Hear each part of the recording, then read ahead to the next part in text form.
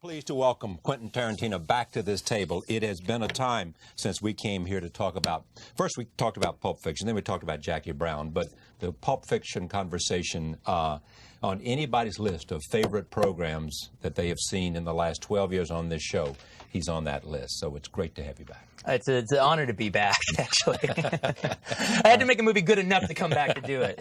All right. What have you been doing for the last 6 years? Give me the whole sense of leading up to this since the last movie you made.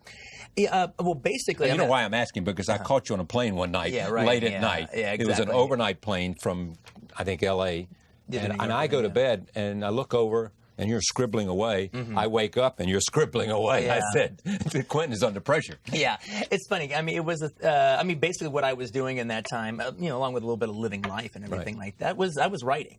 All right, I was going to do this World War II movie, first. And so I started writing that, and hell, that was like at least 6 months of research right there, all right? And so I started writing that, and then along the way, it started becoming this never-ending novel. You've heard of a novelist that, have this tomb, all right? They can never end. A trunk full of notes. Yeah, okay. This is a script, all right? And it's like this, and I can never end it, all right? And then finally I just said, I think I'm going to switch over to something else for a little bit. And then I started writing Kill Bill. But and that took about 2 years, about a year and a half altogether. So the thing is, during that time, I was working. I was just writing, all right? And I'm writing it like the way a novelist writes, I'm just kind of alone and just doing it. I don't have like cards or graphs about this has to happen by this page or that page. In longhand? Yeah, it's really writing longhand. And I know where I'm going, but it's like, I want to do it like a novelist does, where it's like they're telling me. They can, the characters can kind of go wherever they want. I push them in a certain direction, but then they kind of tell me the story. Like, for instance, in the case of Kill Bill, it's like, I pretty much figured by the time we got to the end of the movie, she'd kill Bill. Right. But exactly what their conversation would be, I didn't know. Exactly what they would say once they got to each other, I didn't know. And I wouldn't know until I'd gone on that year and a half journey of getting the bride to there. Yeah. Well, here's what amazes me. I want to talk, first of all, the World War movie, since you brought it up here. Why can't you end it? I mean, what was it? You could not find in your head some logical concluding episode to sew it up. And you know what it was more than anything else? It was it was writer's-itis. I just couldn't let go of it. I mean, there was this weird thing about it where I had directed Jackie Brown, and then I had acted on this play and everything, and then it was like, okay, the writer in me, okay, now deal with me, all right? Let me take over. And like, great, it's time for you to take over. Well, I let him take over, and I just became too precious about the page. It was like, had to be the greatest thing I'd ever done. And I just couldn't stop writing. I couldn't turn my head off. It's just like you keep coming up with another idea after that and another idea after that. And by the way, this is a movie, all right? It can't just keep getting bigger and bigger and bigger. And it did, but I was so in love with the page, I couldn't stop. I mean, now after I've done Kill Bill, I know how to end it. I know how to do all of that. But at that moment when, everything was about that, I just couldn't get away from the desk. Do you view this World War II movie as your masterpiece? Well, so far, having not filmed a single page of the script? Yeah, what I would say, I'd say what I have written so far, all right, is the best stuff I've ever written. Best stuff you've ever written? Yeah, exactly. Yeah. What is it that makes a Tarantino script? Because the dialogue is so riveting. Just watch the way they were talking there. I mean, you compel forward by the way people talk to each other. That's one thing. How do you create that? Well, I really know it might all go away. But I mean, basically what I do... What informs it? No, well, what I do basically is, and this sounds... I get them talking to each other. I mean, it's just that simple, all right? And you've got a good ear. Yeah, I got a very good ear, and there is a lot of aspect when it comes to writing that relates to acting, all right? The way, like, two actors would improvise or something like that. But it's not...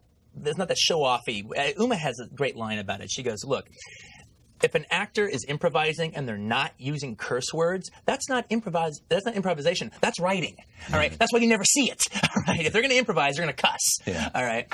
And so what happens is I just get the characters talking to each other. And what you're trying to do is create an environment as you're writing that Quentin isn't doing it. they're doing it. Quentin starts it off. Quentin knows the direction it's supposed to go, but then the characters take it over, all right? And then, like, an analogy I'll make is, okay, say I'm going to write a scene, I'm going to get to the coffee cup right over here, and I'm heading him that way, and then all of a sudden, the characters make a left turn, and they start going over here. Well, that's okay, because that could end up being the best stuff in the whole scene. Eventually, they'll work their way over here, if they're supposed to go over here. Yeah. If they never get their way back there again, well, that was Quentin's idea, and it wasn't a good one, and they were keeping me honest. And the characters are better than Quentin at that point. Oh, hands down. Hands down. I mean, to do it really the right way, I should be like a court reporter or a court stenographer. I'm just jotting it down. They're doing it all. And then, like, the director comes in after the scene's all, I shot it out, all right? Then I go and kind of clean it up. All right, but here's the question. What is it you have that most people don't, without flattering yourself, though? I mean, there's something you have. Yeah, well, I mean, I guess that's God-given talent. The sense of hearing conversation and understanding the nuances of the way people react to each other. I mean, it's really weird because, I mean, if you try to pin me down on exactly what my religion is, I would be evasive, all right? But I guess I do believe in God, and half the reason I do believe in God is because I guess I believe in God-given talent. And it's like, it's easy for me.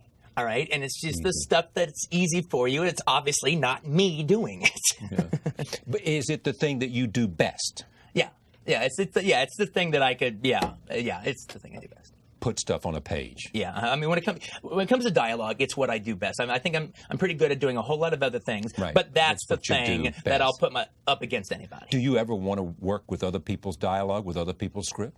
Oh no, I've read scripts that have fantastic dialogue that you would direct. Yeah, that I well, you know, no, I write my own stuff. So I mean, it would have to really knock me out and everything. And I kind of want to rewrite everything just a little bit. Then talk to me about the editing process, because someone once said that Fred Astaire talked about dancing. He said, you know, what I do, I create a 30-minute piece, then I cut it in half, and then I take 2 more minutes off. Yeah. That's the way you do it. I mean, is that what happens? So you create this dialogue, or when you put it on the page, is it pretty much there? Well, you know, it's funny. Well, I think you should get it on the page. Get it to exactly where you want it to be. Where, like, okay, it's right there. Like if the studio said, you know, take out a line. No, I won't do the movie. It'll not work without that. All right, but that's how the page is supposed to be. All right, yes. But then you do the scene, and once you get the actors together and everything, it's like, okay, lose that line. That's a crappy line. Okay, that's a dud. All right, lose that one. Hey, how about say this instead? I mean, just monkey with it just a little bit. That's fine tuning. Yeah, that's just fine tuning. But then when I get in the editing room, then when it comes to the dialogue scenes, you know, even though some people might disagree with it after seeing all the dialogue scenes I have, how long they are, I'm pretty brutal with it. All right, it's like, okay, screw that line, that's no good. Screw that line, that's no good. And I start trying to pack it in. But is it because it's no good, or because you simply have to make it tighter? No. I'll never cut a dialogue scene just for like a running time. Or just for momentum and rhythm and all that. Yeah, no. If it's all good, then it's all good, all right, you know. But no, it's more like you got to be kind of brutal with it, just to make sure. Okay, is that line really working? I mean, there's actually a nice little rewrite that happens on my scripts, especially when it comes to dialogue, after I get through auditioning actors, because now I'm actually seeing it on the floor for the first time. I'm not even talking about rehearsal. I'm just having actors coming in reading scenes. I'm hearing real people say them. Yeah. All right, and so, what does that do for you? Well, one, it's actually kind of amazing. All right, because I've just been hearing it in my own voice forever, because I'm always like, I'll write a scene and I'll read it to somebody on the phone or something, or read it to a friend. So it's always just been in my voice. So then when I actually hear other people say it, you know, it's like, all of a sudden there's a lot of humor in my stuff. So I see a joke that doesn't work, or I see a line that people keep constantly tripping. Well, that's not coming out of the tongue easy enough. It's hard. All right. Or like an actor just does some stupid little improv. They say one thing instead of what I wrote. Hey, that's pretty good. You know, I write that down. But I'll bet you that Tarantino aficionados can listen to dialogue and not know whether even if they haven't heard it before. Yeah. And they can tell. If they hear 5 pieces of which 2 are yours, they'll pick the 2 out. It's just that distinctive. Well, you know, but the thing is, you know, if Richard Pryor didn't do monologues, if he did what I did, if he was like put all his monologues into characters' mouths, all right, and create a realistic dialogue, I'd be able to tell Richard Pryor, all right? Of course, if I'd be able to tell Howard Hawks. Now, actually, when I say I'm telling Howard Hawks, I'm recognizing Howard Hawks. I'm actually recognizing Lee Brackett, Jules Furthman, all the writers who wrote for him, all right? Yeah. But there is a Howard Hawks sound to the dialogue. Yeah. Is it better because you direct it? Well, I mean, nowadays... You can direct your stuff better than anybody. Well, I mean, actually, one of the best movies that in my oeuvre is True Romance, which Tony Scott directed. Yeah, right. But I think, I mean, now it might go in the opposite direction where maybe a director would be too faithful with my stuff. I mean, I can slash and burn it if I want, all right? Yeah. But before, I think it's the situation of I'm the only one that has the true confidence in my stuff. I have the confidence in my stuff that another hired director would not have.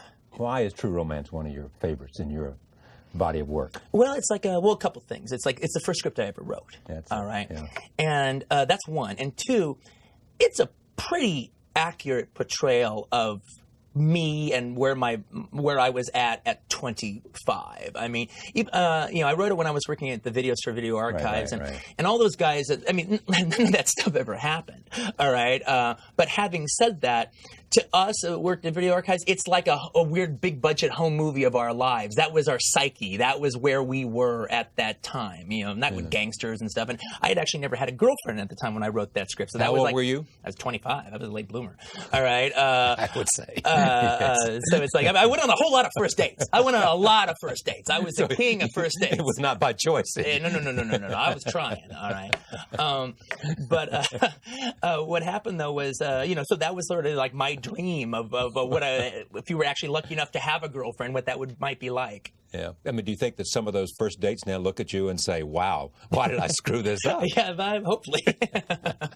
This script, did it begin with a conversation between you and Uma when you were making Pulp Fiction? Yeah, it's exactly where it began. I mean, it's kind of wild to actually remember the exact moment that it happened, especially with something that's taken 10 years to be made, and that's exactly what happened.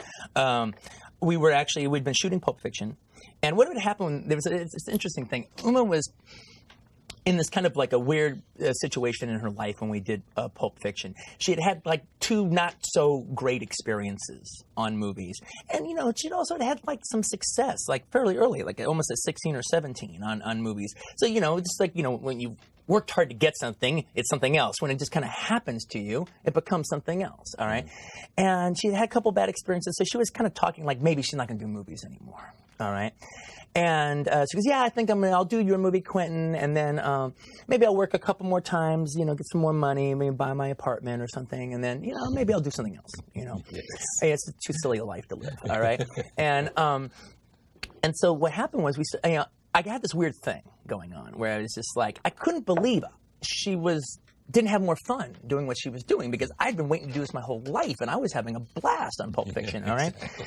So as I'm waiting for her to show up, it became this thing about me that like, it was almost as important to making a good movie as I was going to make sure Uma had a good time during this process, all right? She was going to enjoy this creative process. It's a damn shame she doesn't. And so I kind of worked 24/7 to make sure that happened. And we really hit it off and had a great time. And then she was sort of like, then started changing a little bit as it went on. All right, I'm getting to what you're asking. Started changing a little bit where she was like, hey, Quentin, I think, maybe I think I'm still going to quit. But whenever you want to make a movie, I'll come back. All right. And by the end of the movie, she was like, oh, I can't wait to work again. This is really great. But one night after shooting, like you finish for the week and you go to a bar, you and the crew, and you drink and you kind of unwind. And I remember exactly what bar it was. It was in Santa Monica. It's a bar called the Daily Pint. It's sort of a faux British pub. And we were sitting there drinking pints. And I came up with I said, I'm thinking about doing another movie, Uma. You would be terrific for it, is if we would do a revenge movie. Now, Uma Thurman did not grow up watching exploitation movies, to say the least. All right. Her father's a professor. Yeah, I mean, he might have watched some of them. I mean, Bob is cool, all right. But anyway, what happened was I started describing it to her about you'd be the female assassin, you'd be the deadliest woman in the world, and these people have screwed you over, and you're going to track them all down and kill them and everything. Yeah. And so we started web spinning. And as I'm describing, and like, well, the way they always start is they always start with a person lying there and they're beaten up and they've killed their family and the people are looking down at them and everything. And she goes, hey, Quentin, I have an idea. What about you see me, my face is all bloody, and then the camera pans back and you realize I'm in a bridal gown. And that's when the bride was born. Yeah. That's when she became the bride.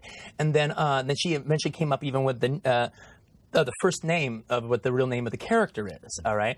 And then I proceeded to like write 30 pages. And then I kind of put it away. And then for the next like 5 years, every time I would see Uma, she would like say, "So when are we going to do Kill Bill? When are we going to do Kill Bill?" Well, I bump into her after not seeing her for 2 years, after I've been writing on this war script forever that I think is just becoming, my I don't know what. Now, this was what, 99? Yeah, this is about like God, yeah, 99. Yeah, that makes sense.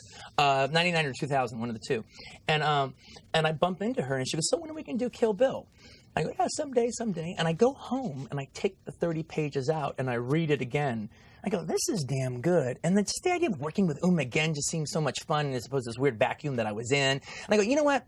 Let me go and do Kill Bill, and that'll by taming Kill Bill, that'll teach me how to tame my war film." All right. And I'm thinking, I'm going to write it really quick. It's going to be this down and dirty exploitation movie, 90 minutes. All right. Cut to 4 years later, we are now on Kill Bill Volume 2. All right, but how did it get to Volume 2? How did it get there? How did you end up with 4 hours? I couldn't stop. I couldn't stop of an writing. action-adventure film. Yeah, I think there was this thing. I felt, not pressure like I was under pressure per se, but I was putting pressure on myself that people hadn't read a Quentin script in a long time. So the next one that came out, I had to be proud of it, and proud of it like a novel, not like a script. And I threw away all the script writing format crap and everything that I don't really like anyway. All right, and wrote it like a novel. All right, it's tons of prose, and and I'm coming up with my own way of writing scripts that are kind of weird. They're not quite novels, but they're bigger than scripts, and like the page count is like crazy. Well, that's just because I didn't write it in a script format. All right, now it's funny. I still think that that's a very pleasurable way to read a piece of work. All right, having said that, I kind of see now. I'm not writing a blueprint. I'm writing literature. All right. So this is not for the production manager. It's for ever. All right. But then what happens is this will live forever. Exactly. Okay. Then I start realizing as I'm making this tomb, which by the way was so asinine that I actually wrote scenes in the script that I had no intention of shooting it that way, but on the page it was better. It was so sweet. Yeah, on the page it was like, well, in a novel this is what I'd want it to happen. I'll change it on the movie day. All right. You were applying. Yeah. And so the thing about it was, it got to be, as I'm making the movie, I'm realizing why people make blueprints as opposed to writing novels, all right? Because basically, I literally had to adapt my movie from novel form to movie form every single day of a year of shooting. I just had a novel that I was adapting on the fly. And so you end up with 4 hours? End up with 4 hours. No, but did you actually end up with 4 hours and then or did halfway through shooting? Yeah. How did it happen that you had a meeting with Harvey Weinstein of Miramax and he says, you got 2 movies, or he confirms your instinct that you have 2 movies? Well, I was, being a little bit self-delusional, all right? And what I was... What way were you being self-delusional? Well, I was keep talking myself into the idea. I figured maybe with 10 or 20 minutes left to spare that I would have to take out of the piece. Yeah. That if the first story ended at the first half of the movie ended at the 90-minute moment in mark, which would be after that snow garden fight with Lucy Liu. All right. Then that would give me an hour 10 maybe at the most to wrap up the rest of the movie. I thought there might be a way to do that. In one movie? Yeah, in one movie. Okay, I have an hour to finish the story. Yes. All right. And so in the end, it'll be 2 hours and 20 minutes. Yeah, no, it was going to be, I figured like 90 minutes for the other one and then another hour, all right, to wrap it up. All right. And so, maybe 3 hours, maybe a little less. And that's okay. That's where you're delusional. That was just the price of doing business. All right. I figured that was just the only option I had. We're talking about a great script and we're talking about a genius, so why not? Yeah, but the thing about it is, I wouldn't have had the balls, all right, to come out with a 4-hour, like what they used to do in the 60s, a roadshow print, like Battle of the Bulge, all right, you would not have had the balls to do that? No, not really. You're Quentin Tarantino, come on. Yeah, it's like, that seemed kind of daunting, all right, and with an intermission in the middle and everything. Okay, but is there also this that's part of your own mindset? You have got to be good this time out. All right, because you created Pulp Fiction. Jackie Brown, which you liked a lot, did not get the same reception that Pulp Fiction did. Right, you know you've got to be good. You've done this acting thing, and you've been having fun. You've been hanging out with Robert Rodriguez and other things. But this has got to be good. Oh, no, that's for Quentin sure. has got to say, I have lost none of the juice that I had before. But now, it's funny, though, because, I mean, I don't actually consider that, like, pressure in any negative sense or anything like that. It's like, I mean... You don't feel like you created a bar that you have to meet every time? Or is that just where you think... Oh, no, that's just where I belong. That's where I belong, all right? All right. All right, you know, no, I want to have... I have high expectations for myself, and I don't want to do slough-off work and everything. And I want to live up there. That's where the minute... if I start living down here for, like, 4 films, then I quit. All right, then the only reason you haven't created more Pulp Fiction since you created Pulp Fiction is because you got off on this track, took 4 years to write the great World War II classic that you have not yet found an ending for. Yeah, well, I mean, I've got an ending now. It actually did work. It actually did work. That Kill Bill did kind of help me tame it.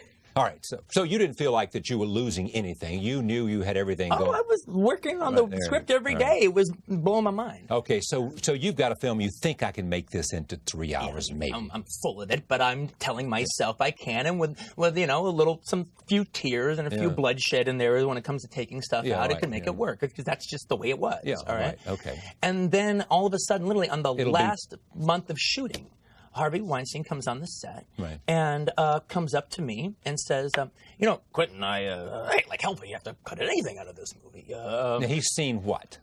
He's seen a rough cut? No, we had just shooting. Yeah, just he saw some dailies. Okay, that's it. Yeah, just a few dailies. That's all. Now, is he thinking just commerce, or is he thinking art? No. He was like, you know, he was literally coming from. I mean, look. Now that everything's worked out great, all right, as per usual, Harvey Weinstein is the smartest guy in this town and Hollywood, all right? But people thought he was an idiot, all right? And there was a gigantic chance that we took on this. I mean, he didn't love the material so much that he said it's 2 movies. He had to have thought, well, look, Lord of the Rings showed that you can have one film that becomes 3. Exactly. Yeah. I mean, admittedly, there was some confidence there because we had that the audience will not be turned off by the fact that one movie was filmed and became 2. Yeah. I mean, the question literally was it big enough to do it? Was it substantial enough to do it? I mean, it's one thing to be a big epic like Lord of the Rings and do it, and whatever you felt about The Matrix, it was an epic. Yeah, exactly. All right? And so, it has some substantiality there. All right. To me, I was more worried about the second half because, like, I knew I had my big battle scene at the end of Volume 1. All right. So will it bear that kind of weight? But the minute he brought it up, I literally, it was funny because he brought it up to me and then I go, okay, well, let me go shoot this thing and let me think about it. I come back about 45 minutes later and I go, okay, Harvey, I figured it all out. This is what we do. And that's exactly what we ended up doing. So he was like a teddy bear about all this. Yeah, he was he was wonderful about it. He encouraged it. All right, so here's the question though. Do you have here 2 movies of which everybody's raving about the second? Not everybody raved about the first, except aficionados who love the genre, the subgenre. Yeah, exactly. Those are the people who said this is the better part of the 2 movies, right? Yeah, exactly. Yeah. All right, but most people, most average moviegoers, love the second, and the critics love the second better than the first. Fair? Oh yeah, well it was more split down the middle with the first one, critics. But all right, fair. Can you, in your head, make an argument that I had one great movie here, one really great movie, and I ended up with 2 good movies? No, not at all. As a matter of fact, I think one of the reasons, it would be very easy for them to say exactly what you said if they felt that way. One of the things that's happening that's really cool, and it's the only reason people are saying, oh, wow, visionary work or epic or whatever the hell there is they're saying, all right, is the fact that it's like when you see Volume 2, you also kind of watch Volume 1 again in your own mind, and you see it as one big movie. When you watch Volume 2, you almost feel like you've just seen Volume 1, and you've now seen the conclusion of the movie. And you know what's great? You can go get the DVD for Volume 1 and watch it before you go into the theater to see Volume 2. Exactly. And then one of the weird parts about this movie, though, it's really strange. I can't imagine ever making another movie that this would be applicable. Is just because of this weird way I did it, and with all these little chapters and so mini movies inside of other mini movies, it's like it's open for many different ways to view the film. All right, and what I mean by that is this. You can watch Volume 1, see that movie, and then you can go watch Volume 2 and see that movie, and then that's one experience. If you were to watch it as one big 4-hour movie with an intermission, you would have a different experience, but equally valid. How is it different? Well, it's just, but I'm not even finished yet, because it's also the kind of thing that if, say, serials were still a profitable thing that you could do, you could literally release, it's like 10 chapters of this epic, all right? You could release one chapter in front of whatever new movie opened that week, all right, in the theaters, and at the end of 10 weeks, you would have seen Kill Bill. You would have had a different experience, but it would be no compromise in the, in that experience. Do you have a sense about where you are in your life and what you're doing that just simply, I got too damn much to do. You got too many ideas, too many things that you want to do. And so that the task for you is to focus? Yeah, well, it actually proves now to be kind of problematic in writing, because when I get my imagination started, it's just really hard to stop it. And in the case of both, I mean, there's all this stuff that I wrote for Kill Bill that just I never even bothered typing it up, all right, because it already was big enough as it was. All these different avenues I could have gone down and stuff. And same thing with the last couple things I wrote. And it's like, what am I trying to do? Make movies that are bigger than movies? All right. I mean, I've seen a lot of really great movies, and they seem to be able to get it done in time. All right. I never really wanted to transcend movies. I wanted to empower movies. All right. But when I start writing, I write these crazy novels, and I don't know what to do about it. Well, write a novel. That's what you can do. Write a novel and don't make a movie out of it. Give me the ideas that spawn Kill Bill beyond the notion. Of all the movies you had seen, was there one or two that inspired Kill Bill beyond the notion of the opening scene where somebody has been badly damaged and they set out to do in the people who did them? Yeah, it's like, there is this kind of fun aspect where at some point, but even way back when I was even talking about it with Uma, that this would be my exploitation movie, all right, where I empower and hopefully, make other people see exploitation movies through my eyes. You wanted to make the best exploitation movie ever made. No, I wanted to make the big Mamu of exploitation movies, all right?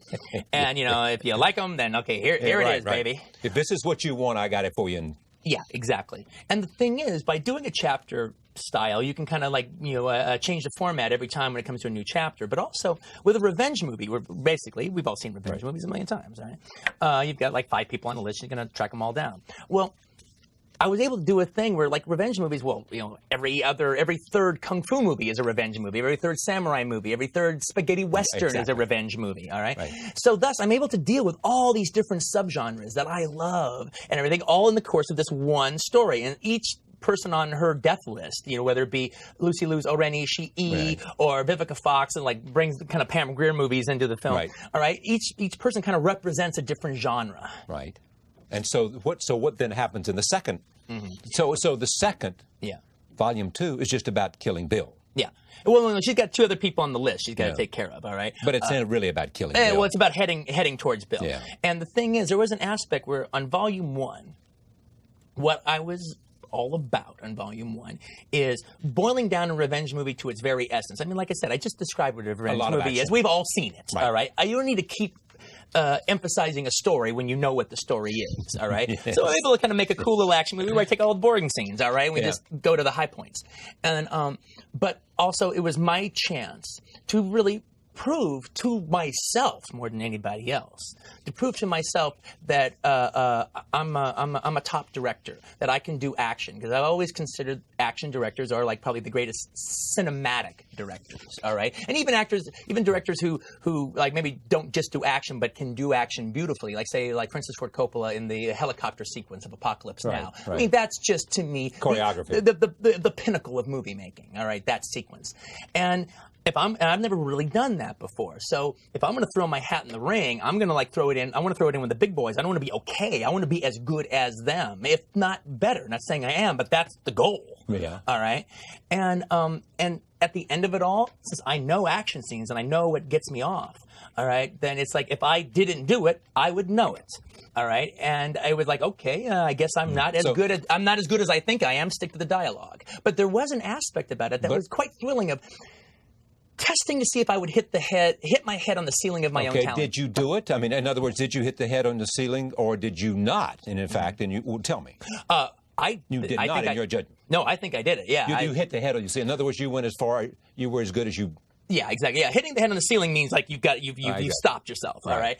All right. I think that House of Blue Leaves fight sequence, that battle sequence at the end, is as good as anything I've ever seen action-wise. Is that right? Yeah, I'm pretty proud of it. Yeah. What action movie informed you other than the helicopter scene in terms of what you thought was the epitome? Oh, that's a good question. I mean, the helicopter scene was where I started, but also there's in particularly in that sequence, there's it's a staple of the old Shaw Brothers kung fu films of like the 1 against 100 fight. Yeah. That usually happens either in a restaurant or happens in a casino.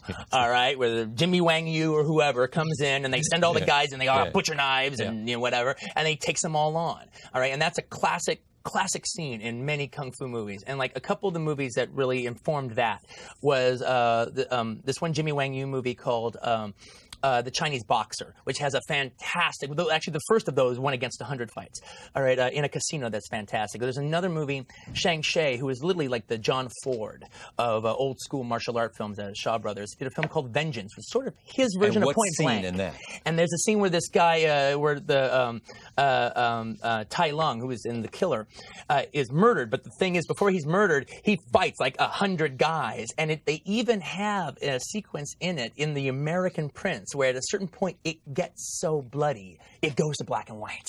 Yeah. And I was like, wow, that's really cool. Yeah, all right. yeah. Then I actually saw the actual Chinese version of it, and they never go to black and white. I go, well, hell, I can take that. All right, let me switch to casting. We got to see a clip first. Let's take a look at a clip, because otherwise I'll get lost here. This is where Bud tells his brother Bill, who's David Carradine, that the bride is coming for the revenge. That woman deserves her revenge.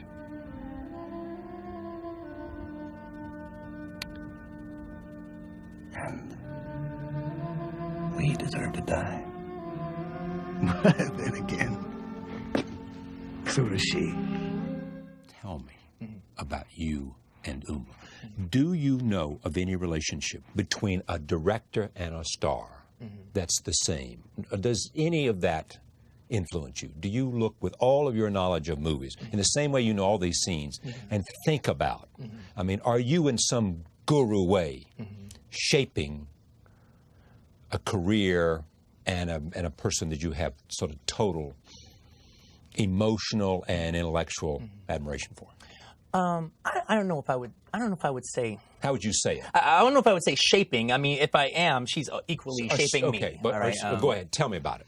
Yeah, it's I mean, it's funny. I mean, the example I keep looking towards, all right, is the way Joseph von Sternberg and Marlene Dietrich, all right, had their relationship, all right, and then there's a little bit, even though if I say it, people go ooh la la because they were married, and that's not where I'm coming from, but the way Jean-Luc Godard and Anna Karenina, all right, had their relationship on cinema, and me and Uma are friends. We could never make a movie together again, and that would just be okay. Would still always be friends, all right? But I like that team partnership thing, all right? That the screen teams, and Uma's not the only person I have it with. I have it with Sam Jackson too. I have it with quite a few people, all right? But the thing is, with Uma, it's special, and the man-woman aspect of the director and the actress is a very special aspect to this. And I do hearken back to wanting to treat her like the way von Sternberg treated Dietrich and show her off in the best way. And one of the things about Uma that can be problematic with her when she gets cast in other movies and stuff is, she's just so ravishing, all right, that like for instance, okay, if I'm going to do a movie that's supposed to be a realistic movie about a waitress in a coffee shop, all right, it seems weird to cast Uma in that. That sounds Hollywood. Oh, a wet waitress in a coffee shop looks like Uma Thurman. All right. And now she actually just did this HBO movie, Hysterical Blindness, which plays this like Jersey girl, and she was fantastic in it. So she's showing me how wrong I am. But you know what? You know my point. Right. All right. But the way von Sternberg, when he's going to do a movie with Dietrich, he built it around her. He knew her physicality. He knew what she could do. He wanted to bring out different aspects about her. All right. When you're writing something for Uma and want it to be, the Uma show, all right, right, I can write for her that willowy physicality she has. I mean, as I'm writing it, she's going to look like the bomb in that yellow tracksuit. All right, I put her in Bruce Lee's tracksuit, and all of a sudden it's not Bruce Lee's anymore. All right, and then her long blonde hair and those arms that are all elbows, and those legs that are all kneecaps, and she just kind of like bends with the wind as she's fighting with a shark. Oh, that'll look great. All right, and I try to push her strengths and actually take her in slightly different directions. Do you like the idea that there is the mystery of people don't quite know what the relationship is? There is a little bit about that. I mean, the problem I have with it is people always trying to ask us to define it. I mean, one thing that's happened that's been kind of a drag is, I said, oh, she's my muse. Right. All right. Well, I meant that. All right, I completely mean And what did you mean by that? Well, I guess, what I meant is she's inspired me, especially when it comes to this movie. Right. All right, I mean, she completely and utterly inspired me. If Uma's mother never met Uma's father, there'd be no Kill Bill. All right.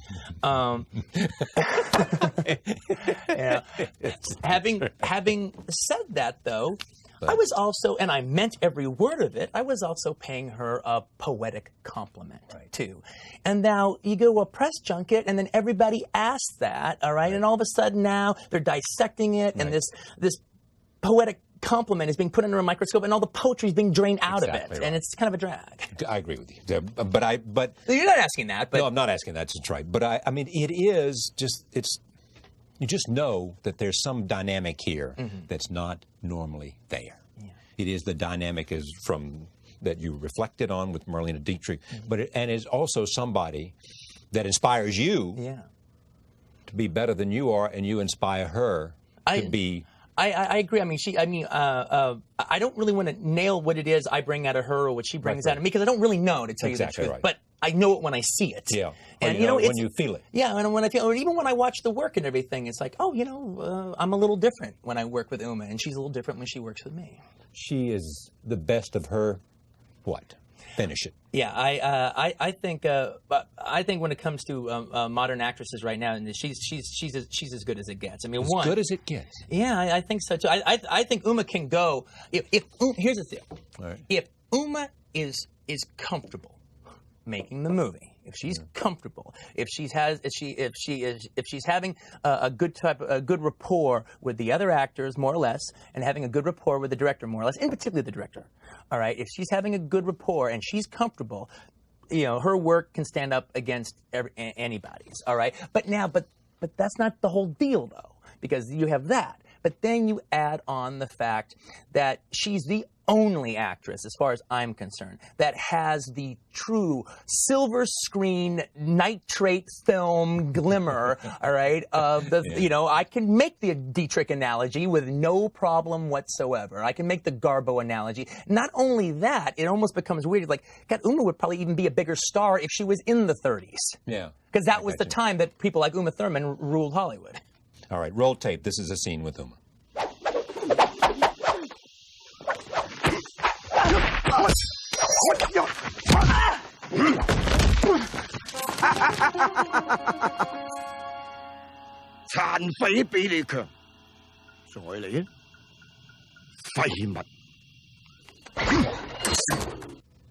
There's one more aspect about Uma that I think we should bring up, especially after watching that clip and what we were talking about, is, what? As opposed to a lot of actresses out there, she's lived a life. Yeah, Uma Thurman has lived a life, all right? Her parents gave her a big deal life, all right? And her family and her brothers, and then her own adventures that she's gone on. And she hasn't just lived her life on movies. She didn't start on movies when she was 7 and then end up with other experience. Or doing, all these movies back to back to back to back to back. So all she knows about life is her trailer and, and the sets and everything. She has an intellectual curiosity that's pretty much second to none, all right? And an intellectual curiosity second to none among the people you know. Yeah, exactly. This person might be this, but, her curiosity is right there. All right, let me see. While we're doing this, one more scene to get this in. This is where she tells Bill that she never thought he would have tried to kill her. Roll tape. Here it is, an important part of this movie. Could you do what you did? Of course you could. But I never thought you would or could do that to me. I'm really sorry, kiddo. But you thought wrong. You have a reputation for taking actors and maybe actresses, certainly actresses too. And in a sense, because of the way you cast them in the performance they deliver for you, it reinvigorates their options for performances and character roles. You've clearly done this for Carradine. I mean, why did you know? What was it about him that made him right for this? Well, it's funny because I've always thought of David Carradine as like a magnificent actor. I mean, literally one of those great mad genius actors of Hollywood. With Nicholson and everything, and and that's a perfectly way to say it. And I've always and the thing is I've kind of followed his career, and even when he does like these crappy exploitation movies, not all of them are crappy by the way, but when he does them, he's always delivering the goods. He's got that great old pro quality, and he's got that whatever. Anyway, the thing is, as I was writing the script, I ended up getting his book. Or he wrote an autobiography called Endless Highway. And it is fantastic. His life, imagine, being John Carradine's son and all that stuff. He has lived a life worthy of a Charles Dickens novel. And his writing is really good. So he writes it like Kerouac meets Charles Dickens, all right, which is quite good, all right? And I was going on his life journey with him. And as I'm reading it more and more and getting more and more fascinated with it, I'm like, God, he would be a fantastic Bill. I mean, forget about all the kung fu analogies and all that stuff. That all ended up playing into it. But in reading the book, and it's like, God, he could be Bill. And I even had a compadre when it came to that. I gave Ethan Hawke the book to read. He loved it. And he goes, Quentin, this is your Bill. This guy's Bill.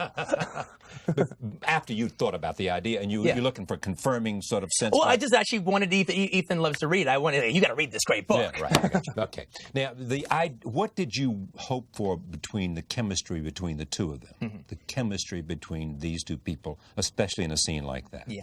Well, I mean, the thing is, I always wanted Bill to be older. I wanted him to be more like a teacher, older, mentor, father figure kind of figure. But, they obviously were lovers. And, it's dicey when you're playing with this younger girl, older guy thing, all right? So I wanted there to be sizzle. In fact, there had to be, or it'd be nice try, but no cigar. Yeah. All right? And I said without the sizzle, the movie was not as good. Yeah, well, the last thing in the world you want is like Uma goes to kiss David and the audience goes, ugh. Yeah, I know. And I've been to those movies. I've seen that, and I've heard... And sometimes they're married. Yeah, exactly. Yeah, tell me about it. And so... yes. I've actually said that about a commander. You're like, they have no chemistry together. All right, so you wanted to... And when did you know you had it? Well, to tell you the truth, I felt I had it on the day, or else I'd probably still be there shooting it. But I didn't really 100% slam dunk know until we edited those scenes together. Because one of the things I wanted to do is just have this whole organic thing, like everything in its own time. It was going to be the journey that was going to tell us everything. The writing of the movie, that journey would tell me what I needed to do when it came to writing the scene between Bill and the bride. Same thing of shooting of it. All right, we would do that the last thing. So by the time we got to shoot it, we would be informed by everything we've done. Right, well, you know what? That was the same thing about the editing. I didn't let my editor, Sally Minke, who's worked on all my movies, don't do any assembly on the Bill and Bride stuff. We have to cut the whole movie together, and then we'll do the Bill and Bride scene. So I didn't know if I had my ending truthfully, like slam dunk in my pocket until at the end of this process, I cut those scenes together. And how did you feel when you saw it? I felt pretty good. I felt kind of relieved. All right. I want to go to one thing here. Back to this relationship quickly because we got this on tape. This is Uma talking about the relationship between you and her on this show. Roll tape. You give him a rule, he'll break it. I mean, it's actually the great genius of being a self-taught, self-created person is that nobody ever told him probably or encouraged him that he could be good at something, that he would be good at something when he was young and how to do it. So since he probably, I don't, can't speak for him, but he had to teach himself everything. So he's completely original. His imagination, his freedom creatively, he certainly trusted me a lot and has given me huge challenges. And that is an invaluable thing. I mean, when somebody believes in you and trusts you and throws on your shoulders, the power to change yourself, to do something completely different you've never done before, it's a real gift for the actor. Right. What's the most important thing you've learned from Quentin? what would be the most important thing I've learned from? You know, he always surprises me. I don't know. He once said that I gave him wisdom and he gave me courage. And I can't speak to any wisdom that could have possibly come from me to him, or where it's landed, or what, or whether I possess any. But he certainly, I certainly had to find a lot of courage, and more than I knew I had, in this adventure, in this battle that was this movie. So, yeah, I guess he gave me courage. That's what you were going to say. Yeah, I didn't know that was what she was going to say, and that was the first thing that came to my mind. Is you give her wisdom, she gives you. You give her courage, she gives you wisdom. Yeah. Wisdom. How does she give you wisdom? I don't know how you describe that, right, but she's wise. Well said. Congratulations on Kill Bill Volume 2. Thanks. There is going to be Kill Bill Volume 3? One of the things I'm going to do, yes, is one, it's going to take about a decade for me and Uma to recover from this one. All right.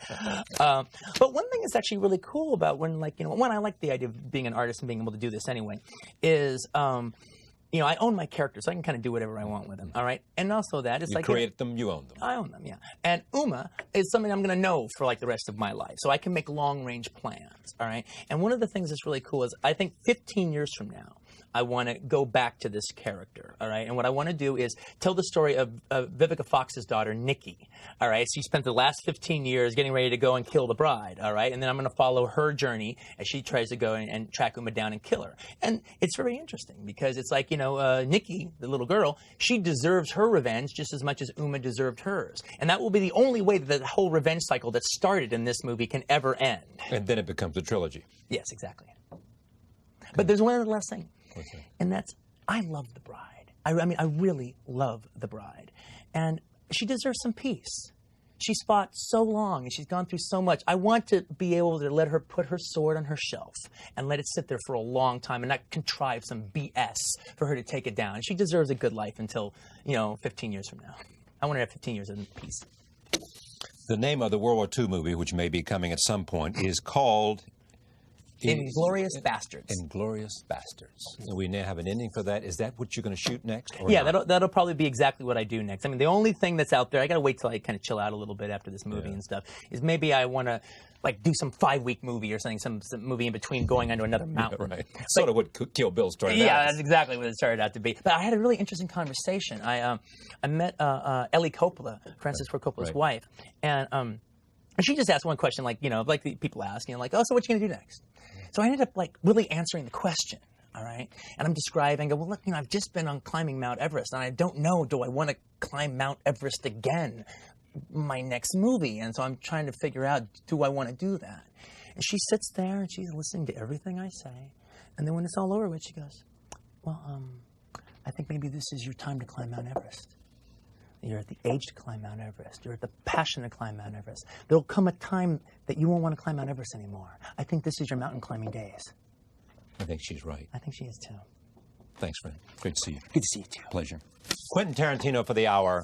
Kill Bill Volume 2. You can also buy Kill Bill Volume 1 and take a look at it before you go see Kill Bill Volume 2 at the theaters.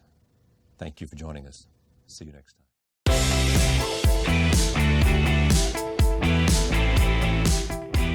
Hey guys, it's Sean here to introduce you to a very special bonus episode of Real Blend, Quentin Tarantino's 4th appearance on the show, which, yes, sounds incredibly bizarre to say, but we're really honored to have not only Quentin, but his best friend, really close friend, and co-writer of Pulp Fiction, Roger Avery, joining the show because they are promoting their new podcast, The Video Archives, which is, by the time you're listening to this, should have at least its first episode out, and is something that we definitely want to send you guys over to take a listen to. The Video Archives was the show that Roger and Quentin worked at back when they were slinging VHS tapes and recommending things to people over the counter. And it's Quentin has said multiple times that working in that video shop is part of what pushed him to become a director. So it's those two guys going over old films that sort of tickle their fancy and finding actors and going down rabbit holes of people that they want to discuss. And so Quentin wanted to do some press in order to let people know that this new podcast was coming. And, strangely, this is still really weird to wrap my brain around, but one of the things that he wanted to do was to come back on Real Blend and talk to us about not just the podcast that he's getting into, but just film in general. And that was one of the things that Quentin said to us at the end of our second time with him, the New York conversation, which went for about 2.5 hours. He goes, at the end of when next time we get together and do this, we don't have to talk about my movies all the time. Like, we can just get together and talk about film. So going into this conversation, I think you're going to see, like, we do ask a bunch of questions about Tarantino and his work and some of the things that he has upcoming, both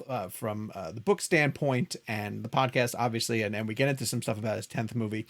But some of the things we bring up is just topics that are entertaining to the film world and the entertainment industry. And you could tell how much he really enjoys sort of, going off the topic of himself and expanding on a lot of things that he finds really, really interesting. And so for this reason, I think you're going to find out that this one has a different vibe than some of our previous Tarantino episodes, but it's a lot more loose and it's a lot more fun. And strangely, although we don't have a video to back this up, it was recorded at his house. But at the top of it, we're going to describe where we are and the room that we're in and part of the reason why we're there. So listen, I'm yammering enough.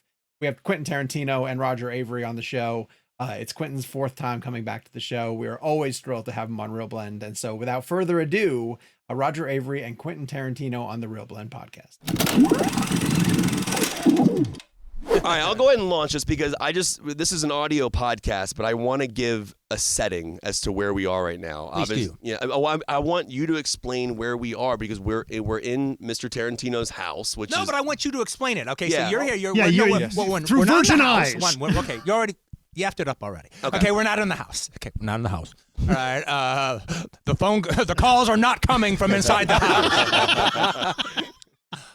Carol Kane. All right, no, we're in my theater. Okay, I have a screening room that's apart from the house, and it's done like a little theater, and we are inside of that theater as we speak. And I remember interviewing Kurt Russell, I think it was for Hateful Eight, and he was telling a story about coming over to your house and watching films, and I was like, I'm never going to ever see that theater, and now we're sitting in here, and I got to tell people... Describe it. I've walked around, I hope you don't mind, I walked in the projection room. Oh, all good. Because I It was wanted a religious experience. Yeah, there you go. Do you have 35 and 70, or is it, what do you... This is just set up for 16 and 35. No, I'm not set up for 7. Do you have a 9.5 millimeter projector in there for a Paliard film? No, I could. But I don't. But I do want to explain, this is incredible. That would be 70 applicable. Yeah, but I don't. That's the format that has the sprockets in the center between the frames. And we're sitting here obviously with Roger Avery and Quentin Tarantino, and obviously we're going to dive into why we're here with y'all for your incredible new podcast. But I mean, I did want to set the scene up as we walked in here, and we want to say thank you for inviting us to your home because this is like a true. We wanted to ask you kind of what was it about bringing us here? Why did you want to do the interview here? This is such a cool thing for us as fans, but to be in this theater and talking to you about the podcast, but being here, what was it about us coming here? Well, frankly, you guys have always been so cool. You always made it a point to come to Los Angeles to sit down. We always had this really fun time doing it, and I always really appreciated that. And if it's on a press junket, it was easy enough to just put you guys in a room off to the side. But that's not really the case here and whatever. So yeah, we could rent a place, or we could find some quiet restaurant and set up in a corner booth and everything, but coming down to the house is definitely the way to go, and you guys have earned it in your sweetness towards me over the years. And this room's made for audio. Basically, we've got a big curtain. Yeah. It's perfect for recording. It's a wonderful venue to talk about cinema. What was the first movie you showed in here?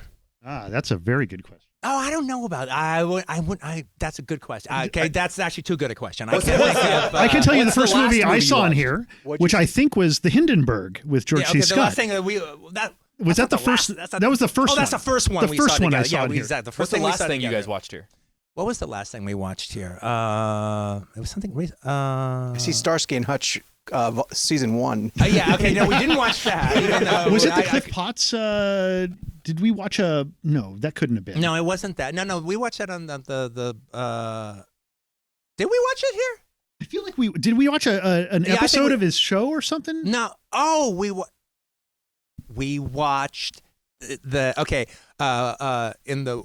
one of the things about our show is we'll watch we'll watch a movie and we'll get kind of hung up on one of the actors in it, all right, and so that becomes a thing on the show, and we'll carry it through with other other episodes with other things on that person, but also we just, for fun of it now, we'll watch more movies directed by or starring one of these actors that we liked. So one of them is the movie Cry for Me, Billy, and we like the actor Cliff Potts. Okay, so I know exactly what you're talking about.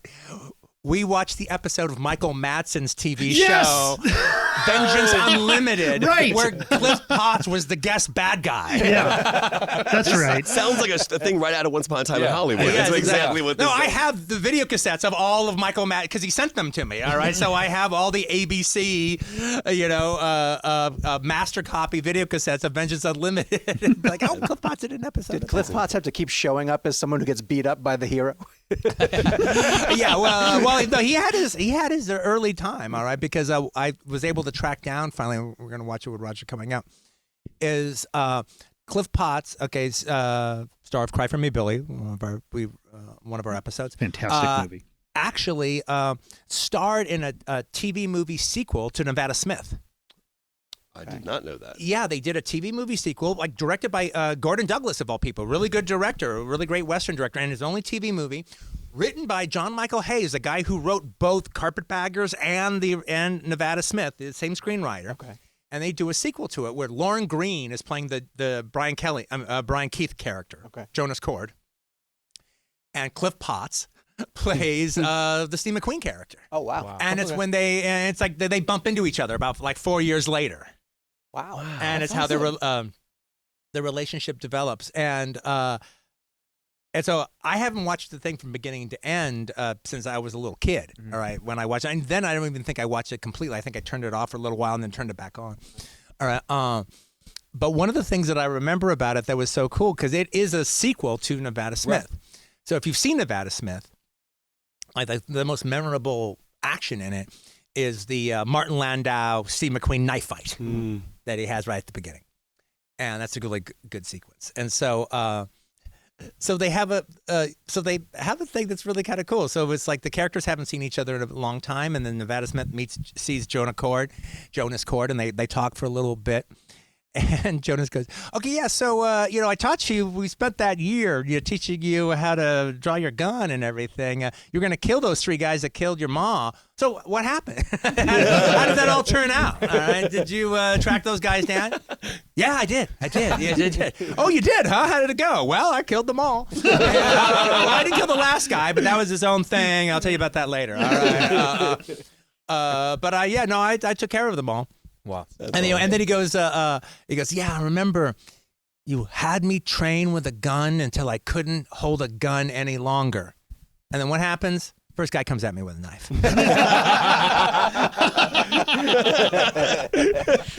Quentin, at the end of our second interview we did with you, we talked for 2.5 hours. It was one of the greatest conversations of our entire lives. We still talk about that. 500,000 views on YouTube. It's nuts.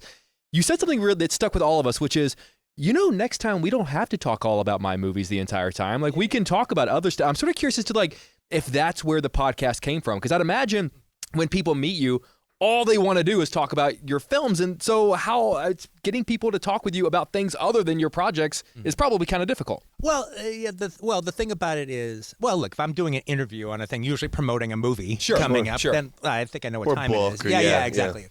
Yeah.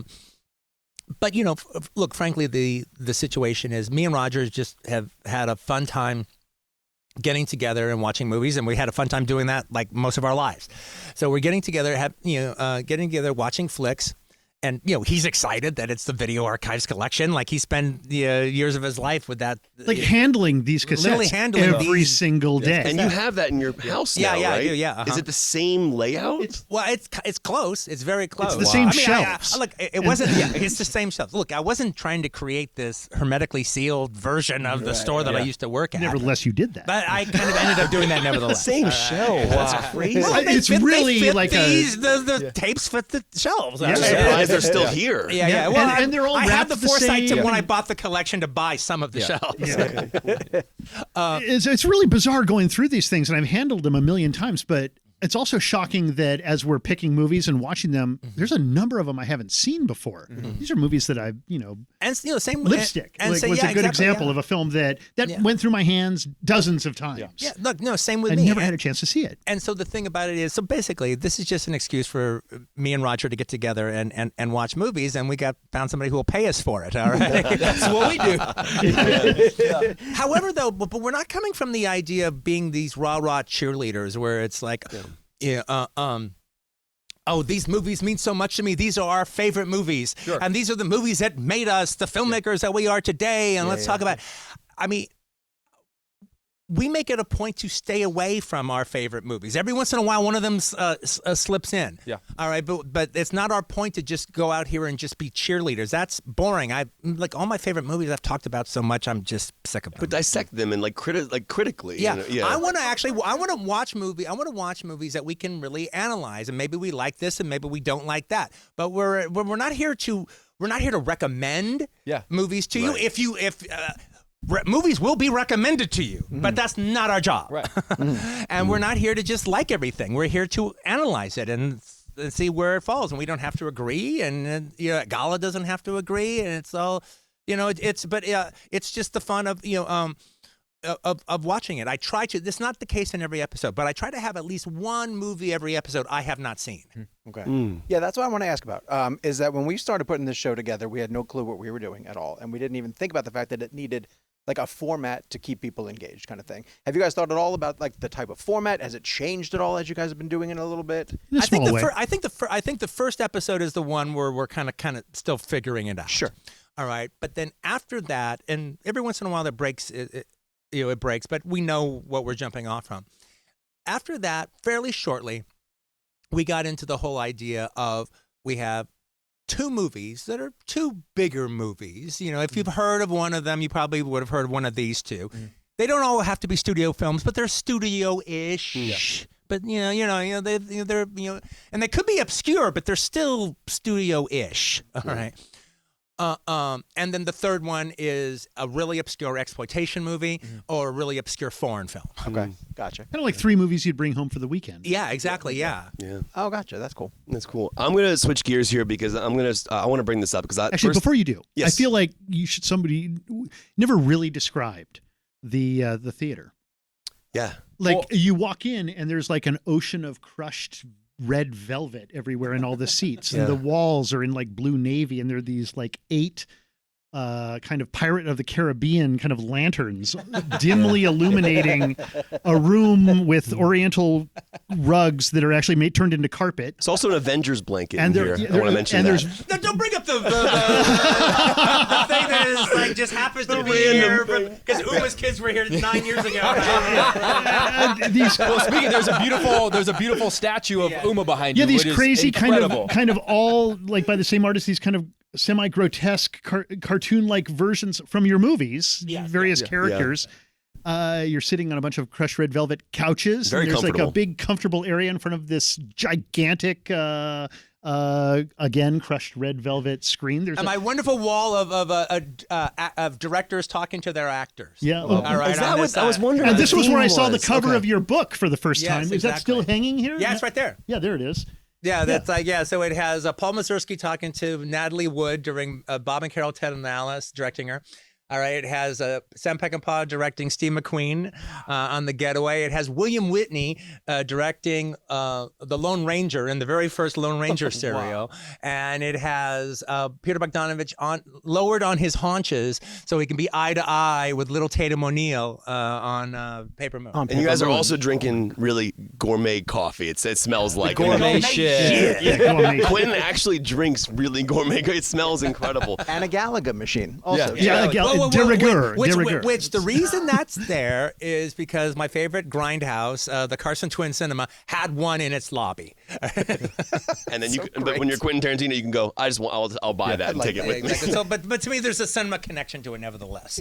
Always. So I'm going to switch gears because the first time I ever spoke with you was 2007. You were promoting Grindhouse, and you came on a radio show that I was working on at the time. And at that moment, you were writing Inglourious Bastards. And I brought up in the interview that I said True Romance, obviously Tony Scott directed it, but the Walken Hopper scene is my favorite monologue you had ever written.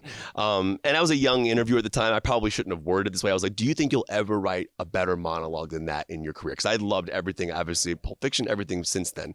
But you said to me in that moment, I'm writing a World War II piece right now, and I think I finally topped it.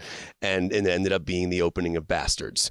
And then Did you agree that I topped it? I think they're both on the same level. Okay. I still prefer, I don't know. I mean, that the Bastards one is a 10 out of 10, but there's something about the way Hopper delivers that monologue to Walken. But I know Tony, they're in the same category. 100%. They're in the same. They're in the same. They breathe the same rarefied air.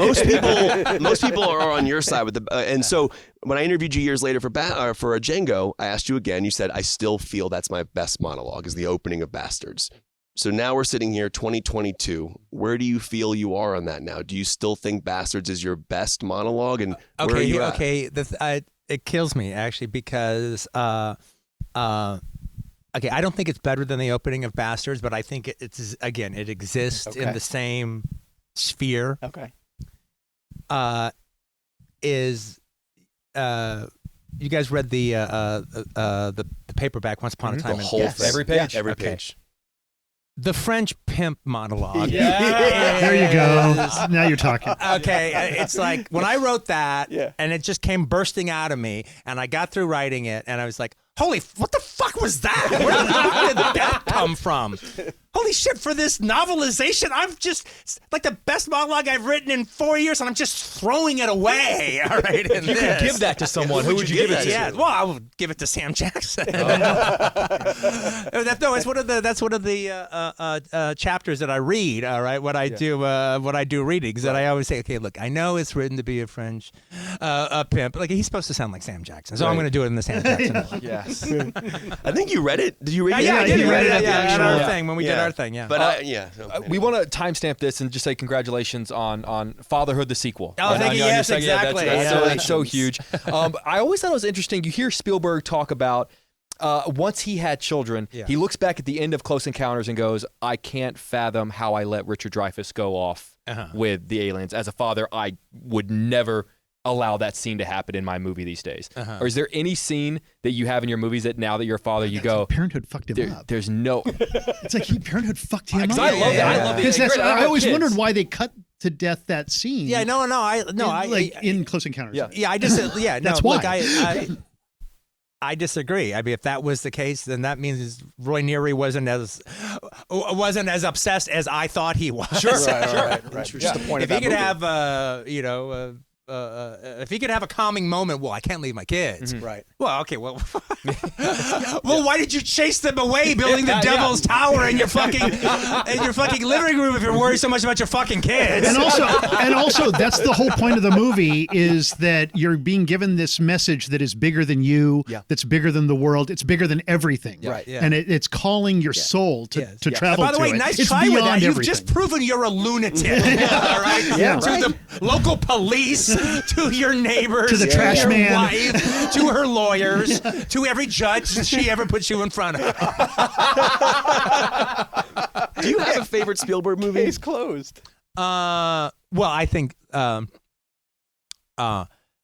It's Hook, isn't it? No, it's not Hook. I actually like Hook. I'm sorry. I think Jaws is the greatest movie ever made. Maybe not the greatest film, but it's the greatest movie ever made. Right. And then there's other movies that can get in its rarefied air. But as far as a movie is concerned, there's no making it better than Jaws. There's no better than Jaws.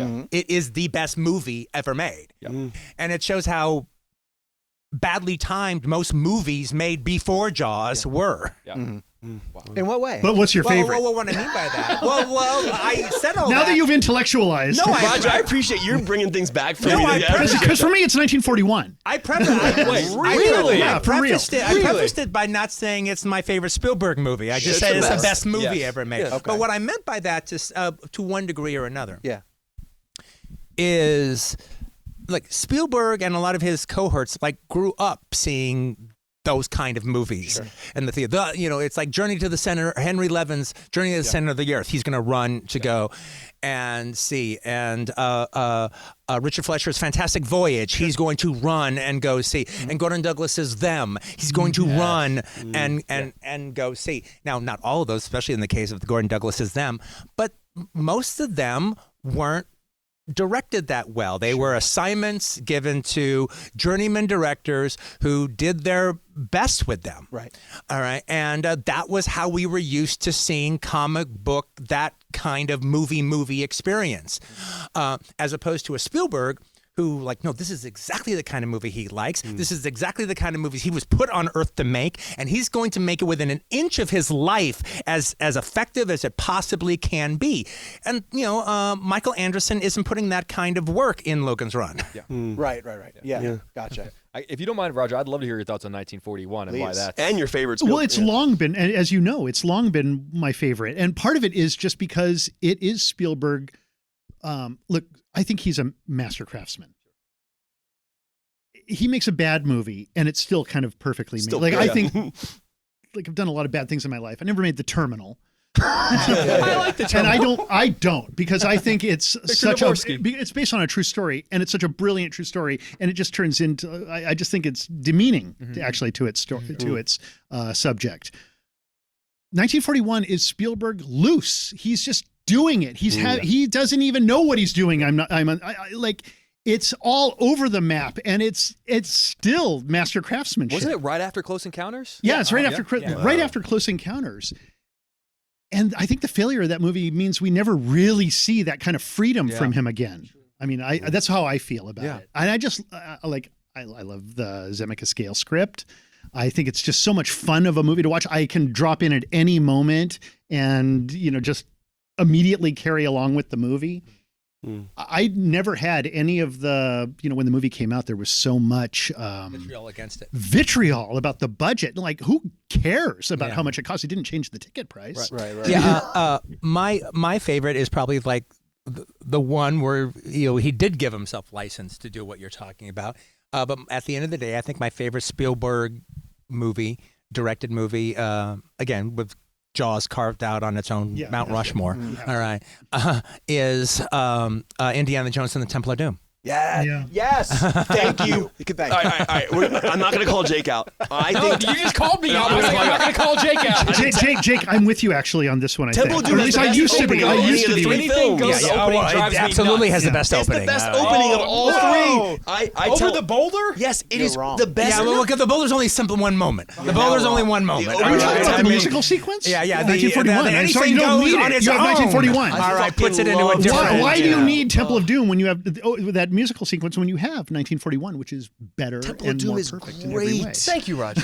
And also, why do you need Temple of Doom if you have Raiders of the Lost Ark, which is also perfect? One, because we wanted to see Indiana Jones get into another adventure, and but a lesser one, and like he was full of piss and gauge, all right, on the case of back-to-back Jaws and Close Encounters. Now he figures he can do no wrong, and so he pushes the envelope. Creates PG-13 because he feels movie's so fucking badass. It created a new level in the MPAA, something Brian De Palma's never been able to do as much as he's tried. It's just more is more. It just felt like more is more. Let's just do more is more. We give Sean shit for you telling him he was wrong about Kill Bill being 2 films. And now I'm going to hear about this for the rest of my life. It's going to be on my tombstone. Sean is going to etch, you were wrong about Temple of Doom and Tarantino said so. And then in parentheses, but Roger agrees. Just read Pauline Kael's review for it, where she breaks down one classic sequence after another, and almost all the sequences build towards a comedy aspect. There is a comedy aspect. As gruesome as the cinema is, there is a ultimate comedy aspect that's just not quite there as much in the first one. And Raiders, No, I agree. You're still wrong about Kill Bill. And Temple of Doom, I'm going to say this again, has the best opening of all of them. Okay. It just does. It does. But I mean, I almost when you say all of them, you mean the Indiana Jones movie. Yeah, I don't care about, I don't really count Crystal Skull. I don't dislike Crystal Skull. I like Crystal Skull more than the Sean Connery. Yeah, I do too. I don't like the Sean Connery. I don't like the Sean Connery one at all. Now we're not on the same page. Okay. Crusade's my favorite one. Interesting. Really? That's such a boring one. It is the last it's Crusade. boring. Yeah, it really boring. And he's not an interesting character. The joke is made immediately. It's like, stop if my mom will shoot. I get it. This is, it's like video archives right now. We're dissecting and being critical. Yes. Before we move on off the Kill Bill thing, because this is forever gonna plague me, wanna I steer have to back bring to up this. something It's that one movie. happened just recently. Stop. Now Quentin knows that we've had this argument many times, that I like to say that they're 2 movies. Of course, It's not 2 movies. of course, it's his movie. But recently, the New Beverly showed Kill Bill Volume 2 alone. Wouldn't that essentially be like taking a movie that you love and starting it at the 2-hour We mark? shot it as one. Well, That's no, not- big I'm well. letting Okay, him okay, answer. well, okay. Well, the thing about it is, I consider it one movie Yes. because I shot it all as one movie and I wrote it all as one movie. Of course. But the reality is, we did release it separately, theatrically, and it had to work on its own, and they had to work on their own. Right. Yes. Where it's like if you saw one, then you still felt you had you still got enough of an experience of a movie not to feel ripped off. Yeah. Just because you didn't find out how the whole conclusion. You got a movie's worth of entertainment. Absolutely. All right, and the same thing with volume 2. And actually, frankly, I think there's an interesting idea that someone could actually watch Volume 2 and not see Volume 1. Sure. And they would have their own different experience, but like a legit experience. Yeah. Because that opening scene. Yeah. Oh, yeah. So the thing is, so while they do still exist as 2 separate movies as an entity, then I can program them. Fair enough. Show them. All right. I want to get around to this though, because last time we met at the New Beverly and had this conversation, you were promoting a book, and now you have another book coming out at the end of the year, Right. Which all of a sudden feels like a floodgate has opened in terms of you as an author. Has you been bitten by the writer's bug? How much do you enjoy sitting You've been down? bitten by the writer's bug. Book perspective. Yeah. The headline of this podcast: Tarantino bitten by bugs. Curious. You know what I mean, Roger? For God's sake, No, I know. I'm just. throwing me under the bus. I'm sorry. Couldn't help it. Because you like Temple Tarantino Doom. says, just now, been written by Writer Bug. This news in. You know what? I might pursue this writing thing. The media. We got our headline. Thank you. I mean, in novel form. Yes, I know what you meant. But these wise guys. I'm sorry. They're gonna My kill bad. me. Yes, I deserve that. So it's how we would be in archives. We would be snarky to each other. Good. So I expect nothing less. Yeah. Well, in this instance, I knew exactly that these were the 2 books I wanted to start. Okay. My book writing career was a fictional book. And then naturally I wanted to be a novelization for all the reasons I explained before. Sure. And then my film analysis book, which conceivably I've been writing for the last 10 years. I'm just finally now publishing it. All right. And now I know it's actually going to get published. I rewrote it to make it better. But a lot of the stuff in it already I had written over the years or whatever. But now under a whole guise that once it found its own integrity. It found its own spine. It found its own story that I was trying to tell rather than just random in a big pieces. way. I mean, I think it's almost as much a biography in some ways, or a becomes peek into very the brain. Yeah. It's like a. Yeah, it's like, well, that's the stuff everyone likes the most about it. I think it's the cheapest shit in it, all right? It's the autobiographical. It's like, oh, they love hearing about Little Quentin, You're bored of Little Quentin. Enough of Little Quentin. Yeah, well, it's just cheap, okay? I know, well, then I did this, and then my mom did that. Yeah. All right, but nevertheless, but it's fair game because, as they asked Pauline Kael, would you ever write your autobiography? And she goes, no, of course I wouldn't, because I've been writing my autobiography in every review I ever wrote. Sure. And the thing is, you do get to know her when you read the reviews. There's this critic that you guys don't know, but I'm getting out there a little bit, is this critic from the 70s named Jim Sheldon. Used to write for this porno rag, and I really liked his stuff. And I know who this fucking dude is, all right, because his reviews. He let himself be known in his reviews. Yeah. And so same thing, I think, in my pieces. Well, I was just going to jump in. Sorry for jumping in, Kevin. But right now, the trend with directors is telling their childhood stories. Steven Spielberg is making The Fabelmans, and Kenneth Branagh gave us Belfast, and Alfonso Cuarón gave us Roma. I was going to ask if that's what Hollywood was for you, or if you were at all interested in story of Little Quentin, but I guess we're getting that in book form. Yeah, I think you're. Yeah, no, I'm not interested in doing my last movie, The Story of Quentin. All right, that would Cut by Quentin Tarantino. Boy, that would really. I kind of would like to see that, actually. Bitten That by the would- bug. As Story of Quentin Tarantino. as egomaniacal as I give my own self credit for, all right, that might be a bridge too far. For even I. Listen, John Borman. The final Quentin Tarantino movie. movie, My the story. Quentin Tarantino story, starring Jared Leto. Star of Morbius. But you know what, Quentin? John Borman's Hope and Glory is an amazing movie. I think it's maybe one of his best films. I'm not saying that's not the case. I think Loney is probably Fellini's first film, but I don't think that's going to be my last movie. It's the Quentin Tarantino story, starring George Hamilton. When we spoke when we spoke in New York during one of the breaks, we came back from a break or whatever, and you were talking about Top Gun 2 came up in conversation, and you were telling us like about Joseph Kosinski and kind of like what put that movie being released. Now that we're on the other side of it, I'm curious if you saw it. What did you think of it? What did you think of the success of it? I mean, I'm just wondering where you're at on that. Well, okay. Normally, I don't talk about new movies that much because then I'm only forced to say good things. All right, or else I'm slamming some dude. I don't want to do that. All right.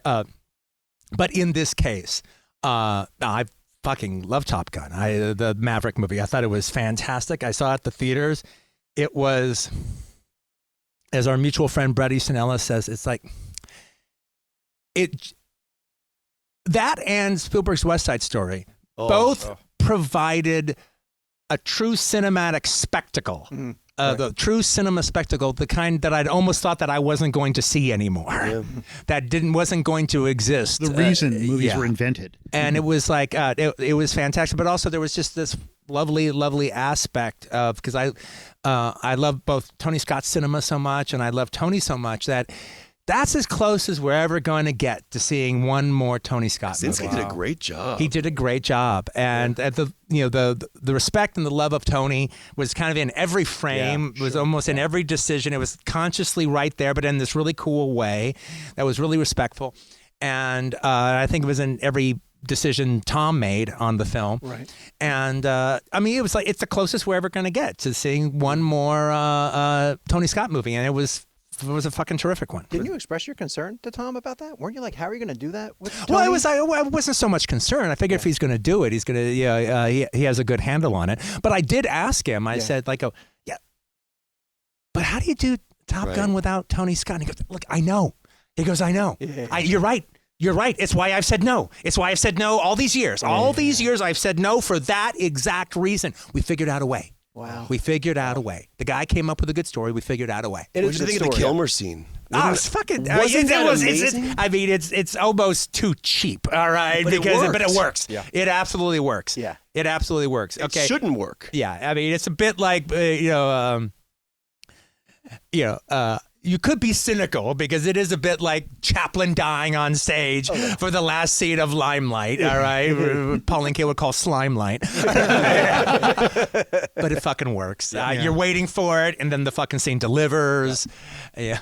And even just from a box office perspective, I mean, the numbers have been great, and it almost feels like that the industry is turning the corner, is coming back. Is that how you guys are seeing it? Well, we'll see. I think it's a we'll see. Yeah. I think it's a we'll see. I think we won't know for 2 years from now. Okay. Like how theatrical cinema is gonna all kind of come out once it gets through all the different washing machines. I think the answer to that is that you just have to make movies for audiences. Yeah. Mm-hmm. It's as simple as that. Okay, but nevertheless though. Okay, but nevertheless,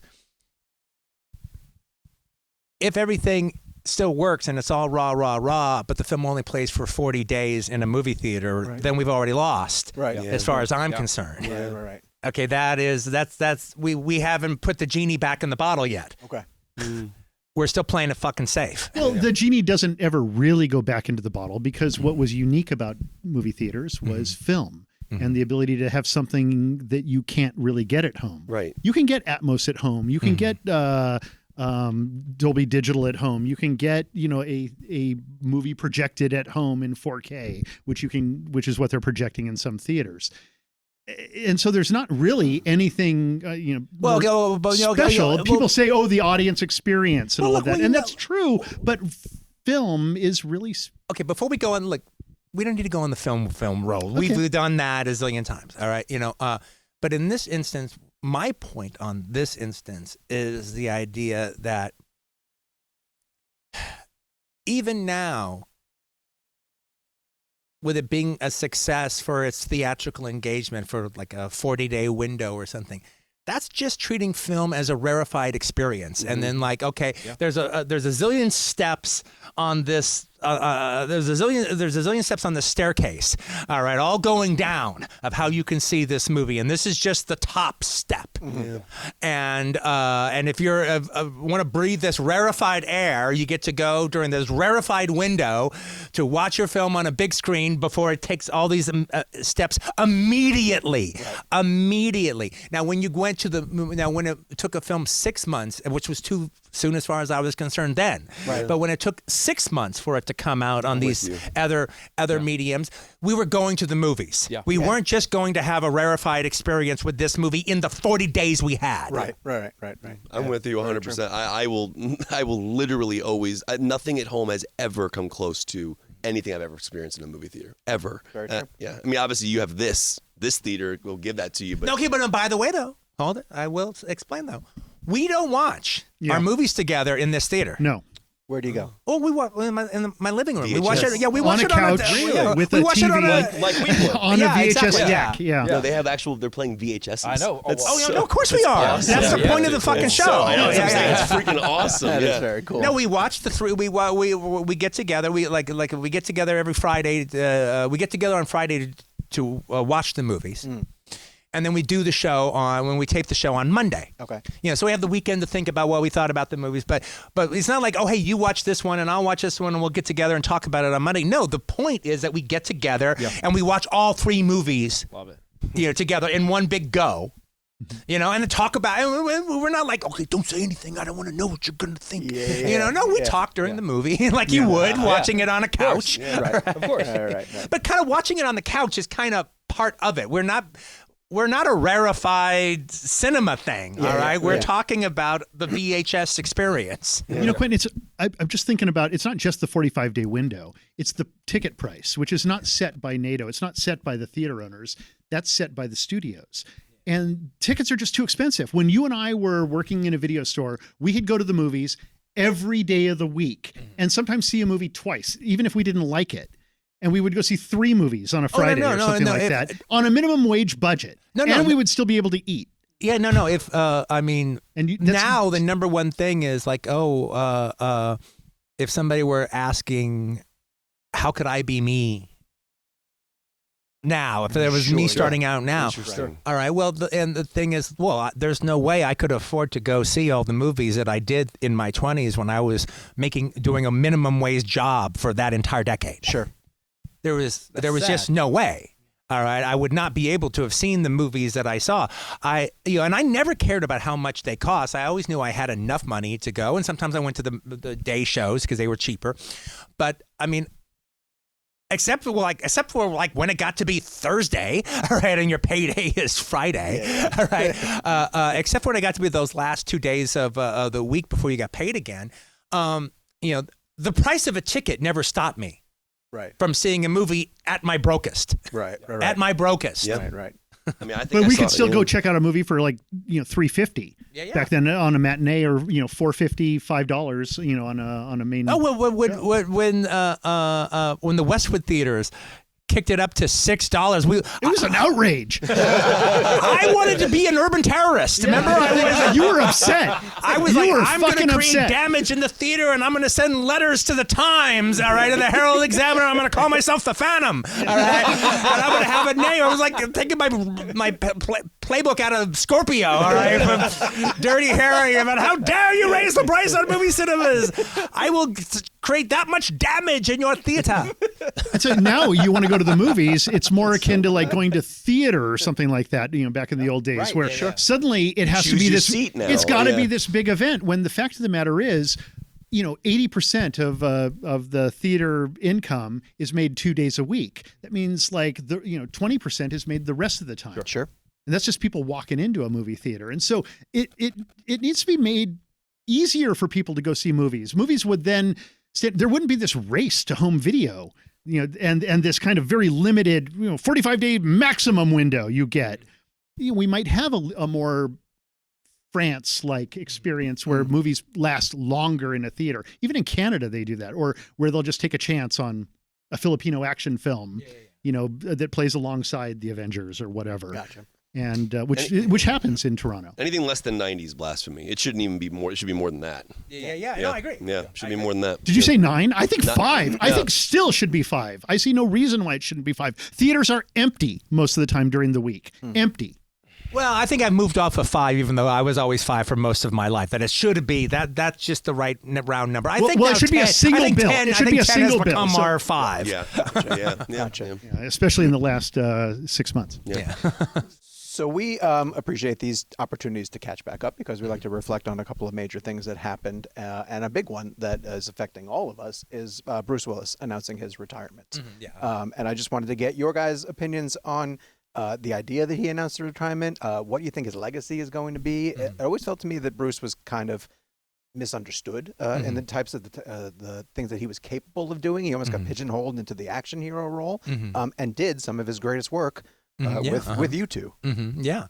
Well, he's like, I think Bruce is one of our great movie stars, and not only is he a great movie star, he was a terrific actor, and also he was a very adventuresome, movie star. He used his movie star to really interesting effect. He kind of knew the kind of action movies that he could do that would really deliver well, and he did them really well. But then also he was also very quick to work with different respected directors because he wanted to work with those directors. So he used his movie starness to help those directors get those movies made, and he attached himself to a ton of different auteurs over the years and did some really challenging movies with them, and. Everybody from Robert Zemeckis to Terry Gilliam to working with Alan Rudolph a couple of different times, on challenging things just to do it. But then he would also work with younger directors, that he saw. Ryan Johnson. Yeah, he saw their earlier film. He liked it, liked the you, script, or me. Yeah. Actually, when I remember seeing him, I remember seeing Bruce on an interview on MTV, and it was before Pulp Fiction, and he was telling them what he was up to. And he was a big movie star at that time. He saw Dog. And he was like, well, I'm going to work with this young kid, Quentin Tarantino, and he did this little movie, Reservoir Dogs, and he was almost like thinking maybe nobody had heard of it. Yeah. And he was taking this chance, and which was he did like freaking cool of him. Yeah, exactly. But and he did that for like a long time. Like he did that movie Hostage because he liked that guy's movie. Yeah, good movie actually. Yeah. Well, I hate the whole second half of it, but the opening credits. That's some of the coolest opening credits, of the last 20 years. I need to go back but and rewatch. the first part's okay. All right, the end is terrible. But those opening credits are fucking amazing. Hell yeah. But I'm sorry, you were going to say about the chances that he's taking. So I think that will be part of his legacy. Is he's one of our great movie stars, and he used his movie star well. He used his movie star cachet well to work with a lot of different filmmakers and make some really, really interesting movies. And and by the way, though, I think he's also kind of getting a bad rap for these movies that he's made the last 20 years. Sure. I've made a point to watch a bunch of them. Yeah, he called me up. You called me up and told me he's pretty fucking good in these movies. Some of them are really, really fun. I actually think it was like the people who are bad mouthing these movies, like, okay, well, you guys have obviously never seen exploitation movies before, because as exploitation movies, some of these are pretty fucking good. All right, I've yet to see like an Assault on Precinct 13. I've yet to see a Halloween. I've yet to see one that completely transcends the genre. But like I said, I like crappy Filipino exploitation movies from the 70s. So these are higher quality than those movies, and I like those. But some of them are pretty fun. Quentin called me up and he said, he started telling me he's watching all these early these late Bruce movies, and I started thinking, well, he's probably going to start shit talking them. He's like, no, I'm sick of hearing people bagging on him. I started watching them. They're not bad. And so he gives me a list of them to watch, and I start watching them. I'm like, these are actually really good. These are like, knowing that they're made in for in 2 weeks and sometimes less than that, sometimes 12 days. Yeah. All right. Knowing that they're made for that, they actually have decent storylines. They that actually one have Vice? decent scripts. They have, Vice has got a really good storyline. That their wannabe Total Recall Yeah. Westworld. Yeah. Okay, that has a really good story. They don't quite live up to it, but it's there. But it's also really kind of cool. It's strategic to, again, from knowing how like Corman movies were made. It's really interesting because it's like, okay, no, they've got 2 weeks. They've got to do this thing. So all of Bruce Willis's stuff is like done within 2 or 3 days. Sure. He's wearing an earpiece, so he can never really have dialogue back and forth. So there's always going to be a cut after he says every line. Sure. But that doesn't.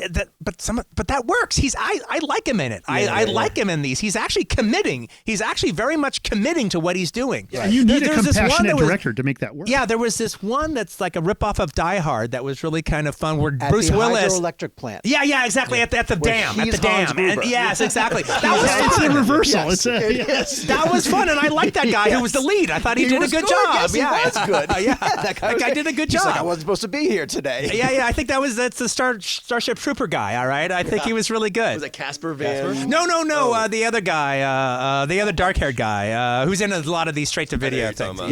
Yeah, that one's not bad. You're right. That That one was fun. That one But holds up. Vice was, I didn't like care for Thomas Jane. He seemed like he was playing Jack Depp from Transfers. Well, I like All right, Jack but Depp in everybody else, Transfers. all right, well, it would have been better if it was Jack Depp. All right. But Bruce was terrific in that one, and but there's this one with Michael Chiklis. All right, these robbers have to. The guy got knocked out, and he's lost 9 minutes, and he has to put together the 9 minutes that he lost. It is like. Okay, well, that's a pretty dynamic plot compared to like a Roger Corman New World Horizon movie. Sure. Right. These are, for what they are, they're actually pretty classy productions. They're programmers. And then all of a sudden, like Robert De Niro shows up for a fucking scene, and you go, "What the fuck? What is he doing here?" Anthony Hopkins like shows up for one fucking scene, all right, or John Malkovich for one fucking scene, all right? And then Steve Guttenberg is the doctor. Like, what the fuck's going on here? And he doesn't even get special credit. He's like low down the bottom of the totem pole. Okay, Lisa and Steve Guttenberg as the doctor. You gotta get that and credit. Yeah. Right. Yeah, speaking of Bruce Willis, there's a scene that I've always wanted to talk to you about. It's the cab scene in Pulp Fiction. And I always wondered the choice to shoot it the way you did, with the background, the way it was shot, and just what you remember about Bruce in that scene, how what do you remember about like directing him in that moment, and just the choice of the way you shot it. It was I always loved that moment and that dialogue. Well, it was just I like the idea. Look, I just, especially then, I really, really liked the idea of using unrealistic cinematic tropes. Yeah.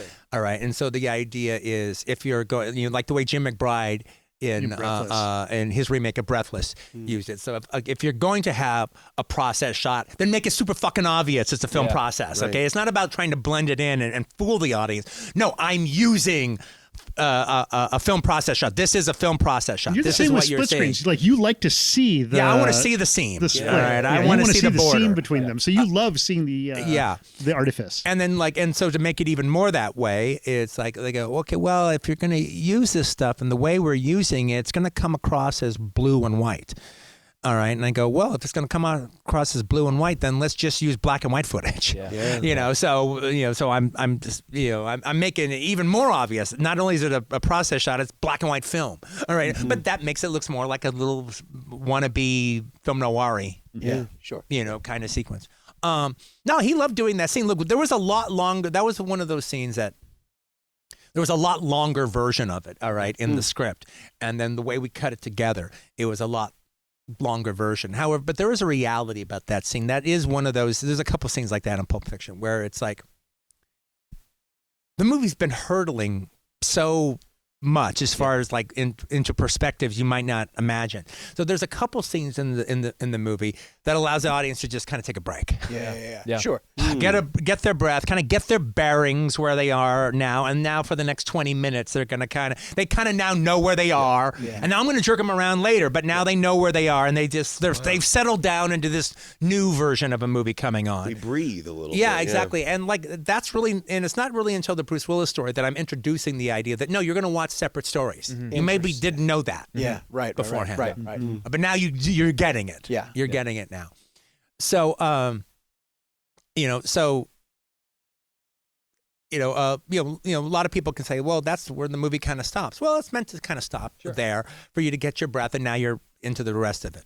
But the thing about it is there was more to it in the original script. Sure. And that was Sally's favorite edited scene. And it was the original long version of it. Yeah. Okay. She goes, of all the scenes we cut together, that was my favorite as far as the work I did. Wow. Was the longer version. But it's just too fucking long. Yeah. It's just too long right in the middle of the movie. It's just too fucking long. So she goes, look, Quentin, just take a walk around the block. I've got an idea for a smaller version of it. Let me just work on it for a little bit. Sally's a genius. Yeah. Go get a cup of coffee, come back, and then just see my version. And I'm like, okay, that's it. That's fine. And Fred's done a really good job taking over. Oh, too. he's done a magnificent job. Sally was a legend. Yeah. While we're on Pulp Fiction, I'll never forget the moment in my 58th rewatch of the film where I turned into the DiCaprio meme, like pointing at the camera. And it's the first moment where I realized that within the first 60 seconds of Pulp Fiction, and you're captivated by Pumpkin and Honey Bunny, you can see John Travolta walk to the bathroom. Yeah. And it took me for years. I was probably in my 30s before I ever actually. I'm ashamed to say that. I go, holy shit! And you realize that's when he's going to the bathroom. Yeah. Bobby and Dressed to Kill. Can you talk to me about that moment where like you have one of the biggest stars on planet out of focus, just walking by, and like how long you realize it took people to start realizing that you can see John Travolta walk by in that opening scene? Well, it's just one of those things where like I'm just egotistical enough to think that somebody's going to watch my movie twice. So I figure if I'm coming from such an egotistical place that you're going to watch it maybe a few times. Yeah. All right. Maybe every 5 years you'll watch it. So it's okay that it took me 15, 20 years. No, that's all the it. better. Okay. That's all the better. Yeah. No, that's better for it to be a delayed bomb reaction. Yeah. Wow. So another thing that's happened recently is the passing of Jimmy Caan. And what drove me nuts about the coverage of that is that everyone showed The Godfather and Elf. And I have to ask you guys if you were able to memorialize Jimmy Caan, what would you choose to highlight his career? It would absolutely be the cafe sequence in Thief. I am Joe, you just boss of my own body. You just stole my I was going to say Thief. I'm like, there was a Thief. That guy was a fucking asshole. There was a lot of love at the beginning. Asshole!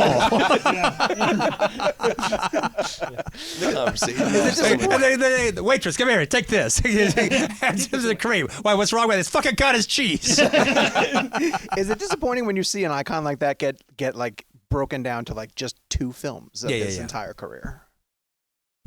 No, because we're not breaking him down that way. Yeah.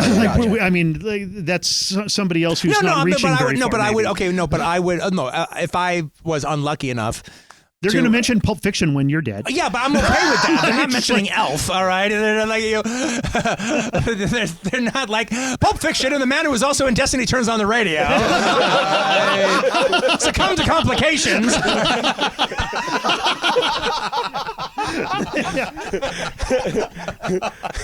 I kind of hope that's all it is. That's kind of a cool way to go out. No, it's like they're going to say Pulp Fiction. It's a battle to the death to see if they mention one more. See which one would that be. What will be the other one they mention? The Quentin Tarantino story. They won't mention that one. Little Q. That's the name of that movie. Or maybe it's just Lil Q with like my own comic strip. No, that's my comic strip that I'm launching when I'm done with the podcast and done with the books. And my comic strips that I'm. I want to talk about Austin Butler for a second, who I thought was his performance in Once Upon a Time in Hollywood is masterful. Terrific, It's incredible, and obviously with Elvis now and what Baz Luhrmann did.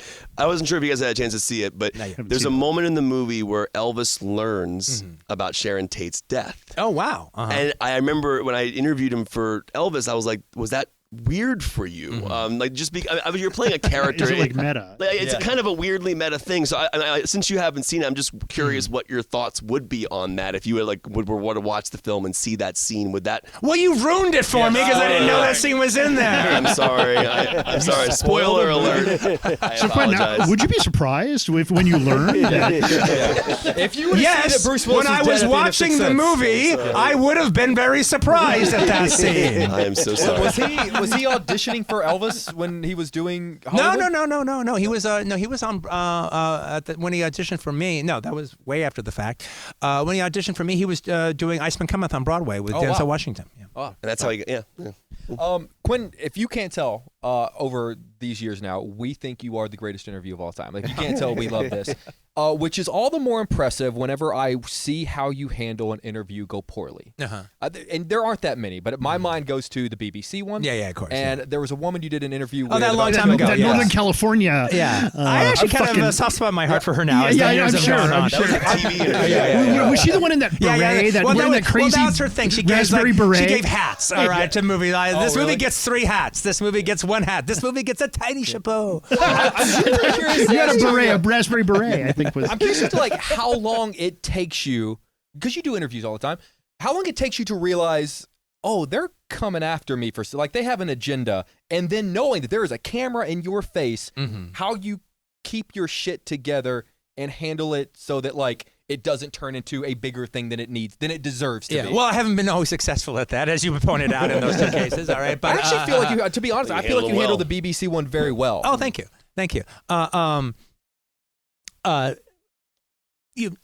Normally it's just normally it's better to use some verbal form of martial arts, all right, where it's like, okay, if you see their agenda, that means you see the blows in slow motion that they're throwing at you, and better to parry. Yes. Better to parry and block without actually ever landing a blow. And you're going to be an aggressive blow yourself. Yeah. All right. Yeah. When their agenda, where they're heading becomes so apparent, that is, that's easy to kind of shut them down without actually even calling attention to it. That's the better way to do it. You just bend like a reed in the wind. All right, so we were talking about formats of the podcast, and one of the things that we do on the show that we've had some fun with is a game. Can we play a game with you guys? Yeah, sure. All right. I love games. This is a really I would like crazy to play a game. Yes.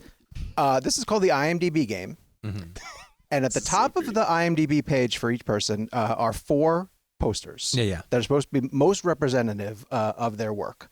And we play where we try to guess what the 4 are. Okay. And it is wild how ridiculous the things are that are posted up there. Yeah, I know. I've thought about that oftentimes. Have you really? Yeah, no, absolutely. Okay, so let's start with you. Do you know your 4?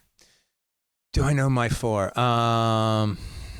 And I want you to play too, Roger. What do you think his 4 are? Explain it again. Wait, yes. Okay. No, so at the top of the IMDb page. I only go to OMDB. Which is what? What is that? The Open Movie Database. Oh, okay.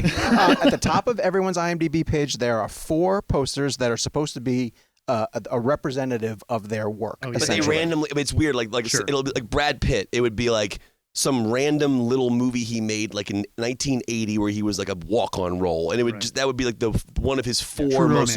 It makes no sense.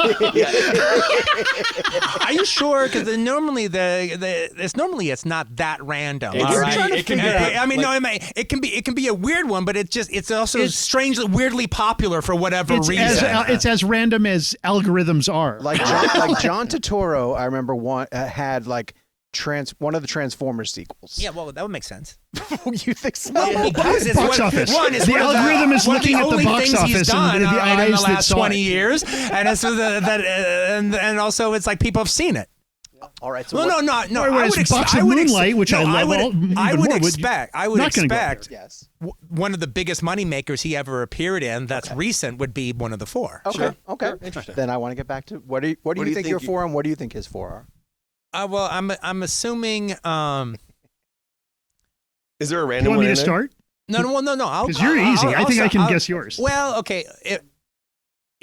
My you know what they are? I'm looking at them right now. Okay, my feeling is probably the 4 would more than likely be, but I'm probably wrong about one of them. Okay. Would be Pulp Fiction, Inglourious Bastards, Django Unchained, and Once Upon a Time in Hollywood. But I'm figuring one of them is gone, and Reservoir Dogs is there. Okay, interesting. Do you have another 4? Do you have a different For Quentin?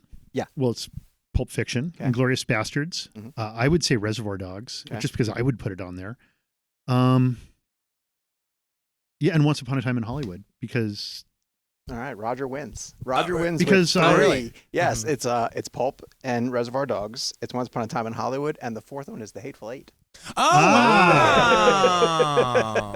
Oh, wow. All right, we want to do Hateful one Eight more. made it. Want to do one more? Dude, Are I you can't able to pull up open But it? that's Okay. interesting, though, because like Django is still my biggest hit. So you Right. would Yeah. think that Django would would be be up there just 100%. on the numbers alone. Based That's on like the what I Turturro would've thing we were thought talking also. about. Yeah. I'm going to pull up Samuel L. Jackson. Oh, now this is interesting because God. because you imagine they have Hitman's True Romance bodyguard and there. shit like that. He has that one I scene do. in True Romance. Yeah, the man. Yeah. With him and Eugene Levy. This All right. is yeah. All right. I Is this have a good one? 4. Is this a good one? This is a good one. Okay. This is This is a good probably one. one where there's gonna be like a random one that yeah. Okay, so I will say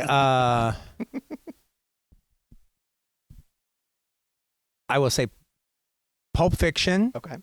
I will say Unbreakable. Okay. Yeah. Good guess. It's a good guess. I will say Jurassic Park. Oh, good guess.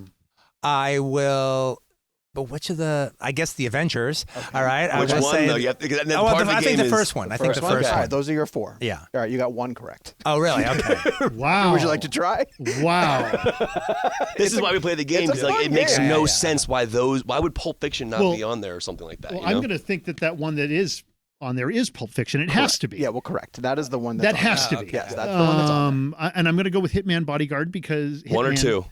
1 because I didn't see 2. Oh, well, that's was not, it that's 2? not there. That's not there. No, neither of them Neither are of there. them. Well, Yeah, let him do let me his 4 finish. and Let then me tell him finish. how wrong I'm it sorry. is. Let me Yeah, finish. Sean, Let me I'm finish. sorry, Okay, I'm I've got sorry. 2 I more. didn't know how like long a Temple I of was, Doom so I fan. had a confidence. Quentin was like these 4. You're And you were wrong. like, so I thought I was doing good. And I was going to say Jurassic Park, but it's not Jurassic Park. Or maybe it is. Hold on a second. No, he only said 1. He said only 1. He's only got. he he's said got the one. JP. So. I got 1, and that's Pulp. It's hard. He has a lot of credits. like they might randomly have True Romance. If I had so to do that- it all over again, I would probably change the Avengers to Captain America. Winter Soldier. The Winter Soldier, Winter yeah. Soldier. Like I was trying to remember which one that he was This is You want me so to just tell you what prominent it is? in. I'll just tell you Yeah. what it is. Is it Winter Soldier? No, it's Pulp Fiction, Yeah. The Hateful Eight, Oh, Captain Marvel. So Hateful Eight was on Captain there Marvel, with yeah. Pulp Well, Fiction. that's actually Wow. his best. That's probably his best performance playing as Sergeant because he has so much to do. He's Yeah. the co-lead. In the MCU?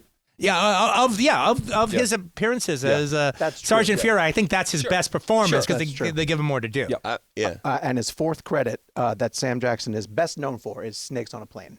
Ah, That's Wait. if it was a snake, it would have bit me. All right. This could there be was a time that Amos and Andrew was on there, I'm sure, but that time has passed. So you have no control over it. You have any idea whether you control what goes on there? Because we've always wondered if like publicists. no, you can't say, oh, you got to put. No. Oh, interesting. One, that would be. Actually, you That's can. that's too short Actually, out you of can. life. I like to worry first- about what your 4 films on IMDb. You actually can. You actually can. You can? When you pay for IMDb Pro, Okay. you can put up your own photo and list your credits, your preferred credits order. I think. Okay. I'm not a. But what's the fun in that? I actually like them. I no- like the fact that Hateful Eight is narcissism. for both me Narcissism and is the Sam. fun of If it. we got to do one more, Yeah, can we sure. do John The Travolta? last one. Oh, yeah. John Travolta. I will say. Michael. Okay. That's going to be one of You're them. both Okay. playing. I- You're both playing. I'm not going to reveal anything. Okay. Yeah. Okay. I will say Pulp Fiction. Mhm. I will say Get Shorty. Mhm. I will That's a say good choice. Michael, Mhm. and I will say Phenomena. Okay. I remember that Michael phenomenon time period. Yeah. Wasn't that like just crazy? Like I'll throw a Broken Arrow into that. Why not? John Just because it's Woo. the same. Yeah, and because of This is all John. post. Okay, but which This one is would like you take well- off to put Broken Arrow? Well, I'm not going to take off Pulp Fiction. Obviously. Is this list? Is this Oh, list wait, we interesting? haven't even said the early ones. this is We great. haven't even said like Saturday Night Fever or Oh my Grease. God! Yeah. Okay, Oh, okay. so Do you want to Grease. change? Wait. Do you want to change? Yeah, Yeah, you should okay. probably change. Okay, okay. Because I've got to put Grease on this. Okay, yeah. On yet, so it's I still haven't officially gone your yet. turn. Do Okay. am I allowed to pick ones that he's picked? Yes, of sure. course. Okay, so I So can- the way we play it is we all do it and we all give our 4, Yeah. and then you get lock it a on who point gets if the you are most. the Yes. one who gets Got the it. most. Okay, yeah. so I will. So what did I have? You You had Michael I'll take and Michael Phenomenon. off, and I'll put Grease on, but I'm keeping Phenomena. Okay. But no Okay. Saturday Night Good Fever. call. So No, I think I'm gonna go. I think I'm gonna keep them. Okay, I'm going to go with Saturday Night Fever ahead. because, like, you know, I remember when he was making that movie and they would show him like walking down the streets in New York and Don't forget Devil's Reign. oh, that's right. That's going to be on our Yeah. podcast. That has to be on our podcast. Do you have the VHS of that? Yes, of course we do. Oh, hell yes. And, Hell Devil's yes. Reign was my inspiration for even being involved with Silent Hill. So that was like, I just wanted to make Devil's Okay, picture Reign. 4, goddammit. Okay. Pulp Fiction, Grease. Okay. Saturday Night Fever. Okay. Broken Arrow. Yeah, I'm going to say Broken Arrow just because. Stay with it, Roger. Yeah. Stay with Stay that with one. it. You both tied with 3. Wow. It is Pulp Fiction, Get Shorty, Grease, and Saturday Night Fever. Get Shorty was that was the That's a pretty good 4. That is Yeah. a pretty That's a good pretty great 4. That's four. a Yeah, represent- that's a pretty great 4. That's Yeah. a good I have representation. I have a question. Yes. So Yes. if you were to go to Uma Thurman's IMDb, they could either have Volume 1 or Volume 2. And they would. I bet you. No, they would. They would. But I But wonder which? which But one. which? It's probably both. I think they'll have both. Yeah. All right, you guys vamp while I look up Uma Thurman because I closed the window. right, And we're running out of time. I think. I know they're. I think Yes. they're wrapping us up. Yes. But They're throwing you bums out. yeah. I guess while he's looking that up, I do want to mention it's 25th anniversary of Jackie Brown. Oh, thank you. One of my favorite scenes and shots you've ever done is the oneer from when Sam Jackson goes around and kills Beaumont. Yeah. And I always loved just staying on that shot, starting on the ground, going around, and then like open the trunk, the music, the sound design. I just love that scene. What that movie means to you now, all these years later, and what that scene meant to you. Oh well, that movie has always meant a lot to me, and the fact that it's like it's the movie that I've done that like that it had its fans when it came out.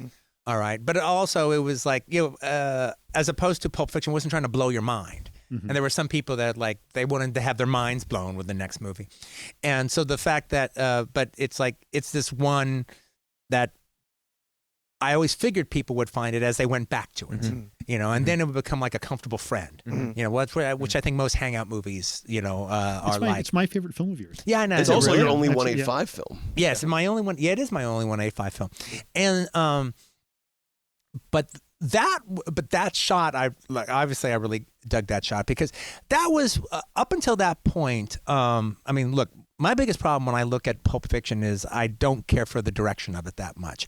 I think it's more like I'm capturing. I wrote a really cool script and I have like cool production design and I have cool things in the frame. I have cool actors, but I'm just kind of capturing it. Now I have the balls to capture it and hold on things longer than other people would because they wouldn't have the confidence in my material that I have in my material. Oh, interesting. All right. But starting with Jackie Brown is where I started becoming more of a filmmaker. So, and that's like really the first of my worked out cinematic shots, where it's not just like a Steadicam guy following some guy around. All right, no, this is a sculpted cinematic shot that was in my brain, and we figured out how to do it, and we did it. And then the rest of my movies are filled with them, but that's really like the first one. Wow. That's not just a Steadicam guy following some guy for a long period of time. I remember seeing that in 97, I think it was, and with my dad. It was at Christmas time, I think it came out. I remember there was a Christmas time film, I think it was. Yeah, it was. And I remember seeing that shot and going, holy shit, that was really cool. The way the music would shut off and then come back with the door opening. I was really happy with that. So I just think there's this amazing balance in the movie between the stylistic flourishes and just the I don't want to call it sentimentalism, but that's not a bad word to me. The nostalgia and the love of your characters. Well, I mean, it's funny. There's a great balance just between the two. They're not overwhelmed by the cinema. Well, later in Jackie Brown, there's that whole set piece where like you see the money exchange three different times, from three different perspectives. Now, that's not in the book. I mean, the money exchanges happen, but it's not done that way. Right. But now I don't think that sequence is like some tour de force sequence. I think I pull it off, but I don't think it's like some wizardly sequence. I think it's functional. But when I read the book and I thought about doing it as a movie, I immediately thought of doing it that way. I immediately thought of no, let's just see the whole thing from Melanie's perspective, and then let's see the whole thing from Max's perspective, and let's see the whole thing from Pam's perspective, and then have them overlap. Yeah. All right, when you see the version again, and it was just this. It just popped into my head reading the book that would be how to do it cinematically. That's amazing. Really quick, while we're on Elmore Leonard, I live in Chicago, and we were all very excited for a hot second because there was this rumor that you were coming to town to shoot Justified. Yeah. I'm sort of curious how far you got in that and what happened there. Oh, and I was going to do the third episode, and I talked with them about it, and I was really interested in doing it. Then I had, I had a minor operation, but it was one of those things where I had it was a painful recovery, even though it was a minor operation, so I had to back out. Oh, that's a bummer, man. It would have been great to see you and Oliphant. And I would have loved to have worked with Tim again, and also I love that character Raylan, and so it would have been fun to direct that. Also, that's one of my favorite Elmore Leonard books, City Primeval. Yep. All right, so and we had talked on the set of Once Upon a Time about what a good idea that would be about doing that as an adaptation and just replacing Raymond Cruz with Raylan Gibbons, Yes. And so the fact that they're actually doing it, I was very excited. Would you argue if I told you that's your best movie, Once Upon a Time in Hollywood? No, I think it's my favorite. Yeah, I also think it's the best film you've ever made. Yeah, it's like. Cinematically, I'm always going to choose the Kill Bill movies as my favorite for the simple fact that nobody else could have made Kill Bill other than me with just the throwing everything into it and all that, and then me throwing my hat in the action game and all the different genres I'm dealing with. The whole thing that was just completely out of my id.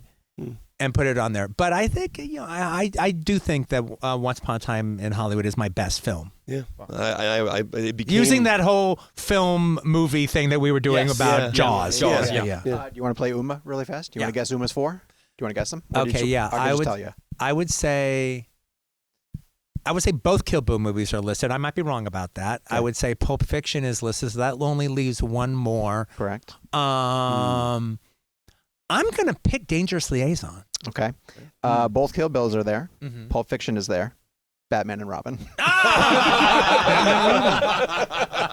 Which personifies the game perfectly. That does personify the game perfectly. The Temple of Doom of Batman. The truth about cats and dogs. Right, exactly. All right, well, we are out of time. Where the heart is. We want to thank you guys so much for joining the show. This is just unbelievable. Yeah, we love being able to get together and continue success with everything. And good luck with the podcast. Thank you. We can't wait to keep listening, and hopefully we'll get you guys. Let me ask you a question. Did you guys actually listen to it? We got to Well, you guys didn't talk about that. We're going to leave before you actually talk about the show? We wanted to talk about the show. We just didn't know how much you guys wanted to dive into it without giving it going a podcast. We think talking a lot about a what you told us at the end of their second interview. We're like, did we talk too much about his stuff? We really worried that we annoy you by talking. Okay. Well, what? Tell me what you thought about the. What did you listen to all 3 episodes that we sent? Or which one? Which one did you listen to? We got a chance. The very first. The Dark Star and Cocaine Cowboy. Oh, so what did you guys think?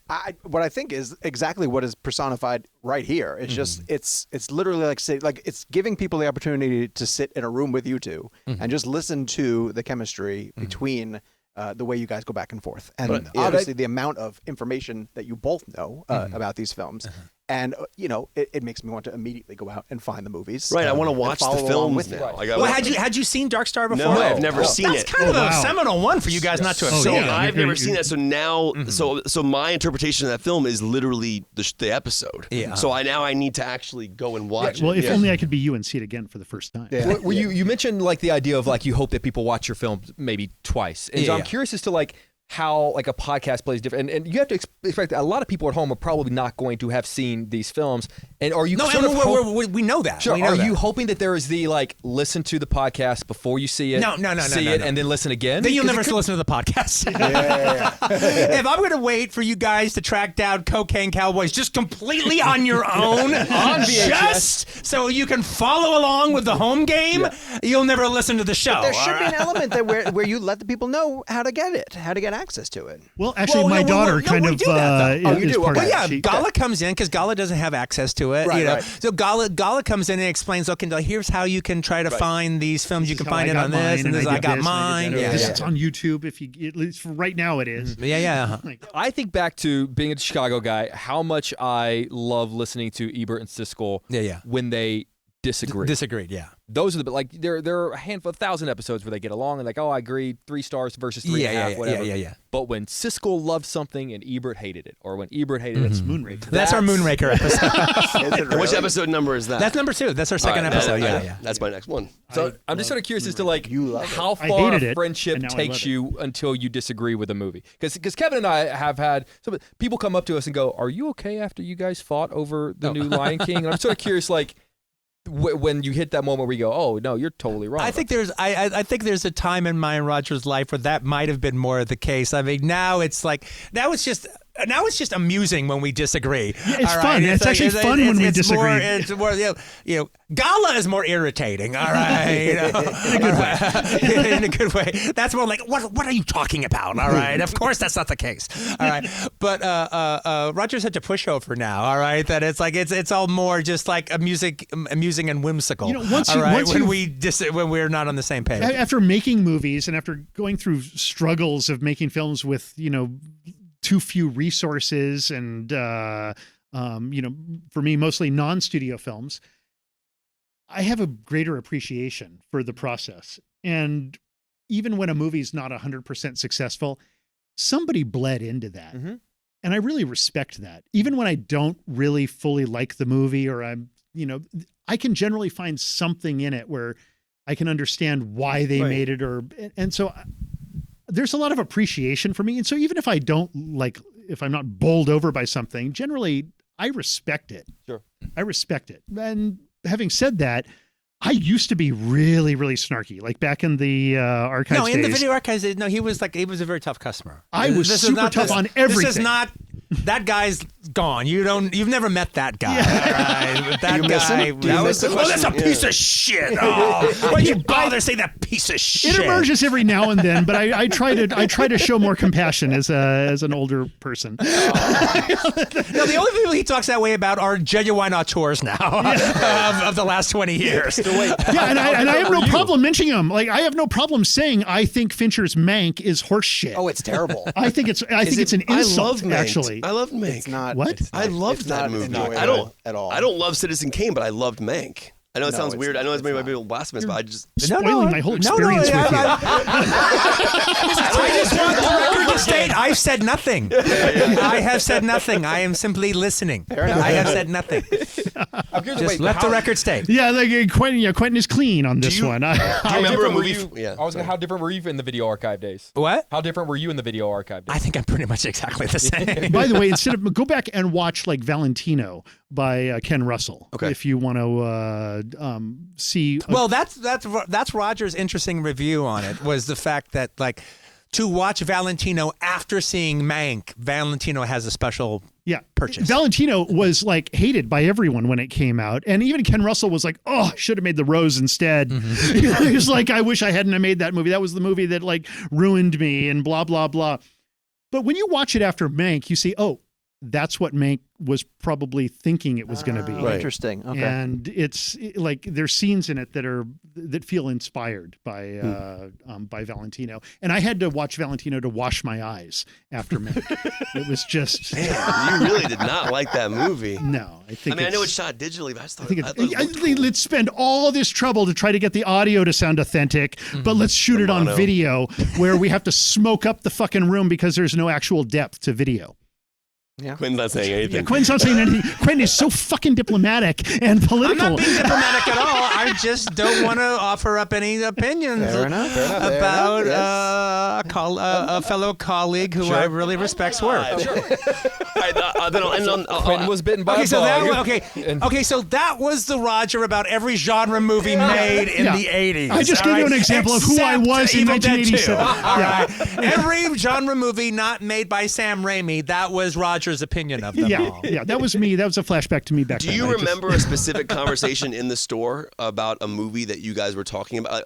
Is there a memory of a specific one that you remember? Like, well, like many. I mean, but, that was how we used to argue. We would pop a movie on. Well, the ones that I remember the most are the ones that Roger eventually came around. Yeah. All right, where and it's I've come like, around. yeah. Well, you came around to almost all the ones that were meaningful to me. Yeah, all right, and that's what counts. Yeah, exactly. Yeah, so at first, when I was able to see the genius in Jim McBride's Breathless on day one.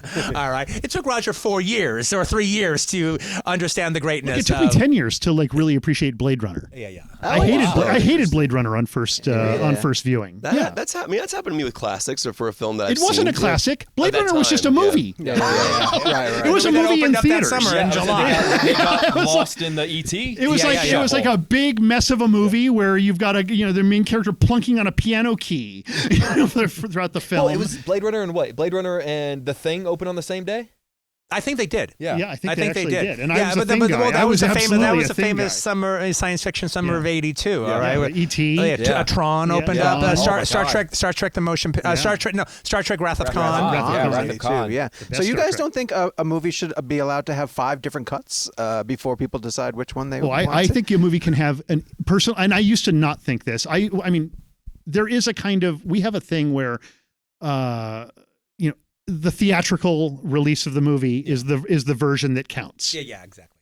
That's kind of our general belief. Okay. Having said that, when I saw what Lucas did by re-editing and re-envisioning and remaking THX, which a lot of people were like shitting all over, this kind of, how dare you re-envision your own work? But he was doing things like that he couldn't do back then. He couldn't afford to do. And maybe even couldn't do, like he added that auto suck machine, like sucking on Robert Duvall, like while he's watching the porn. I never understood that that's what was happening. I saw these kind of holographic women dancing naked, and he's kind of sitting there looking kind of weird. I never knew that he was jacking off. Well, Lucas has the balls to add an auto suck machine, like in the foreground. That sounds pretty good. I never wanted to see. I don't like THX, so I don't want to see it again. More stuff. I don't need more stuff. That actually sounds pretty good. He did things like in the factory when they're making stuff. Before it was some kind of oblique, abstract idea of putting cylinders into tubes or something. You don't know what they're doing, and there's a nuclear accident of some kind. Okay, in the re-envision version, he's made it, they're building the robots that enslave them. They're building the police in there. That's actually what they're doing. He adds layers upon layers of background people into the widescreen and enlarges the movie. I think it's, with the one misstep of the kind of monkey creatures that are in it in the parking garage area, I think the movie is vastly better. In its that actually sounds better. Yeah, that's in its re-envisioned form. Okay, that actually sounds. I better. think he used all the tools and all the power at his fingertips to transform the movie into what he would have done back in the day if he had had the tools. Interesting. And I think it's really a brave and wonderful thing that he did. The irony being that he's kind of famous for screwing movies up by going back in and tinkering Han Solo can't shoot first. When he shoots the guy under the table. That's okay. So the only problem I have with that is that they remove the prior versions of the movie. They remove in ET the fact that the Secret Service guys have guns. Now they're all carrying walkie-talkies. Okay, so you should at least allow those versions. Like Lucas, the one misstep he could do is to not allow his original version, his theatrical version of THX to exist and to be out there for people to look at. Like, we should be able to see the evolution of what he did. Sure. And you should still be able to see the ET that has, I get it. Spielberg grew up and he's like, this is a kid's movie. Let's take the guns out of it. Yeah. I understand that. That's reasonable. But he should allow the other version to exist. Yes. Was My Best Friend's Birthday shot at Video Archives? Partly. One scene, the Alan Garfield scene is, I remember seeing that movie on YouTube, I think, because I think half of the film doesn't exist anymore or something like that. Yeah, the Alan Garfield scene is shot at Video Archives. Okay. That's behind the counter of the store. That's cool. I just wanted to bring that up. Bump my butt. Yeah, and then there's there's the big, there's that little counter Runaway Train standee. Yeah, that's right. It was Runaway Train. Pointing right at the counter. And that was so exciting for me because, I mean, you knew Alan, but I had never met Alan until that day, I think, when he came down to act in that scene. And so here I am, I'm acting in a movie. I mean, it's your movie, but I'm acting in the film, and I'm acting with, like, Alan Garfield, right, exactly, who's, like, one of my heroes. And on top of that, he's doing all this amazing improv on that day. It was so much fun. That was a great day. That was my only view into what video archives looked like at the time when I saw that, because I didn't. The black and white reversal view. Well, if you want another view, just walk upstairs to Quentin's, because you'll see those same shelves and tapes. A very interesting full circle for us, because right before we came to your house, we were at Kevin Smith's house down the street, and he showed us Clerks 3, and we talked at length about how that Quick Stop is such an important place for him. Yeah, right on. And that he was able to go back and shoot at it, essentially. And it's almost like you guys were capturing a spot that was your quick seminal. It's super nostalgic for us. Yeah, at this point. So, and it's fun. Okay, guys, is that it? Yeah, that's it. Quentin, thank you. We love thank you, you, Roger. Thanks we really a lot, appreciate man. you guys Thanks, coming guys. by and having us. Thank you so much. So, yeah, sure. Thank you guys so much for listening to the latest bonus episode of Real Blend. Make sure, if this is your first time listening to us with Quentin, we have 3 other episodes, one live from the New Beverly Theater that you guys should go listen to, in addition to all of our great podcast episodes and all the great interviews that we've done over the years. Make sure you check out Quentin and Roger's new podcast, The Video Archives, and we'll see you back here for brand new episodes of Real Blend, wherever you get your podcast needs met.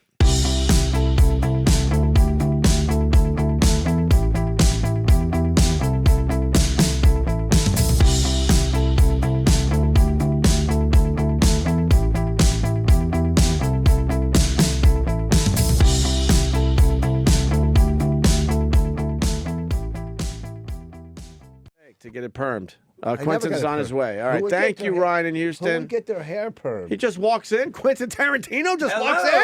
Hey, guys. How you doing? Hey, Norton, how you doing? See you, buddy. What's going on, buddy? All good, all good. How's your morning going? Oh, pretty good. Had a good time so far. So far, so good? Yes. Did you get interrogated by Howard over there? Yeah, but this is pretty loud. Oh, sorry, I did that. Yeah, we could turn those down for you there, sir. Okay, testing 1, 2. How's okay, that? that sounds good. You good? Yeah. Did you get interrogated over there? Oh, I always do, but I'll always. It was fun? In a cool way, yeah. Yeah, good.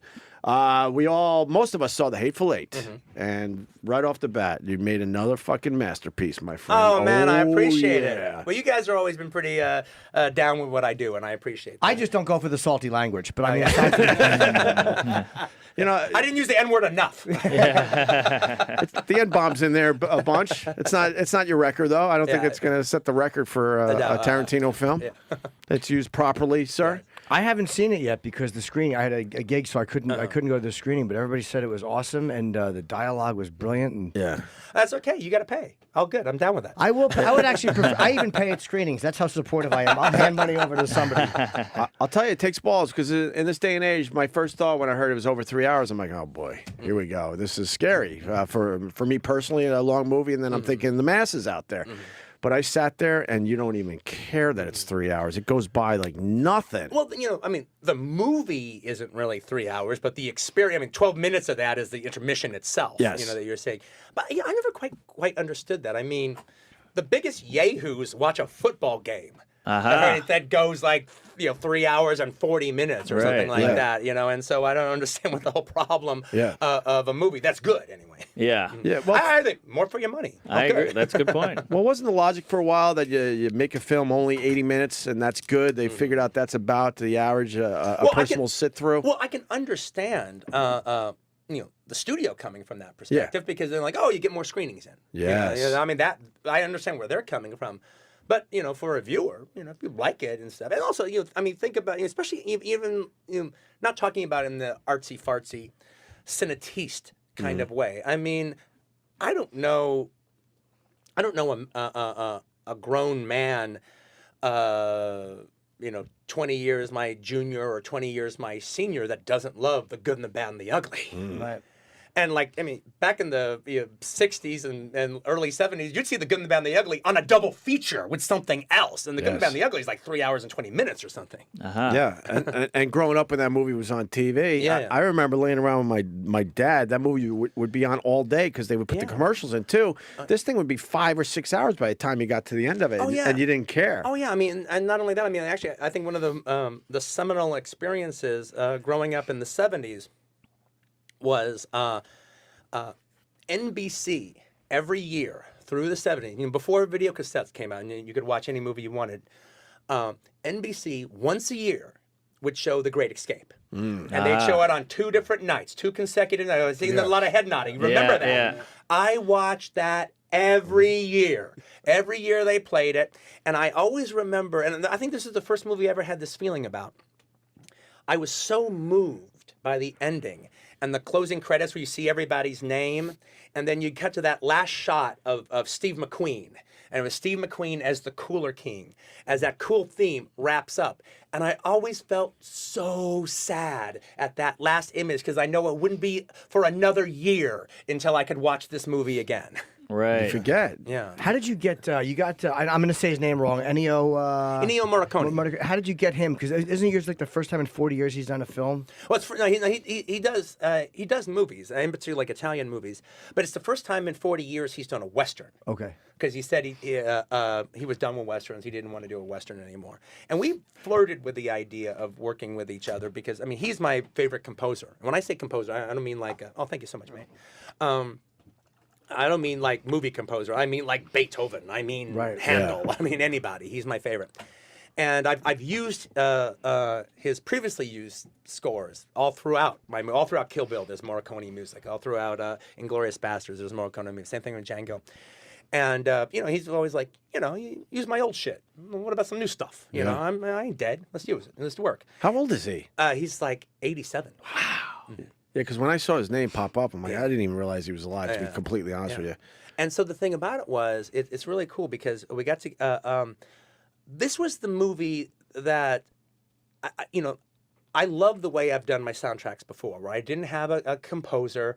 I always just picked the music myself and put it on and chose it personally and stuck it in the film the way, and that was the way they should have been done, and that's the way I like to do them. This was the first time that I actually had a little voice in my ear saying, this material deserves an original score. It deserves a score that hasn't been heard in another movie before, and it just deserves it. And I've always, when that little voice talks to me, I actually do believe that's your talent trying to communicate to you. And so we explored the idea between me and Morricone. And went down to his apartment in Rome. And the first way to explore it, the first step you do is you get this, because he doesn't speak English. He speaks English a little bit, but he pretends like he doesn't. And you get the script translated into Italian. And so he read the script, his wife read the script, they both really liked it, and then I was invited to come to his house to talk to him about it. And he actually didn't really have time, he thought at the time, to do an original score.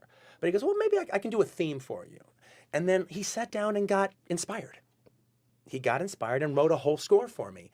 And then he used the Czechoslovakian Philharmonic to record it. And I went down to Prague and I got to see him, record his score on, with the Czech Philharmonic. And it was an experience. What a dream, like from a kid to have the guy who's in your favorite film, to have him doing the music. And then not only that, but another thing that I couldn't have expected happened is, he's become very affectionate with me, and he's kind of a prickly pear kind of dude, because he's a maestro and he's old and he doesn't suffer fools gladly, if at all.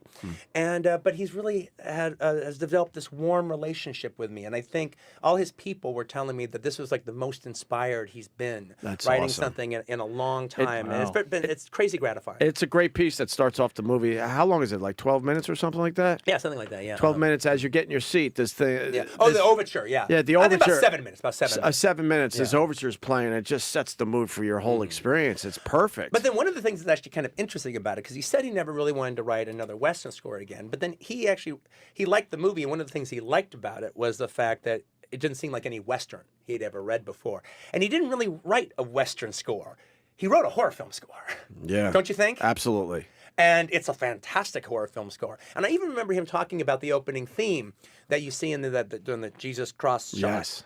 And he just he didn't hum it for me, but he described it. And he goes, I want it to have a forward momentum that moves it forward, almost indicating the stagecoach moving through the snow with the 6 horses. I want to feel the 6 horses. I want to feel the stagecoach moving through the winter. But it also has this ominous umbrella over it that suggests the violence that will come. And I think it does exactly that. I felt like The Shining, the opening scene of The Shining, when they're driving with that music. A little bit. No, I get that. But I get that. I felt like it was in that. I don't think in the same vein. I don't think it sounds like that, but you're right. It's the same vein. It's the same vein. It's completely a different piece of music, but that same type of some shit is about to go down. Yeah, Quentin Tarantino. That's not a pleasant trip up the mountain. Yeah, no. When you hear that fucking coming through. But it gave me that same feeling, and I liked that. The other thing about The Hateful Eight, which is amazing, it's about 3 hours, let's say, and it's pretty much 2 sets. That's your brilliance, sir. Oh, thank you. Your writing and your character development. I mean, that's it. It's 2 sets. It's a stagecoach scene, and then in the haberdashery. Yeah, the haberdashery. Thank you. Yes, and I have to ask you about. You guys obviously needed to snow for this film. Yeah. How do you figure that out? Do you go to an area where you know it's just going to snow a lot, and you just wait it out? No, that's it. That's exactly it. I mean, you got to go where you know there's going to be snow, and the 2 choices by looking at the meteorology records of the past few years, like the 2 places that we could kind of guarantee that would get snow, at least eventually, was Colorado and Utah. Yeah. And there really wasn't much of a choice between Colorado and Utah because Colorado has those beautiful mountains. And also, we were able to set up our situation in Telluride, which is actually just a really fun town, to be in with the whole crew. And we got to know almost all the people in the town, and we were really accepted and invited. And we had a really fun time. It was one of the funnest times I've had making a movie since Kill Bill. It was really cool. Yeah. But we did have a situation where we started shooting in earnest in January, and it was just a really hot January. And so there was snow all over the place, but it wasn't snowing, and the sun was out a lot. So we didn't wait for the snow, but we didn't create phony snow either. Yeah, that's obvious. Yeah. We just moved. We moved into the haberdashery and shot what we could, and just kind of waiting it out for the snow to eventually fall. And around February, it fell. And then you guys were like, all right, let's get out there and do this now. Yeah, finally. exactly. Okay. And you really kind of needed, especially for that opening scene. Yes. Yeah, you needed that magical snowfall, and that puts you in the movie. That puts you in the situation. It's that perfect snow that you only get to see maybe twice every season, where it's very fluffy and light, and there's no wind, and it's not slushy whatsoever. Do you feel that I got to ask too about the whole recent controversy? Do you feel you were taken out of context, because you seem pretty pissed about the way the whole thing was taken? Oh, I was absolutely taken out of by the the Patrick Lynch situation. Yeah, no, I was completely taken out of context. I mean, I have a absolute. I don't think anyone's arguing that I don't have a right, but you can actually condemn police brutality and not condemn the entire institution of the police force ad hoc. All right, to say that there are some cops that are abusing power and there's institutional racism going on in law enforcement doesn't negate everything good that good policemen do and that the law and law enforcement does in general. But there is a problem that needs to be dealt with because people are dying and it's just disgusting and it needs to be taken care of. And so the way they attacked me and misrepresented what I said, that I'm a cop hater and that I'm saying that all cops are murderers. I mean, that's just not what I said. And everyone knows that, who looked what I had to say. But then I clarified it a little bit more. And you guys were cool. I listened to the show when you guys talked about it and everything. I'm like, that's not what he said. Did they, by the way, did they back off? Because you're a guy who never seems to back off when someone tells you not to say something. Did they back off a little bit when you really did clarify?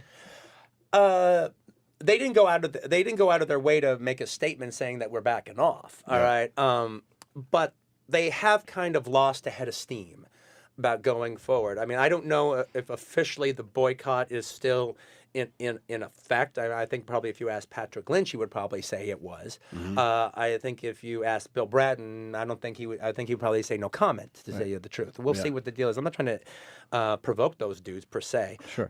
But I think what happened was the guy Jim Pascoe, who's the head of the league that represents all the cops, or the co-chair of that league. He went out and he ended up, I think, helping me out and making them look really, really bad. And I think that ended up taking the wind out of the sails a little bit of what their situation was, because he basically threatened me. Right. In public, like, we got a surprise for Tarantino. And sometime between here and then, when his movie opens, we're going to show this guy something. And then, like, even he started realizing how bad he was sounding. He sounded like a bad guy's in an 80s action movie. You know, he goes, we're not saying we're going to hurt him, but he's going to get the picture, if you know what I mean. All right. And, like, you know, people were literally writing, like, did the cops just threaten to kill Quentin Tarantino, or am I crazy? Yeah. And the thing that was, it was also the way that the police organizations reacted to my very legitimate protest and my very legitimate complaint was disingenuous. I mean, I'm sure what they felt was that I was just some out-of-touch rich fuck celebrity, all right, that goes out there and just started talking about shit he didn't know what he was talking about. I'm sure that's what they came from. But what they did instead is demonize me, claim that I said something I didn't, and then, like, hit me like a ton of bricks. One, because I think they figured, okay, we're going to shut this guy up too sweet. And two, we're going to teach anybody else who's going to open their big mouth. Hey, you do this. This is what you get. We're going to do to you what we did to Tarantino. But I think they also figured, me being a rich scumbag, all right, that if they actually tried to affect my bottom line, that naturally I would walk backwards and start doing the apologizing and everything. And I just didn't do that. Well, it worked. It scared me. I didn't say anything. What the Weinsteins backed you up too. It was so nice to see that. Yeah, no, it was really cool. Was there a moment though where they called you and they go, "Look, you got to make this go away," or how did that work? No, it was Harvey is actually, he's a very liberal man, and he backs a lot of different liberal causes. And they released that movie Fruitvale Station that actually deals with this very subject. I'm sure it was a pain in the ass they didn't need. That is for sure. I mean, but at least they hung in there. A lot of times your bosses or the company you work for or whatever, they bail so quickly. No, ultimately Harvey he did the right thing. Yeah, no, ultimately Harvey was actually proud of what I did. He wanted to know. We ended up having a really nice conversation about it. So him to feel exactly where I was coming from, and did he feel that did I have a solution for any of these problems that I was bringing up? And but I did kick the company in the shins a little bit, but it seems like it has subsided as time has gone on. And you believe overwhelmingly that the cops do the right thing? Well, I do. Because that's my headline with this whole thing when we discuss it. I just want, if we're discussing this topic, I just want that to be discussed on TV as well. That look, the majority absolutely do it. I do not think it's a bad apple situation. I don't buy that argument. Yeah, okay. I don't buy that argument. But I will say this. Look, I'm a rich guy, and I live in the Hollywood Hills in California. Nice. I'd love to come by. Nice. He invited us once, but he never gave the address or gave us a phone number. Let the record show. But it was nice anyway. Yeah. I meant it when I said it. All right? Caught up in the moment. I understand. But the thing is, look, I live in the Hollywood Hills. When I see a cop driving around my neighborhood, I have no doubt that they are there for my best interest, for both me and my safety and protecting me and my property. And I'm sure if you go to Steen's Landing out here and knock on doors and ask them, they'll say the same thing. And I'm sure if you go to Pasadena or Glendale and knock on doors, they'll say the same thing. If you go to Inglewood, California and start knocking on doors, and they're not going to say the same thing. Because they don't feel that way, because ever since the war on drugs happened about 30 years ago, as opposed to protecting the community per se, they've been busting every son and daughter and husband and father for piddling little drug offenses. And that is the truth. And I do believe that there is institutional racism going on, that black males and brown males are criminalized in their eyes. There is a suspicion of criminality going on. And you bust some kid for a joint that he has in his pocket, which, by the way, they don't do to the same age kids in Pasadena and Glendale and in the white areas, because they can get in trouble. And they bust them, and now all of a sudden they have they're in the system now. Let me ask you too, because this is I know enough cops and I know enough black guys who have never met, and they all tell me the same thing. Black guys, meaning black guys, will all say the cops do treat them a lot differently, and the cops all say, look, I mean, black people make my job harder. Like, they hate me, and it's like, what do they do to fix that? Well, oddly enough, that whole incident that happened in Chicago, that was been publicized for the last 3 weeks. I think that puts a lie to the bad apples argument, because okay, so the cop that shot that kid, is he the bad apple? Okay, well, I think we'd all agree, yeah, that he's the bad apple. But what about the 8 other cops that were standing around as it all happened, and who didn't say anything for an entire year? And how about the union head who told a statement that now he's actually walking backwards? Well, I didn't know. It was just hearsay. That's what they told me. But in the statement given to local television at the time, is the victim of this murder was a criminal, and that he lunged at them, and that was just a falsehood. And 8 different cops were standing there and saw it, and then so where does this bad apple business stop? Now, the interesting thing about all that, I actually thought Rahm Emanuel, the mayor, his press conference was one of the most interesting things I've saw in the news in a long time. He was under fire, and he's known as a liberal. He's Obama's guy, and I ultimately do believe he's coming from a good place. But again, you have a situation where you got the Patrick Lynches of the world. Bill de Blasio stands up for people's rights against abusive law enforcement, and now they attack the mayor in this big way. And that's the shot heard around America. Mayors better keep their damn mouth shut. They better support their boys or else. And that's the situation he's stuck in. And now he's facing almost like a firing squad during this police conference. But what came out of that is he proposed in Chicago some reforms to law enforcement that, if they actually take place, those would be genuinely significant. They would be really, really meaningful. And if they were, if that were to happen, and they were adopted in other places, I mean, that would actually be a meaningful step forward. And what do you think the difference is too between, because it's such a weird job to carry a gun and have the right to arrest people, between a guy who really fucks up on the job and kills somebody, and a guy who is actually a murderer. Like the guy running away in, was it North Carolina? Yeah. That to me is a very fair calling a guy a murderer. And not only that, I mean, that was a situation where not only did he murder that guy, it was caught on tape, and he would have gotten away with the murder if it hadn't have been filmed. His word would have been accepted. What do you think the line is between the murderer and the guy who really is a decent cop who just fucks up and handles something terribly?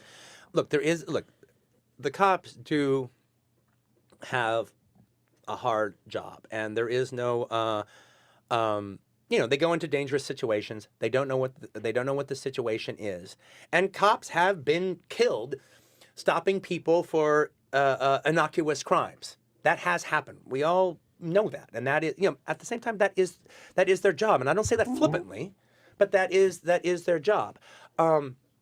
But at the same time, I still feel that, like the Eric Garner case. Well, to me, that was murder. The cop who strangled him was a murderer, and the other cops that helped, who assisted in that takedown, are accessories to that murder. Now, that is part of the things that the police force have pushed back against. Is like, okay, these guys have been indicted for murder, so okay, we're okay with that. But then these other guys have been let off by some sort of cop tribunal, and so now we have umbrage of you calling them a murderer. the thing that I actually think is interesting is it would be interesting to have somebody from the police academy sitting here and we watch the Eric Garner video. And I say what I saw and you say what you saw. And then they say what they saw. Because I don't see, I would like to see what it is that they're seeing that's different from what I'm seeing. Because I think most citizens watch that, and that is just what it is. And we're talking about New York, all right? If a guy was standing out there in front of a store in Woodstock, New York, I don't think they would have reacted the way that they did. And even the whole concept of like, well, he was selling loosies, that's not even for sure. He was known for selling loose cigarettes. But the witnesses at the scene say that was not what happened. That he was actually had broken up a fight, but he was just known for doing those kind of things. And he had just been harassed a bunch. I mean, I see a man who has been harassed time and time again, and he said, enough's enough. And I don't see where you basically have to completely acquiesce your manhood in a situation when you're confronted by civil servants. Wow, why do I feel like this is different than the Howard interview? No, it's interesting because the cops, I think most of us are pro cop, and that it's one of those things like with Eric Garner. I don't think they choked him on purpose to death. Meaning like, well, I don't think that they obviously they didn't get together and say we're going to kill this guy, and we're going to kill this guy. But at the same time, I mean, when a guy says I can't breathe, well, what the fuck? Right. Yeah, it seems like people just pick us. They line up. Like what I don't like about Patrick Lynch is that no matter what happens, he takes the same. Yeah. That's why I find him hard to trust anything he says, because no matter what it is, he thinks that his guys were right. And until there's 100% video proof, he never would come out and say, "I think this guy did wrong." Not even when there's 100% video proof, as far as he's concerned. The cop has to actually admit to it. I mean, there is no form of police brutality that he cannot find an excuse for. Yeah, it seems like he's always taking the angle of being protective. Okay, I can't believe I'm being fair to Patrick Lynch, but I mean, to be fair, that actually is his job. Yeah, but to me, it's like any other union head or special interest. It just irritates me. Quentin, one last thought on that. When the simple argument is had where they say, well, if he was a law-abiding, he'd still be alive today. Well, the point being is all the witnesses on the scene say he was law-abiding, that he was not doing what they suspected him of doing. It was just, they were just suspecting him because he was known for doing that. Right. And by the way, what crime are we talking about? Is that actually representing the taxpayers and the public good, busting that guy, even if he was doing it? Forget about the fact that he probably wasn't. See, I was under the impression that the business owners had called him. Like that the business owners had said, look, this guy's standing in front and he's affecting our business. Can you guys come No, they saw him out of the corner of his eye and they knew who he was. And they were just, what the hell are you doing around here? What's going on? You doing up to your old tricks again? Okay. Right. We only have a few minutes. I want to make sure we properly promote The Hateful Eight because I absolutely enjoyed this movie there, sir. What else did we want to say about this? Is this going to be a play? Because everyone is saying it is written, like the dialogue could be a play. Do you intend on making this a play? I'm thinking really, really serious about it. And I might do that actually sooner than later. I have to, part of my thing when I do a movie is I end up going all around the planet Earth to some degree or another, promoting it and saying it and watching it and talking about it. And I have to see how much juice I still have for this piece of material after, banging the drum on it for so long. But I like the idea of taking it to Broadway, rewriting it, restructuring it actually as a piece. And like for instance, just I don't want to give anything away. The reveal? Yeah. But if I did it as a play, it would never leave Minnie's haberdashery. There wouldn't be any of the stagecoach scenes. And it would start with chapter 5. Oh, okay. So you would see what the setup was right from the beginning, and then you just see those other characters show up 2 by 2 into the situation, which I think would be a really good way to do it. Interesting. Is there completely different way to do it. In this film, is there any, like one of the things about your film is there's always some good feet shots. And I've developed a bit of a foot fetish. Horse foot shots. All right. It's too cold for feet in this one. I literally, actually, when I was watching the dailies, you know what I'm talking about, the slow motion shot of the horse hooves in the snow? That was it. I was literally, this is the most beautiful foot shot I have ever done. Even more than Uma Thurman's feet. These horse hooves are the most beautiful foot shot What size ever. are her feet? I don't know per se, but Jimmy likes them big. Yeah, I've developed a bit of a foot fetish in the last 5 years, and I can't believe I'm saying that because it was one that I fucking avoided for the first 42 years of my life, and I've begun to enjoy feet. No feet in this movie. They're all in Dude, boots. I like a big foot on a woman. It's just something sexy. They're all covered up in this film because it's very cold. Yeah, it's very cold. We had Bruce Dern in here. He was a treat to talk to. He was a treat. He's a raconteur, if ever there was one. Absolutely. I remember Mr. Hitchcock told me. He has so many stories to tell, but he said the set they would arrive. It was -5 degrees. And it would warm up. I don't know if you guys officially warmed it up, but maybe the equipment and all. But it would warm up to. He had an electric blanket. Oh, really? It would warm up to maybe -20 because you really want to see the people's breath. Oh yeah, absolutely. You don't want to put that in post, obviously. No, not at all, not at all. And then he told a story, and Kurt Russell denied it, but he said that he was sucking on oxygen because the thin air, the altitude. Not like an oxygen tank next to him. No, in between, but actually, that's one of the things they give you when you first arrive at Colorado because the altitude is so big. You get these little oxygen cans to you get a little heady, you take the oxygen and you only need it when you first arrive, the first day or so, just to kind of get your equilibrium the right way. Yeah. And they all tell you drink lots of water. You get so sick of hearing that a weekend. They're like, make sure you drink water. I'm like, I fucking heard you. I'll drink the water. Yeah, exactly. Yeah. Did you? And be careful when you drink alcohol. But actually, coming from work, hey, all the better. Right. You drink less and get more effed up. Now, do you like do you prefer a clean foot or a stinky foot? I prefer a stinkier foot, and I don't know why. Just because you want to talk about this shit. All right. All right, fair point. I am honestly curious. Travis is a huge fan. You got a question for Quentin as we wrap up here? Okay, good. Yes.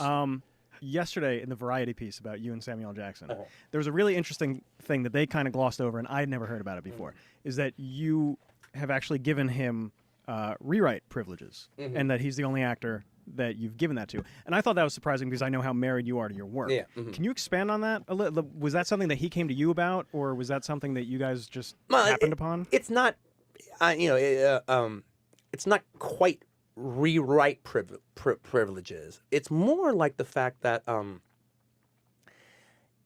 he's not a writer who can sit down on a blank piece of paper and fill out a bunch of stuff, but he is really good at looking at what's there and seeing if there's something else that can be put there that works both for his character and actually works for the storytelling and the drama of the story. And actually, it's not BS improvisation. It actually adds to he adds in my key, if you know what I'm talking about.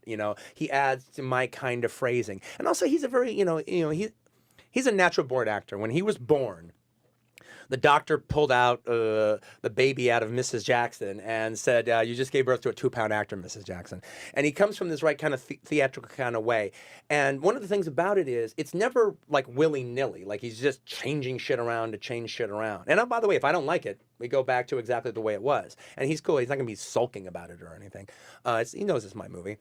But the thing about it is he figures it out at home and works it out to a fairly well. So when he presents it on the set or in rehearsal, it's performance ready. He's well prepared. Yeah, it's the idea has been shaped and digested, and he gives me a performance ready version of it. So I genuinely can appreciate it. And to give you an example of that, would be like in Django, when they have the dinner table scene. And Leo is standing there at the head of the table, and he's just kind of standing off his man on the side. And the way it was written, he was there standing off on the side. Sam worked out that whole business of parroting everything Leo said. That just makes the scene. It's just so beautiful, so terrific. I could sell Eskimo Joe to anybody. But what I gotta say is first things first. And he worked it all out when we did it, and it was just it had to be there. It just absolutely had to be there. That's his talent. Is there any actors you're intimidated to work with?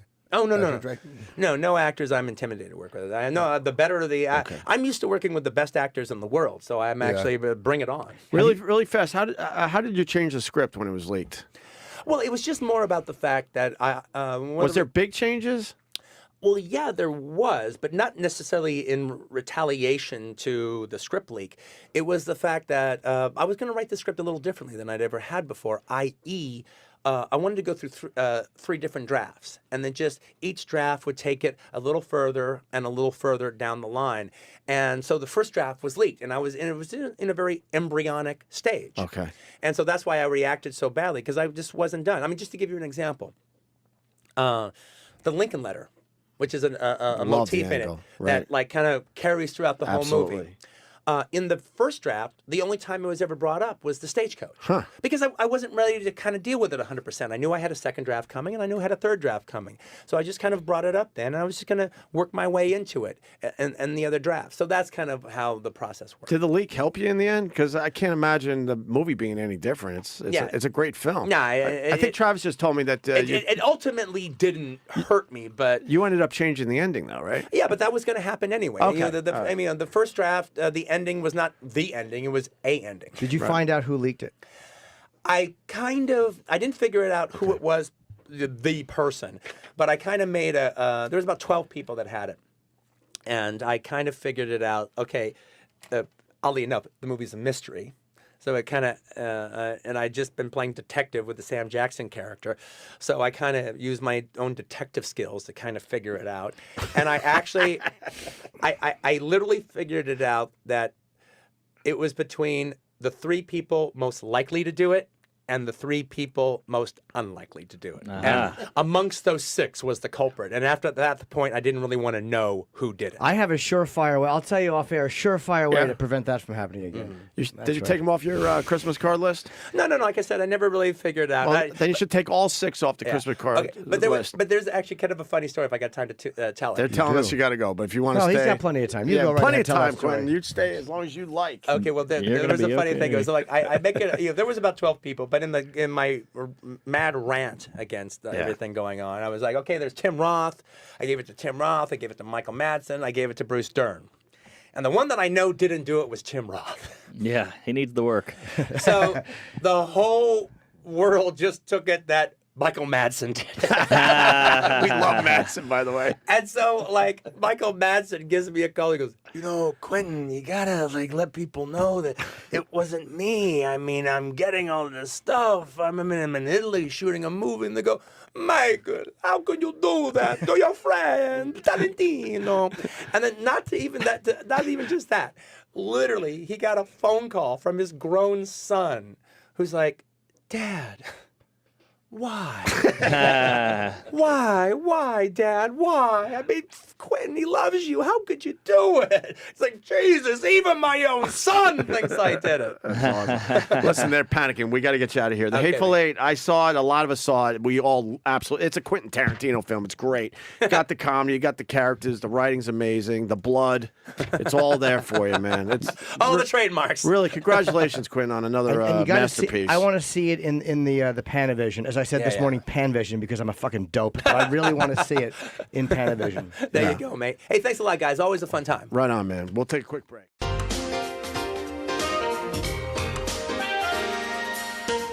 From our studios in New York City, this is Charlie Rose.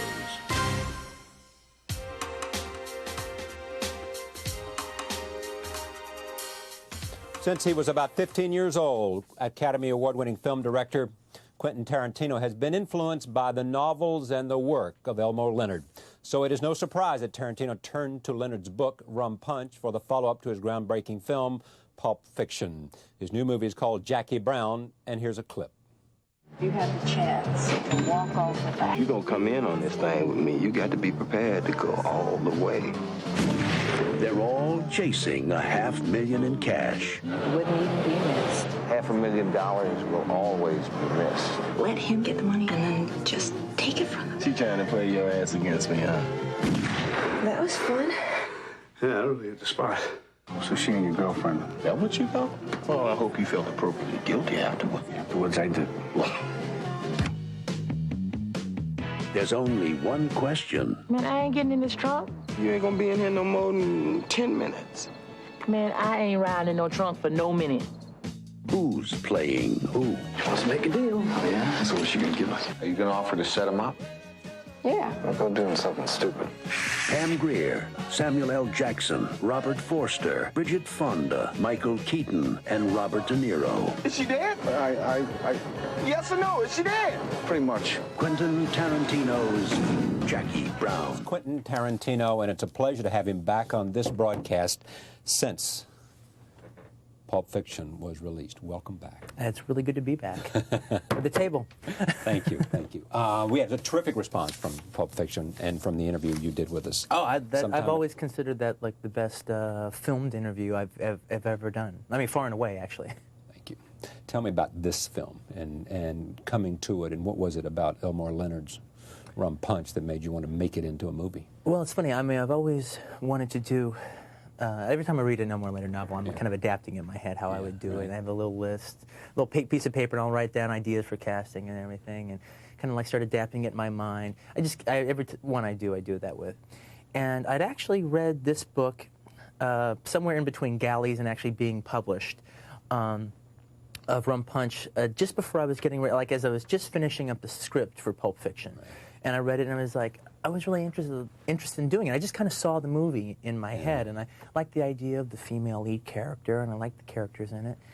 And I brought it up to do it, and then it was one of those things where it's like, you know, they'd have to like take it off the market, and I would have to be for sure that's what I would do after Pulp Fiction. And no director can really say, oh, I'm going to do this after that, because you don't know. So we let it go. And then it kind of ended up coming back way after the fact, after Pulp Fiction was made, and way after Pulp Fiction. And then I just read the book again just to read it again.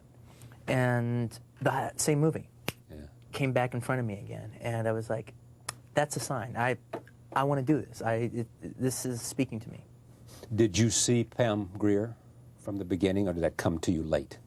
It came to me... If the time in between deciding I wanted to do it as a movie and writing the script is the middle, then it came in the middle. Yeah. Because what I did is I just read the book, and I actually didn't fantasize about an actress. I just kind of saw Jackie as the character in the book. And then after I read the book, I started like thinking, which is actually rare for me, because normally I try to put an actor's face to it, even if it's an actor I don't end up not when using. You're writing a screenplay. Well, just when I'm like reading the book, if I'm reading a novel or it's reading a script or something. So then when I started like trying to solidify what I wanted to do with this movie, I started thinking of who could play this character. And, you know, she needed to be in her mid-40s. That was something that needed to have happen, all right? Because it's the first thing that mostly anybody else adapting the novel would get rid of. They'd make her like 32 or something like that. And it's such a major focus of why the character does what she does. And so I started thinking of, and I've said this a few times, and it's kind of a funny thing, but it's actually the truth. I said, okay, who is an actress that's in her mid-40s, that looks like she's in her mid-30s, is, you know, just great looking, you know, just has got strength in her look as well as looking good. And also just looks like she could handle anything. Yeah. You know, one of the main reasons that Jackie's able to pull off a lot of the things she's able to pull off is she's not a criminal. She's a regular person, regular citizen. Put amongst cops really pushing her, put amongst crooks, deadly crooks, really putting the bite on her, and she always manages to keep her cool. And it's the fact that she keeps her cool that kind of keeps them like this. And I go, that sounds like Pam Grier. Yeah. Pam Grier could do that. That's what Pam Grier does. And then, upon thinking of that idea, any other actress I'd even kind of halfway thought of just kind of went away. They just couldn't stand up to the power of what Pam Grier would do with this role. And you called her? No, I didn't right away. I wanted to write it first. I actually, I didn't talk to her the entire time I was writing the script, and it took me about a year to write the script. So I'm turning it into a black woman and everything. Character's the same, but she's a different person, virtue of life experiences. And I can write black characters, so I'm like, and I actually know mature black women very well, and I have a tremendous amount of respect for them. So I was really enjoying putting that aspect into the character. And so I'm writing the character, and about like 3 months before I'm finished writing it, and I'm talking about after a year of writing, all right, I bump into Pam at like this science fiction award ceremony. She was there with Escape from L.A., and I was there with Dust Alone.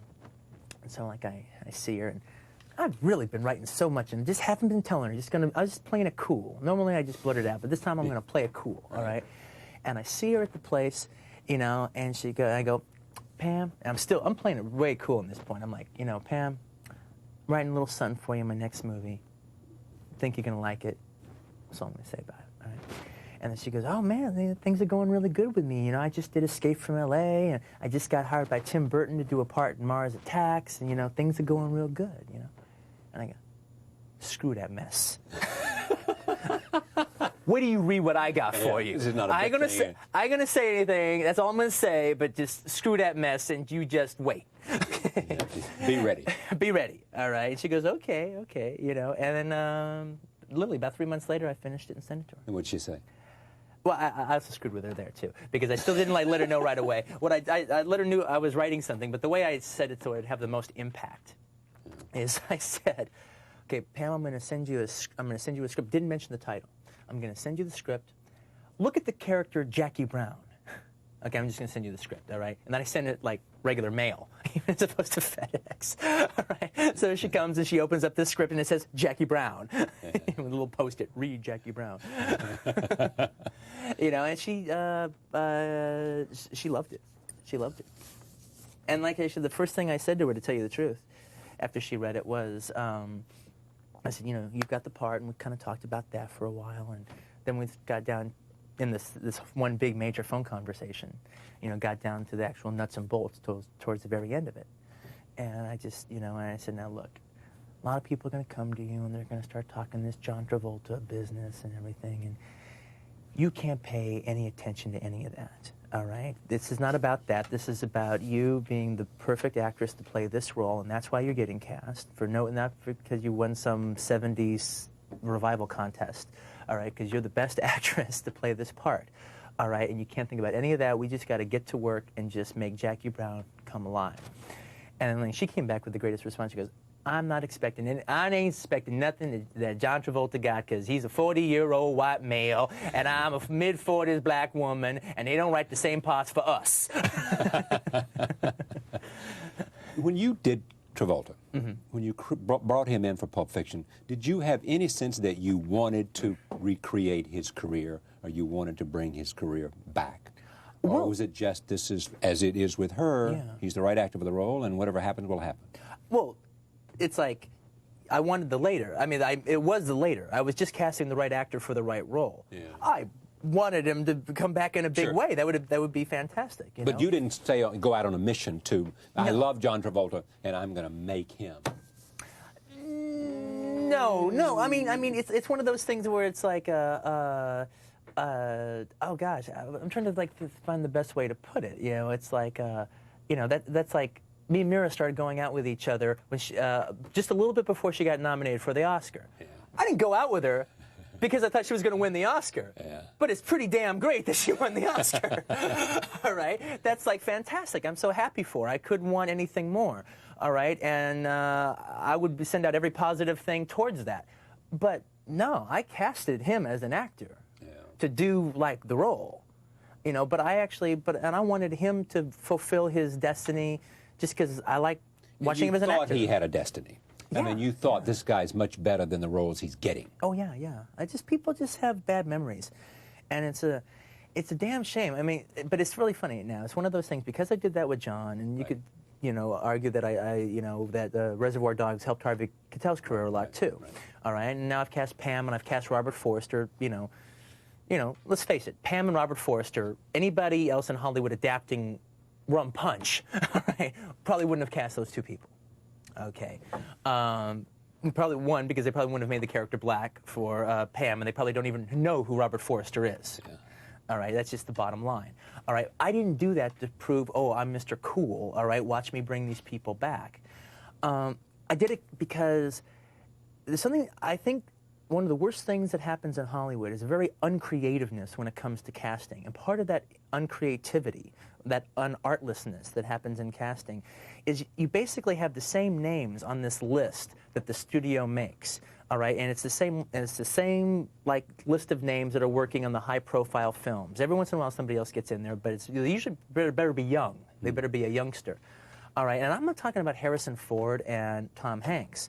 I'm talking about all the way down to the character actors, the bumbling sheriff and the corrupt sheriff and his bumbling deputy. There's a list for all of those kinds of roles. Yeah, and it's like there's the high-profile character actor, and that's why when you go see Hollywood movies, you see the same big kind of more or less bigger name character actors in 5, 6 movies.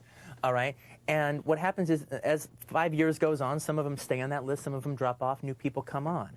All right, Robert Forster didn't go anywhere. All right, he's been working, but he's way off that list, and he's like doing like straight-to-video movies and stuff.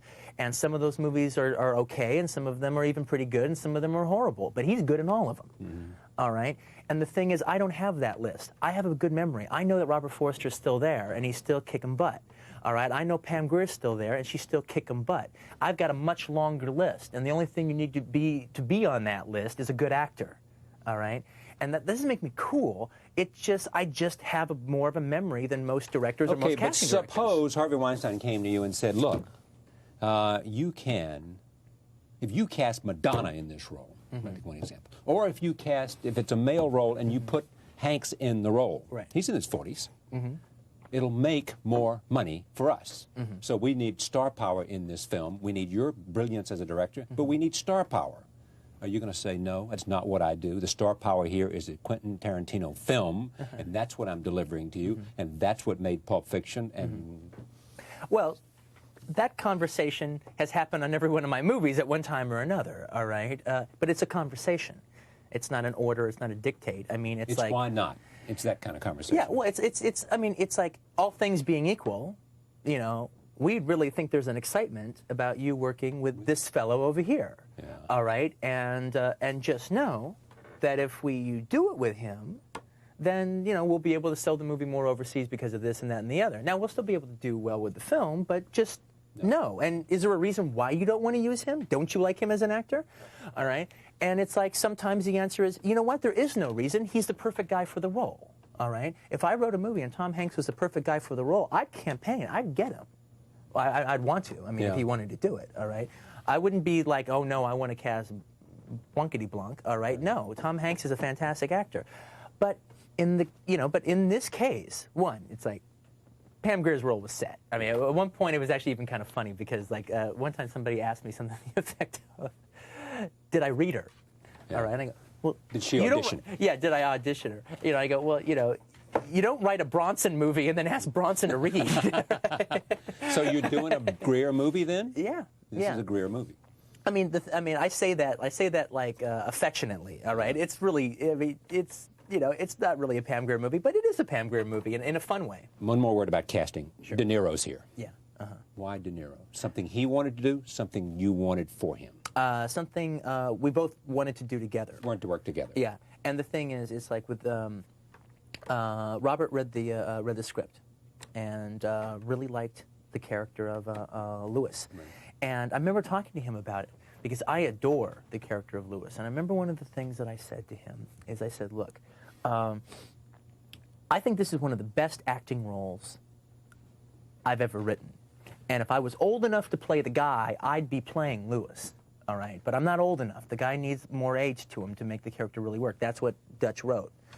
And thing is, but it's different from all the other acting roles I've ever written because it's not about dialogue. It's not about the guy saying all this like really cool stuff. It's a performance that needs to be given in body language. All right, and I remember even describing to him, I said, I want Lewis to have the body language of a pile of dirty clothes. And I happened to be talking to one of the greatest character actors in the history of the medium, all right? One of the greatest body language actors in the history of the medium. He got across those whole last 4 years in jail in that movie, in the movie that he plays, which you never see him in jail ever. Yeah. But there's like a baked quality to him. It's like he doesn't even quite realize how that last 4 years kind of took something out of him. That's just all in the way he kind of holds his drink and the way he just kind of like, you know, just sits on the chair and just kind of like glazes and watches TV and just listens to people talk and has his little drink there. He gets it all across in just physical movement. And, you know, he's just a wonderful character actor. With no instruction from you. No, we worked together. Minimal instruction. Well, a collaboration. Yeah, very much a collaboration. Very much a collaboration. And I feel very honored about that. He wanted to, we worked very, very well together, and he knew I understood the character too. I was actually thinking about this the other day. it's like when a writer creates a character, it's like the character's your children, all right? You're its mother, its father, all right? When an actor takes the character from you, it's like they're lovers, all right? Now, ultimately, people, you know, they grow on, and ultimately it needs to be the wife, man, or whatever relationship that it needs to like make it come through, and the parents need to kind of like let it go its course. All right, but to me, when you're like really investing into a lot in character work, that's kind of the relationship, and so we did that together, completely, and it was very, very. I'm not taking credit for his work, but I'm just saying that because that's his work, and he worked very, very well with his makeup woman. His makeup woman is like the third member of the creative team. Because she's not doing makeup. Her name is Ilona. She's magnificent. She works with him wherever he goes. She works with him. That's what she does. She does. She makes up De Niro. Yeah, but it's not about vanity. It's not about making him look good. It's about character. It's about, you know, would this character have coffee stains on his teeth? You know, what color hair? How much gray in it? Any gray at all? Should the whole thing be gray? All right, you know, sideburns. What about the tattoos? It's all about character, and then it's like Bob, me, and her, and I was very lucky to be brought into that, you know, to have him so willingly bring me into that creative process with him. And when you looked at the dailies and when you looked at the film when you were editing it, how good is he? He deserves his reputation as possibly the greatest actor of his generation. I've come to the conclusion from editing a film that he's made, seeing every last little bit of footage, I think he is the best actor in the world. And what makes the best actor in the world? What is it that you see there? Because in sports, you can measure it. He won 5 Masters. He was a Wimbledon champion. Yeah. He won the Yeah, World I know Series. exactly what you He's mean. run the mile in 3 minutes and 57 seconds. You know, that kind of thing. What is it about the best actor? Well, I'll tell you what I mean from my point, because you almost can't compare artists to athletes because somebody's this is not somebody's that. Having said that, I've never seen an actor so completely consume himself in character, in true character work during the work. All right, and what I mean by that is when Robert is playing Lewis and you're looking at every single solitary piece of footage you've ever shot on the man, all right, every single moment, he is Lewis, he is working moment to moment. He's not thinking about over here, I'm going to do this and this and this and I'm going to get to this. Over here doesn't exist. The only thing is right here, what's happening right now. And, you know, some acting people suggest something to the effect of like there's a zillion choices out there and any one of them is possible and any one of them is great. I actually don't believe that at all. If you are really in character, you only have a few choices. If something weird were to happen at this table right now, there's not a zillion ways Charlie Rose is going to react. There's probably about 4 ways Charlie Rose will react. All right? And De Niro has that down. He is so in character. He could be doing a scene right here, right now. If he was doing me, he'd know the 4. Yeah.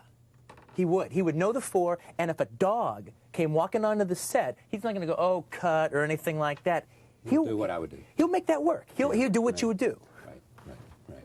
You want to be, over the term of your life and career, considered serious about acting. Yes. You don't want people to think, I do these cameo things or I play with acting as a kind of fun thing. You want to say, I can do this, and I'm going to polish, work on, develop that craft.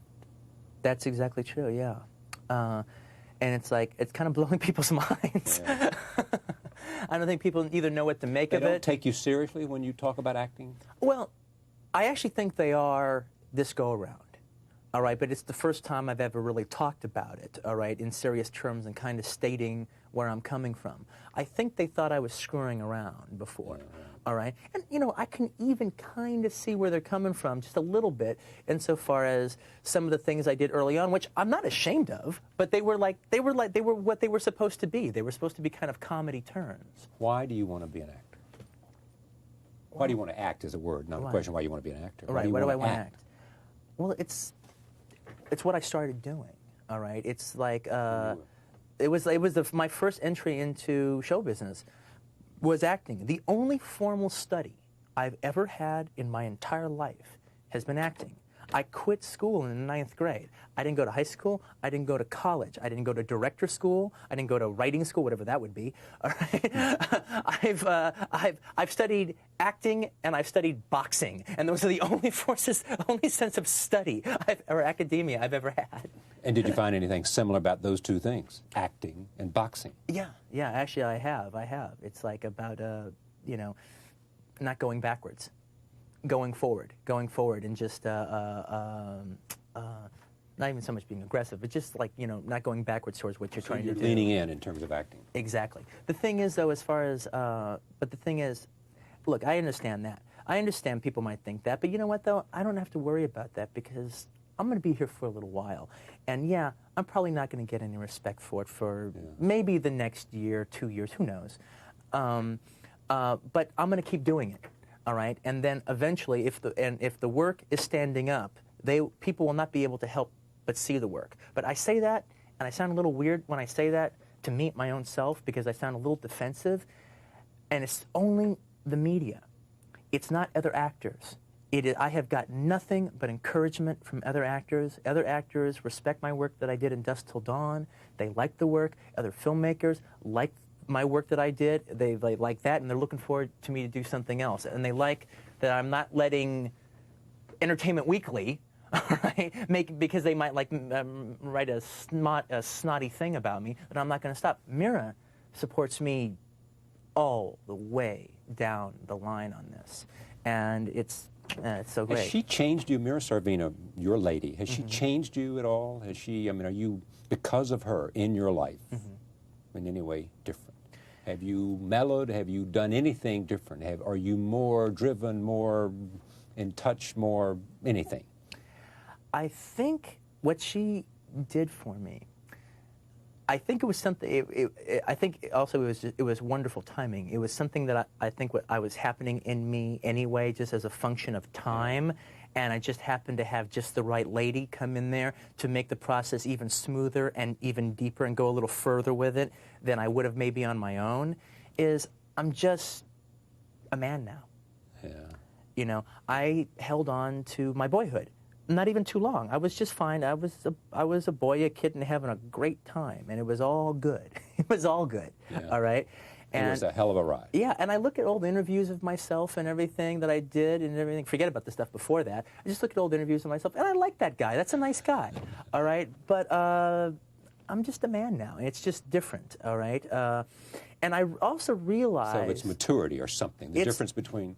It's maturity, it's masculinity, it's everything, and these were all things that held in reserve. But you see, I don't know how to say this other than to just say this. Mira's a real woman. She's a woman, all right, and I was coming into my own as a man, all right, and then woman met man, and woman and man got deeper. We met each other at just the right time, but she's a woman, and you got to keep up with a real woman. When you're with a real woman, you better be a real man. And she would say the same thing, you think, in terms of understanding the sort of dynamics of this relationship? Oh, yeah. I think so. But you'd have to ask her. I will. She's Clint Eastwood for you. As you look in terms of body of work, which is a word that comes to you now, and you think about that, you know you're established, you know that you have something going, you know you've got talent, craft, vision, screen, and abilities in a variety of the disciplines that make a film. Eastwood, you admire because? Well, actually, what I admire the most about Clint Eastwood, all right, is the fact that he's an artist, and he's an artist who has managed to control his own world with a patron studio. Yeah, Warner Brothers. All right. He has a very unique situation at Warner Brothers. Now, there's other filmmakers that have unique situations. Martin Scorsese could set up a situation like that pretty much at any place, and that he'd be doing his thing. All right. And Woody Allen has that relationship with whoever he works with, but Eastwood is a little different. Because Eastwood has a situation with Warner Brothers, and it's lasted for a long time, all right, and it's been profitable for them for a long time. And he has like a responsibility that you just don't see in other filmmakers as far as his relationship to Warner Brothers. They're family. There's just no 2, 3, 4 ways about it. Okay, Clint Eastwood is a member of the Warner Brothers family, all right? And at the end of the day, he's as important as anybody at Warner Brothers. And it doesn't matter if his last film was a hit or not. Back to this movie, because I want to move on to a lot of other things. When you're making this movie, you've written your script, you've given it to Miramax. This is the script I'm working on. This is the script. This is it, guys. We're going. Right. We've cast this thing. We've got De Niro, we've got Pam Grier, we've got Forster, we've got Bridget Fonda. We got Bridget Fonda in this. Michael Keaton. And Michael Keaton is in this. And so we're ready to go. What's it like once you start? You get up in the morning and you go shoot. You've got your shooting schedule there. Did you come in on time for this film? Oh, yeah. We always finish on time. Not over budget? No, not at all. Actually, a little under budget, actually. What do you do other than make the film while you're making a film? Well, it's funny because I directed this film a little differently than I've directed my other movies. And I think it was partly due to the influence that acting's had on me recently, just thinking about it a lot. When I was talking about De Niro, we were talking about the whole thing of being moment to moment. All right, and not being result-oriented. It's about just where you're going while you're at that moment. And I showed up on the set. I'd show up on the set, and I did this a lot in the first 2 weeks, and then finally it was just completely my way of working, is I'd show up on the set with not a shot list or no storyboards or anything like that. All right, I mean, for like a really big cinematic sequence, like I knew I wanted to have that crane shot and that stuff with Ordell and Beaumont, in the trunk. Or I knew that. I needed a crane for that day because you got to tell them got to be a crane there. But aside from that, is most of the just acting scenes, I'd show up first thing in the day, and I wouldn't have a shot list. We didn't know exactly what we were going to do. All right, we'd just go on the set, and we all shot on location. And then me and the actors would walk through the scene. The crew was gone except for maybe the cinematographer, and we'd just kind of go through the scene. All right, and we would see where we were that day. Yeah, we had 2 weeks of rehearsal, but nothing was ridiculously said unless it was super important. And we just kind of found it. Very no pressure, just discovered it that day. All right, so then we did that. And then once you do that, especially when you're talking about an acting scene, how to cover the film becomes fairly obvious. Where's the best place to put the camera to get the most out of what the people are doing? So then you send the guys off to makeup, and then I would do the shot list, and then I knew after about a couple hours or an hour and a half or so, actually about an hour and a half, from the moment set officially started, I'd know what I wanted to do that day. And I liked working that way. It's like directing moment to moment. I'm not dragging. I always make fun of people who do all this work in their bedroom, right. With a shot list, or even actors practicing how they're going to do this and that. You got to leave the bedroom at home, all right? And as an actor, which you want, and some actors are different, but what I like is my method is to just invest in the character and don't worry about the text.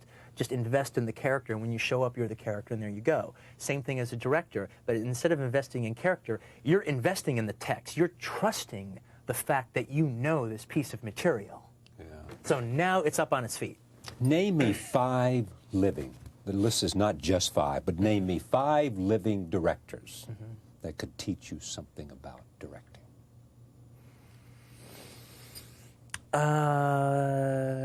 Steven Spielberg. Because?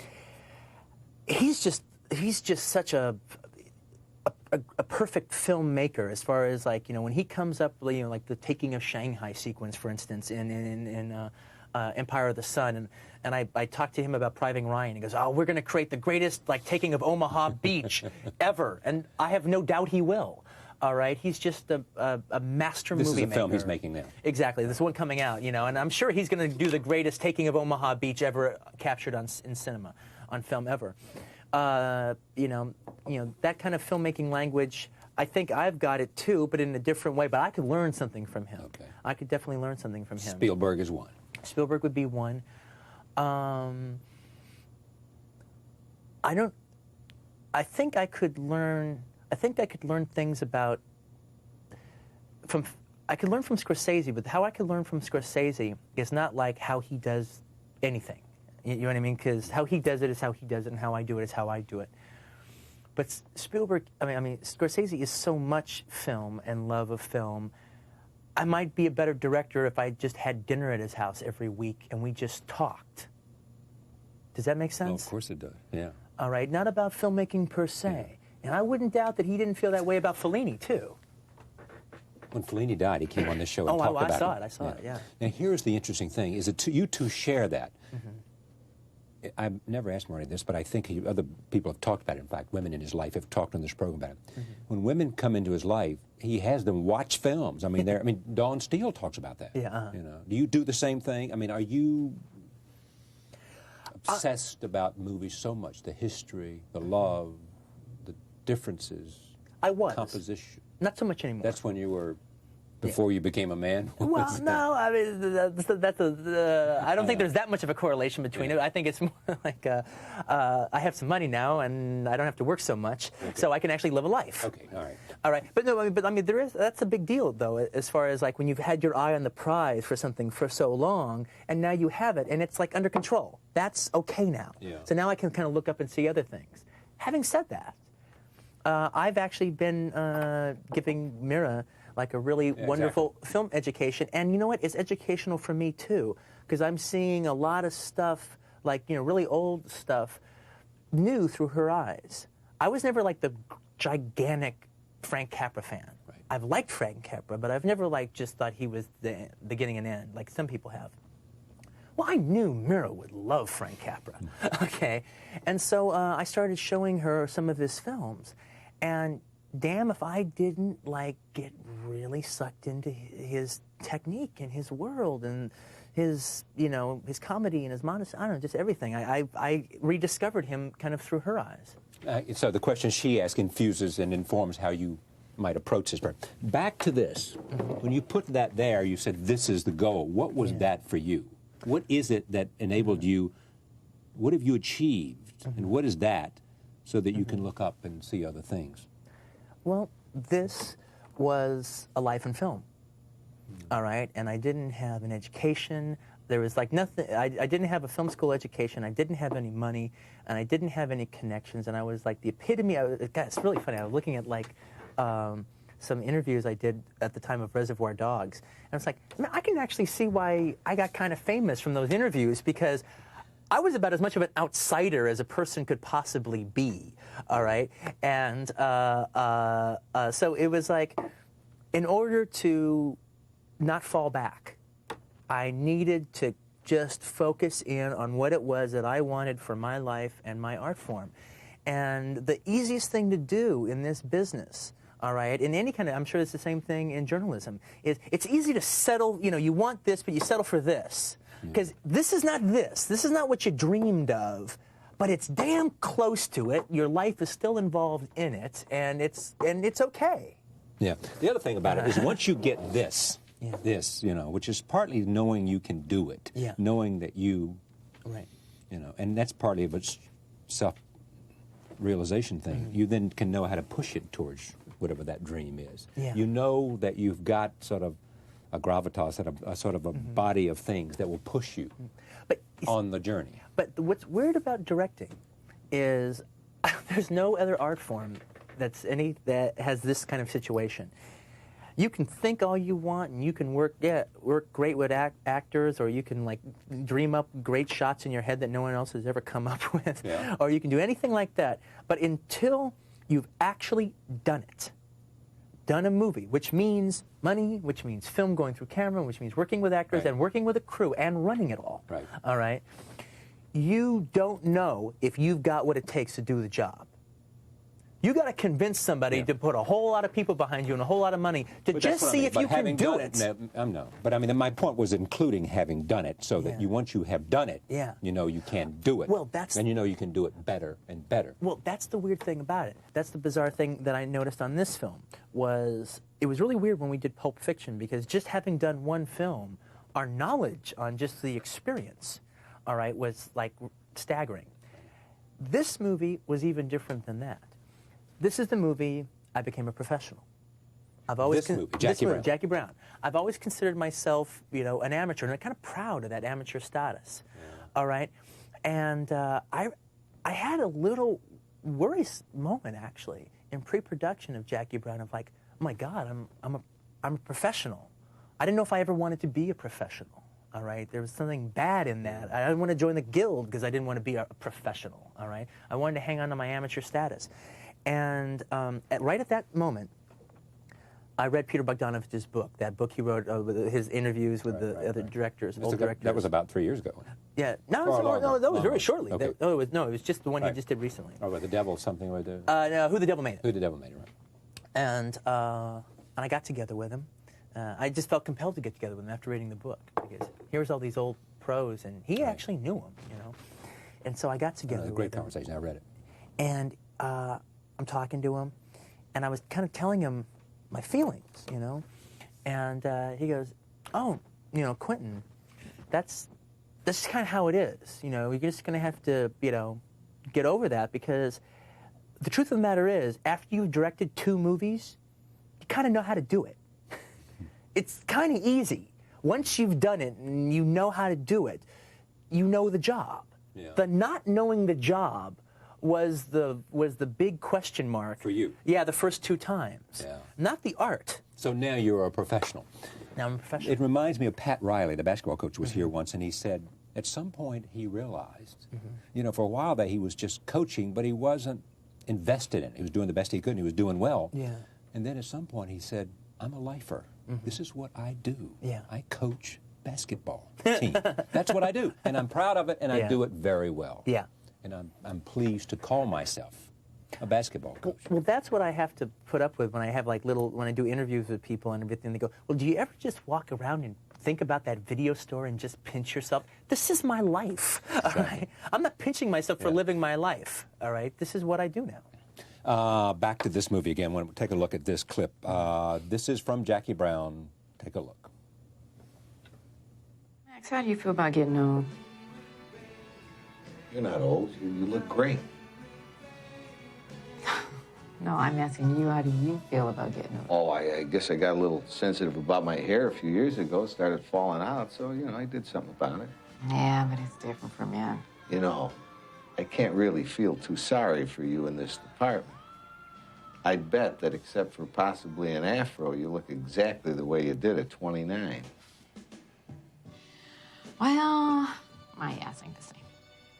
Bigger. Yeah. Ain't nothing wrong with that. Why do you like that scene? You don't see that often in most movies, a scene like that, you know. Or What was different about it? Well, it's like 2 people talking fairly honestly about themselves. And there's something kind of wonderful about the relationship going on there. And but it's also kind of basic too. I mean, so you did one cover shot. Right. Oh, yeah, no, it's not reinventing cinema. No, which raises me to this question. What is it that makes a good director? What is it? I mean, is it choice of shots, or is it something much more profound and fundamental in terms of what separates boys from the men? What separates those who have genius from those who can make good movies? At the end of the day, I just think there are certain people, you know, this is going to sound so simplistic to say this, but I think my heart of hearts, I believe it. At the end of the day, there's just some people that God touched and just said, you know what? You're a director. Yeah, you're supposed to make movies. Now, there's other people, the theater directors and television directors and all kinds of stuff, but there's some people that it's just like, you know how to make movies be movies. And you think that was what happened to you, and when did it happen? When did you think that thought? Or did you just know for a while that I love making movies, I love movies? Well, I knew all through my childhood, movies were like my one thing that I just adored and loved and above all others, all right? And, I wasn't that interested in athletics or any of that stuff. I was interested in movies. And when I started studying acting and, I wanted to be an actor, so I'm hanging around all these other actors and stuff, and I realized that they didn't like movies half as much as I did, and as a matter of fact, they were pretty damn narcissistic, all right? They were just into themselves. And I seemed pure in my way of thinking about it, all right? And at a certain point, I just realized that appearing in movies wasn't enough for me, all right? I just loved them too much to simply appear in them. I wanted them to be mine, all right? I wanted to have ownership over them. I wanted to create them. And, those were, even when I was an actor, my heroes weren't other actors. My heroes were directors that I wanted to act for. I don't want you to get away with this question. You named 2 actors. Give me 2 directors. Give me 3 others that could inform you about the craft of directing. Well, he died just recently, but I have to mention him because actually I learned a lot from Sam Fuller. Yeah. All right. So much of this stuff is very instinctual. You know, it just kind of seeps in. But you know, I have to also say, you know what? Okay, let me talk about people who I could know and what they could teach me, as opposed to from osmosis.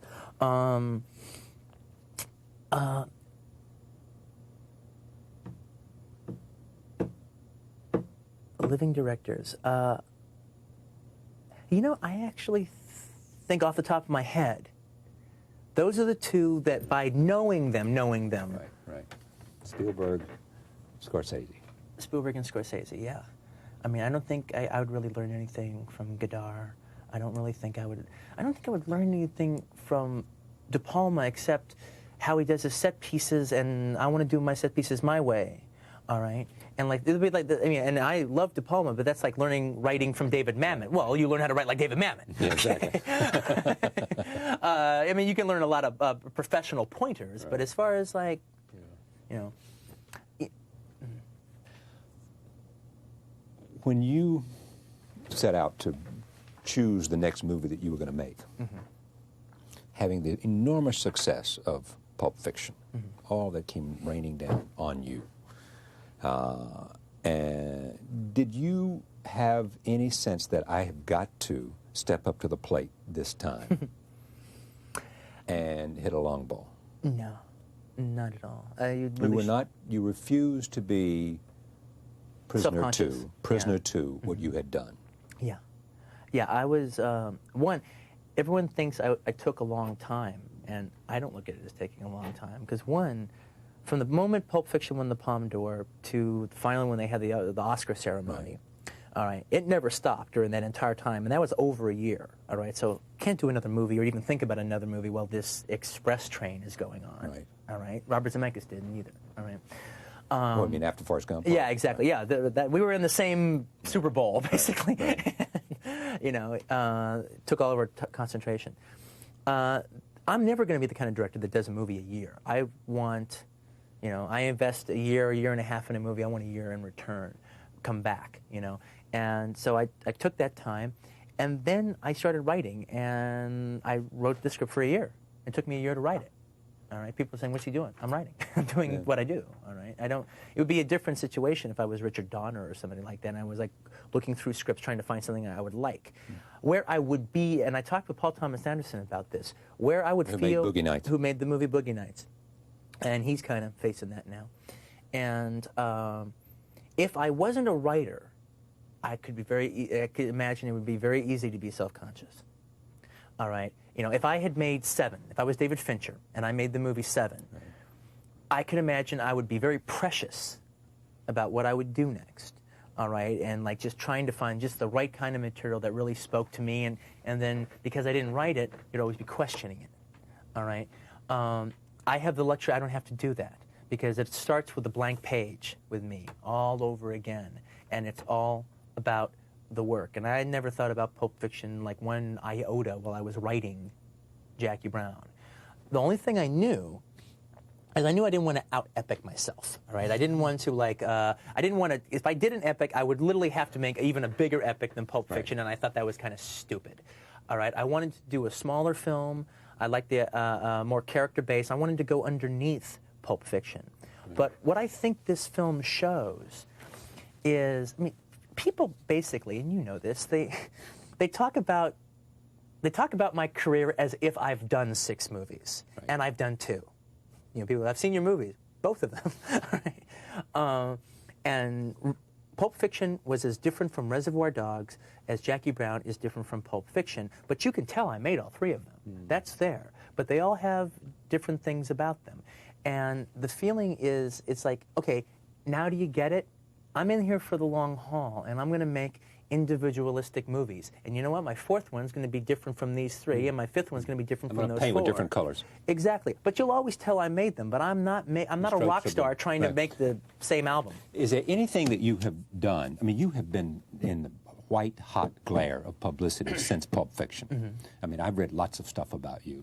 When you look at all that, do you just say, hey, I had a great time, I've lived a good time, I've been serious about my work, I've experimented with things, some did well, some didn't do so well, but when I look at how I've spent my time since I made Pulp Fiction and became such a cult favorite and did well at the box office in addition, I got no complaints. Oh, not at all. Oh, it's all been wonderful. I mean, it's like, some movie magazine taking a swipe at me. That's not going to care. Who cares?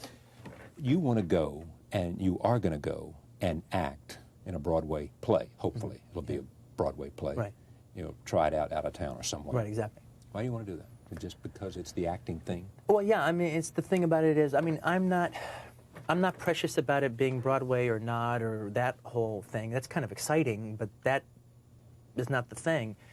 I'm just, it literally, they sent me the play, and I read it, and the part is a great part, and I know I can do this guy really well, and I know it would be a great role for me, and it really was no different than that. It was just down to that. It was like, I thought I could do a really good job with this role, and I've been kind of precious about what I've done since I did my performance in Dusk Till Dawn. I was very proud. I did what I wanted to do with that. I was very proud of that work in there.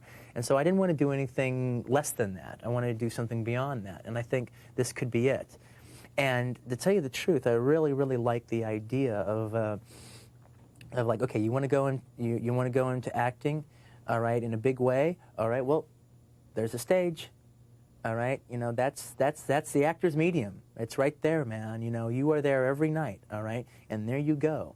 And who knows? It's like if it works out in this play, maybe I might like make a movie and then go back to the theater and do a part in a play. Do another movie, go back to the theater as an actor. Do another movie, go back to another theater as an actor. Rather than try to be in movies or something like that. Who knows? We'll see how it goes. What kinds of films do you see yourself making over the next 5 years? I mean, do you can see something that's similar between Pulp Fiction and Jackie Brown? It feels the same. It's the conversation. It's the language. It's your language. Your language will always be there. You turn down Men in Blue. Men in Black. Whatever. Men in Black. You turn down Speed. You've turned down a lot of things. Because they didn't what? It would be unfair to say I turned down Men in Black. I did, but I mean, it wasn't what I wanted to do. Okay. All right. But the thing is, though, I'm pretty self-generating. It's like I'm not really in the market for reading scripts and like falling in love with it. I want to do the stuff myself, either adapt it or be an original. It's just like if you're dating. And you say, what kind of woman do you want to fall in love with? All right, anytime you try to put it into words and everything, you'll be damn sure to fall in love with somebody else. You know it when you see it, but you can't describe it. That's it. There is this said about you and about this film, is that Quentin somehow loves black culture, loves black music. What is that? It's me. It's like this movie. I have different sides of me, and this movie is that side of me. I grew up completely surrounded in the '70s by black culture. Probably the greatest time of black culture in this nation's history, where it's like out in the forefront. And I went to an all-black school for a long period of time. My mom was a young lady, very young lady in the early 70s. She had black boyfriends. I hung out with them. Her best friend in the world, my second mother, is a woman named Jackie Watts. She's black. The whole house was like United Nations, all right? And I just grew up completely around black culture, and it's part of me. And I'm not a visitor to it. It's part of me. It's the same way somebody goes to Paris and lives for 5, 6, 7 years, comes back to America, you put them around a bunch of French people, all right, they're just kicking it in French and, and they just got it down, all right, and they're just doing their thing. That's me, except that was me through like my entire childhood. And when Spike Lee comes along and says, you know, why is he using in his screenplay the N-word so much and putting it in Samuel L. Jackson's mouth? What do you say? What I say is that's two questions, actually, all right? And you got to find out exactly which question he's asking. If he believes in his heart of hearts that I'm a racist, that's one thing. Okay, if he doesn't believe in his heart of hearts, and he knows that's not the case. Yeah, he knows that. All right, yeah. Okay, if he doesn't believe that, then has nothing to do with that. It's simply about me being a writer now, all right? And as a writer, I demand the right to write any character in the world that I want to write. And I demand the right to be them, I demand the right to think them, and I demand to tell the truth as I see they are, all right? And to say that I can't do that because I'm white, but the Hughes brothers can do that because they're black, that is racist. That is the heart of racism, all right? And I do not accept that, all right? If he came out with a statement and said the word nigger was used too much in Menace to Society or The Dead Presidents, then at least I still would completely disagree with it, because as a writer, I have the right to do any damn thing I have the talent to achieve, all right, and to fail at too. But but to say that, but for him not saying that to them, but saying that to me, that is BS, and I don't have time for it, all right. And now the thing is, I can guarantee you, Ordell Roby did not lie in that movie.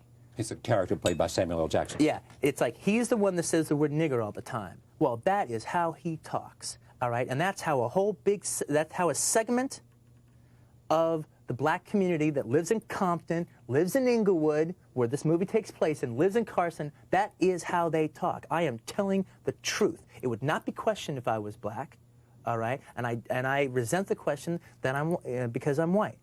All right, I have the right to tell the truth. I do not have the right to lie.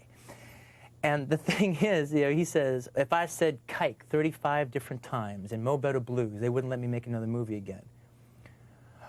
You know, it's like, well, what are you mad at? Right? Did you want to do that and they didn't let you? And you're going to blame me?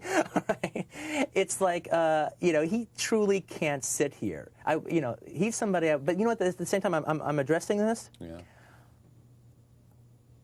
I'm the maddest at the fact that he didn't call me personally.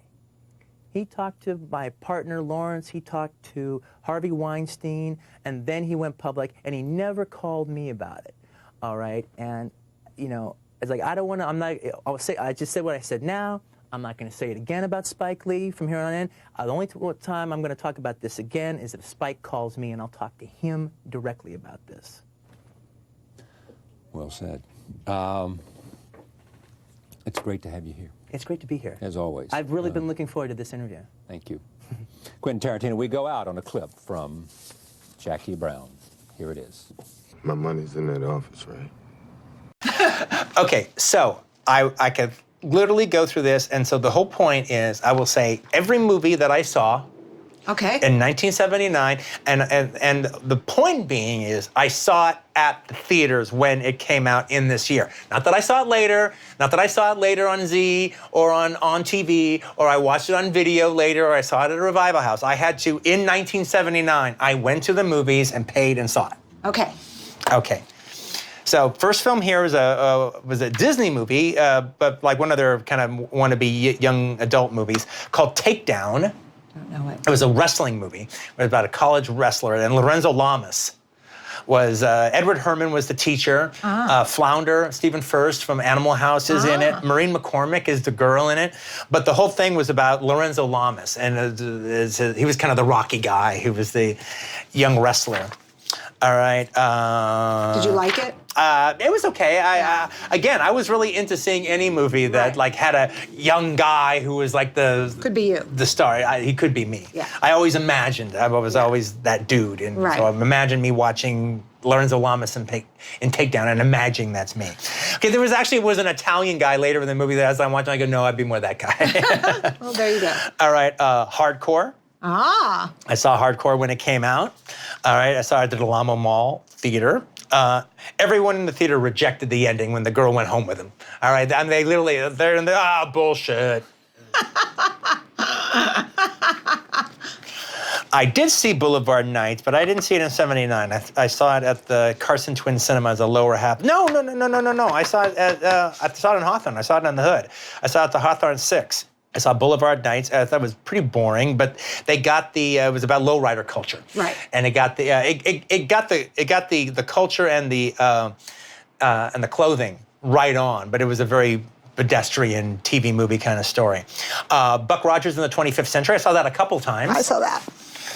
Gil Gerard. I thought he was really quite good in the movie. Gil Gerard. And it was actually kind of interesting because it was like Star Wars came out in 1977, and it became the sensation. And so they needed a science fiction movie right away, but they all had to be big. So for a year they're waiting for another science fiction movie, but they got to make them. So they're all going to come out at the end of '79.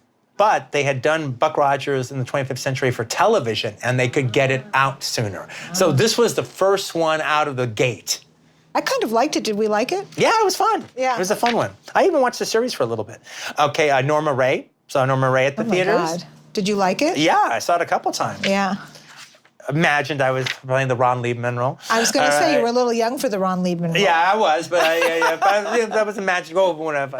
You could be the. If I'm the older version of that guy. If I don't break like Eric Roberts, all right, I'll be the Ron Liebman type. You could be the union activist. Yeah.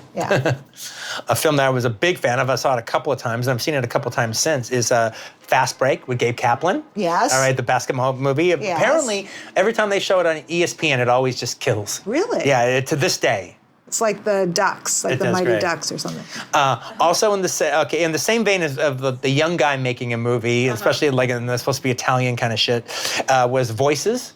With Michael Octane and Amy Irving, where she's the deaf girl, and he's the kid from the wrong side of the tracks that helped her become a dancer. And Kale reviewed that, I think. No, she didn't actually. No, she didn't. She didn't. Somehow I feel she did. She liked Michael Octane. Yeah, she put down. No, she used to make fun of Amy Irving at this time. She changed her tune with Yentl, but she really made fun of her a lot for the competition. Did she make fun of her in the De Palma? The one where she's with Andrew Stevens, whatever that's called, where they're twins? No, she would. She doesn't talk about Amy Irving that much in the Fury review, or Andrew Stevens for that matter. Oh, okay. Okay, China Syndrome. Saw China Syndrome. Not only did I see China Syndrome, I remember I snuck into that theater because it was a multiplex. It was at Delamo Mall, and they had low seating, and I snuck in. So I came in. I saw the ending first. That whole ending with Wilford Brimley. All right, so I saw the big climax, all right, and I saw the whole theater be affected by the climax. Then I stayed to see the whole rest of the thing.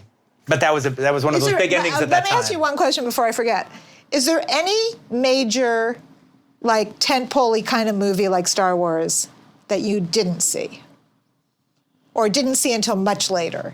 There might be. Did you miss, like The Matrix or something? No, of course I saw The Matrix. No, I know, but you know what I mean. Yeah. Well, no, there's a lot of stuff now. All right, that doesn't count now. Okay, so I've never seen a Harry Potter movie. All right, me neither. I saw the first Avengers, and I saw the. I didn't see the second one, but I saw Captain America: Civil War, which is like an Avengers movie. Yeah, it was definitely. But there's all there's all kinds of stuff like that. I've never seen a Hurt Locker. I've never seen not Hurt Locker. I've seen Hurt Locker, but the Hunger Games. I never saw that. Right. Because I love Battle Royale so much, I'm just offended that it exists. Okay, so to go through these a little bit quicker. Okay, so Old Boyfriends, written by Paul Schrader. Right. With Talia Shire. Right. So that. Not only did I see the movie version of Bell Jar, I actually wrote a review for it for a singles magazine that actually gave. If you wrote reviews, it would give you the press screening tickets. So I wrote 2 reviews. I wrote the review for the Bell Jar. When you were 14? I wrote a review for the Bell Jar, which again, me writing a review of the Bell Jar with no concept of the book whatsoever. There's only the movie. Who plays Sylvia Plath? It was directed by Larry Pierce, the guy who did Other Side of the Mountain, and starred Marilyn Hassett from Other Side of the Mountain. Okay. I liked it. Okay. I'm sure it's very good. I don't know. I liked it then. I don't know if I'd like it now. Hair, all right, which I saw at the Cinema Dome when it came out. I thought it was. I think Hair is kind of a travesty now, but people loved it when it came out. I know. I didn't like it. I loved it back then. I did? cried to Let the Sun Shine with Burger's grave and everything. And I remember Roger Ebert picked it as his favorite movie of the year. Now I think it's lame. I agree with you. Very lame. I agree with you. And but it does not hold up. but there's a reason. But there's also a real reason why it doesn't. Why to me it doesn't work. And part of the big reason why it doesn't work is, and he gives a good performance in the movie. It's the casting of John Savage as Claude. All right. So when they cast him as Claude, he can't do the songs. That's not what he's there for. Well, Claude has as many songs as Berger has in the movie. So when they pretty much neuter Claude to a non-character who only has authenticity going for him because he does look a little Oklahoma-ish. All right. So they neuter Claude and they make Berger way too big. Now Berger has Claude songs. He has Berger songs and he has Claude songs.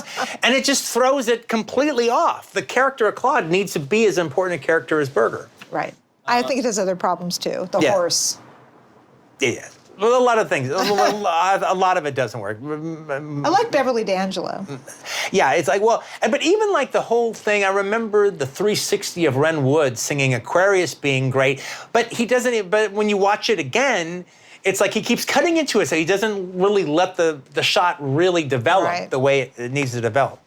Okay, at the same time, Love at First Bite. George Hamilton. Mm-hmm. Manhattan, Woody Allen following up Annie Hall in this huge, big, incredible way. Great year.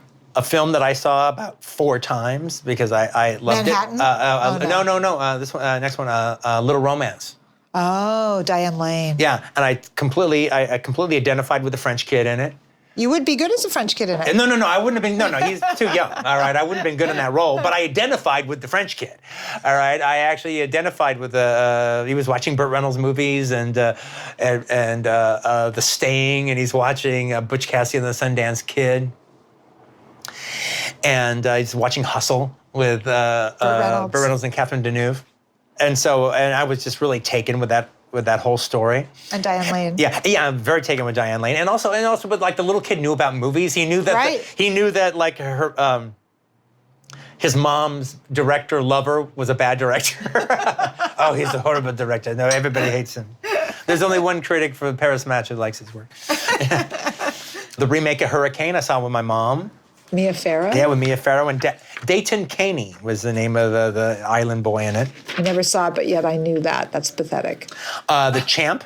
All right, with John Voight. I saw that. Ricky Schroeder. Yeah, little Ricky Schroeder. Saw that.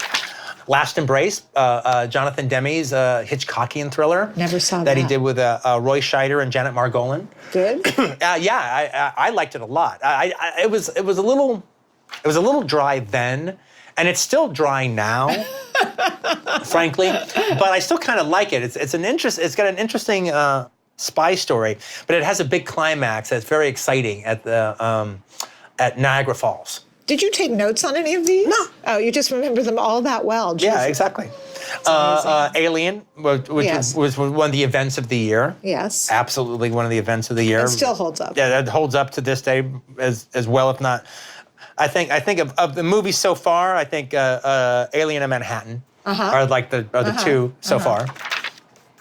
Escape from Alcatraz, which was too dry for me back then. I love it now. I love it now. I love it now. I wrote a review for it on the New Beverly website that I'm real proud of and everything. But I love it now. But it was too dry for me back then. It's really good though. A movie that actually holds up even better, I like it more now than I did then, was Richard Lester's Butch Cassidy and Sundance, the early years. Which we showed it at the New Beverly a little bit ago. It plays really great. Tom Berenger and William Catt. And they're great together.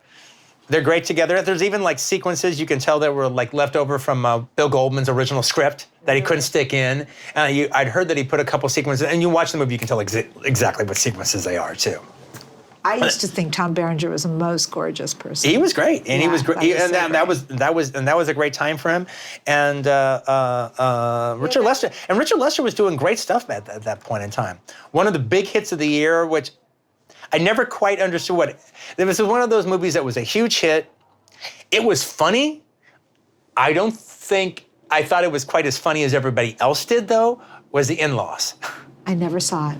Yeah, I definitely saw the In-Laws. It was funny and I liked it, but it was Alan Arkin. Yeah, Alan Arkin and Peter Falk. Peter Falk, and it was a smash hit. Yeah. It was one of the big hits of the year. And he's a spy or something. Yeah, the in-laws of their daughter, And then their they son. remade it with I think they did it with Michael Douglas or something. Albert Brooks. Yeah. The Main Event with Barbara and Ryan O'Neal. Okay, the Muppet movie. Saw that. North Dallas 40. Fucking loved North Dallas 40 when it came out, and I saw it. I thought North Dallas 40, and maybe this is true. I thought that was so adult. Oh yeah. Oh no, me too. That was one. I thought it was like he can't get out of bed. The girl's sleeping there. I mean, it was very. Oh yeah, no, it was the idea. It was dark. He wakes up. It's like the first image is him waking up with the blood on the pillow from the bleeding nose. First thing he does is light up a joint. Yeah. All right. He feels all the aches and pains, and his body's out of alignment and shit. And first thing he does is have sex with a guy's wife. Exactly. And she's kind of exotic in a not normal like football player kind of way. And then the humor was so profane. Yeah. And so here is what in 1979 would have been my favorite movie of the year, Rocky II. Okay. To me, one, I like Rocky II more than Rocky I. Who's the opponent in Rocky II? Oh, it's Apollo Creed again. It's their big, okay. it's their big rematch. And there also was this aspect because after Rocky, Stallone, his follow-ups didn't do well, and the press made a big deal about that, about how Fist flopped and Paradise Alley was a flop. I didn't know it was a flop. All right, I saw it 3 times. I didn't know it was a flop. I love that. But they were really taking him. There was the press machine that had made him the Cinderella boy was now rolling over on him. And they go, he can't really, he can only play as a stupid boxer. That's all he can do. And he's completely flopped out. And he's a real loudmouth in his press interviews. And so then he comes out with Rocky II. And now he's directed Rocky II. So Rocky II kind of has to work, or he is, Sylvester come lately. And it's a smash. Yeah. It's a terrific movie. It actually betters on a lot of the aspects of Rocky. And he is beyond charming in the film. It was like, after all the whole Sylvester Stallone, the celebrity, it kind of got put through the ringer to a giant degree. But to see him play the Rocky character again, it actually reminded you why you liked Rocky so much in the first place. And like, the first Rocky movie is more of a character study. This is more of a personality expansion. Right. But it works completely as a personality expansion. It's just he's and he kind of has the audience in the palm of his hand. That was one of the reasons.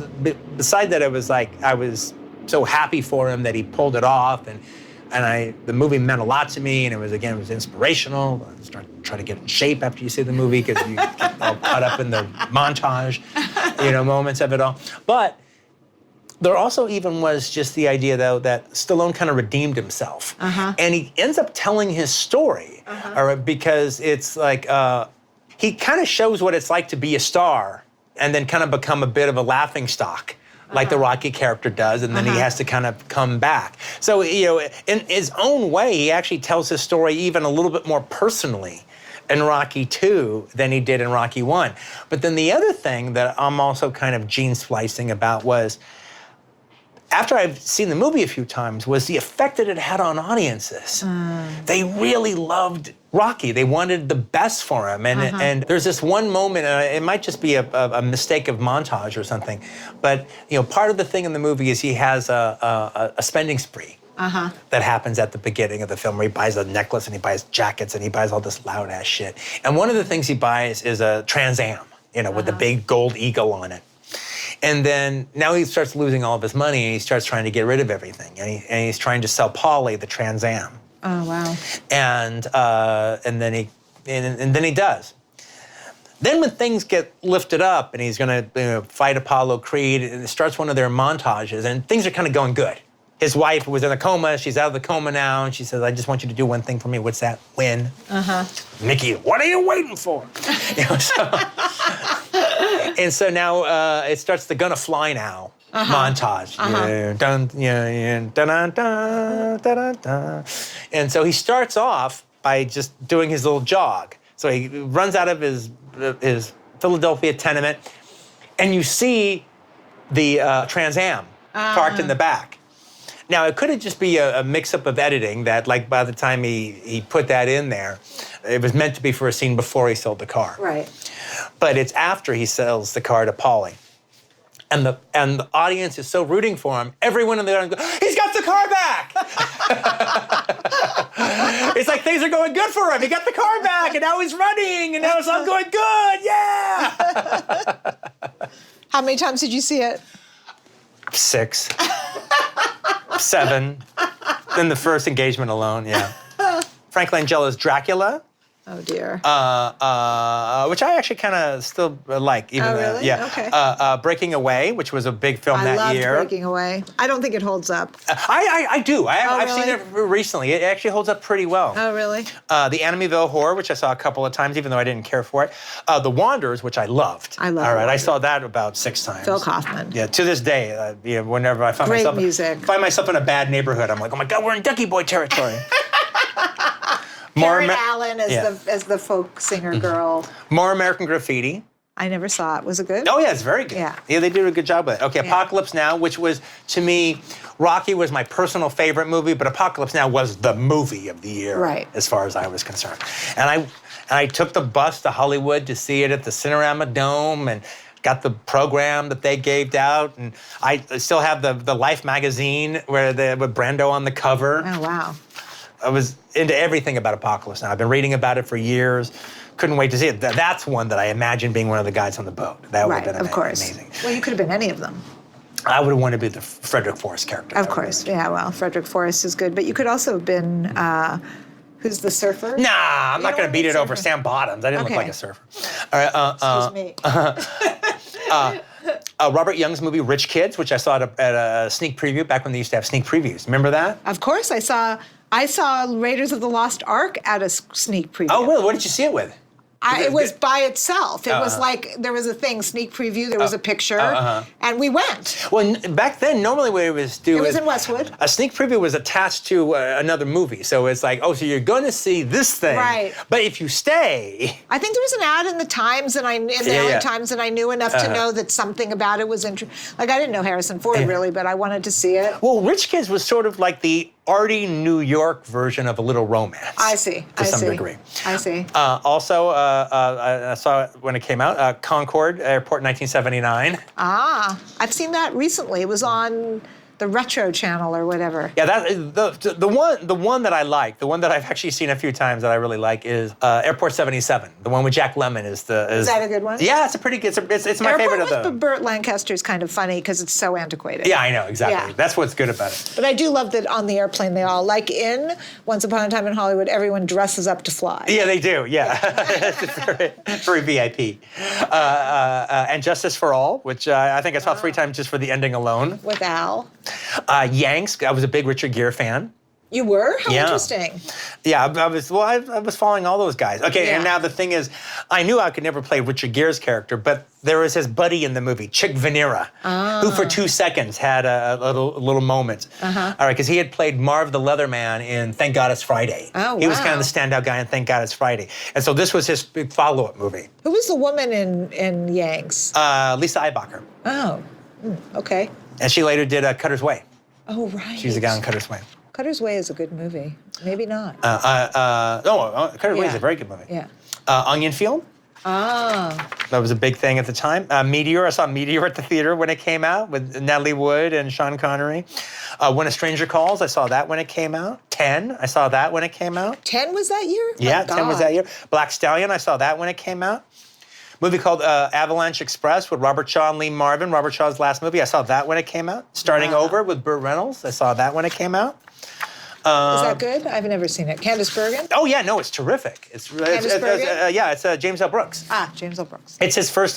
It's the beginning of James L. Brooks because it's his first script where it's like, oh okay, what he would do and his other things is there. Right. And starting over. You know, like Nora Ephron scripts are there before even she started directing. For sure. I didn't see The Fish That Saved Pittsburgh when it came out, but I did see Stanley Kramer's movie The Runner Stumbles with Dick Van Dyke and Kathleen Quinlan, where it's a priest and a nun who fall in love, realize they're in love with each other. Wow. Controversial.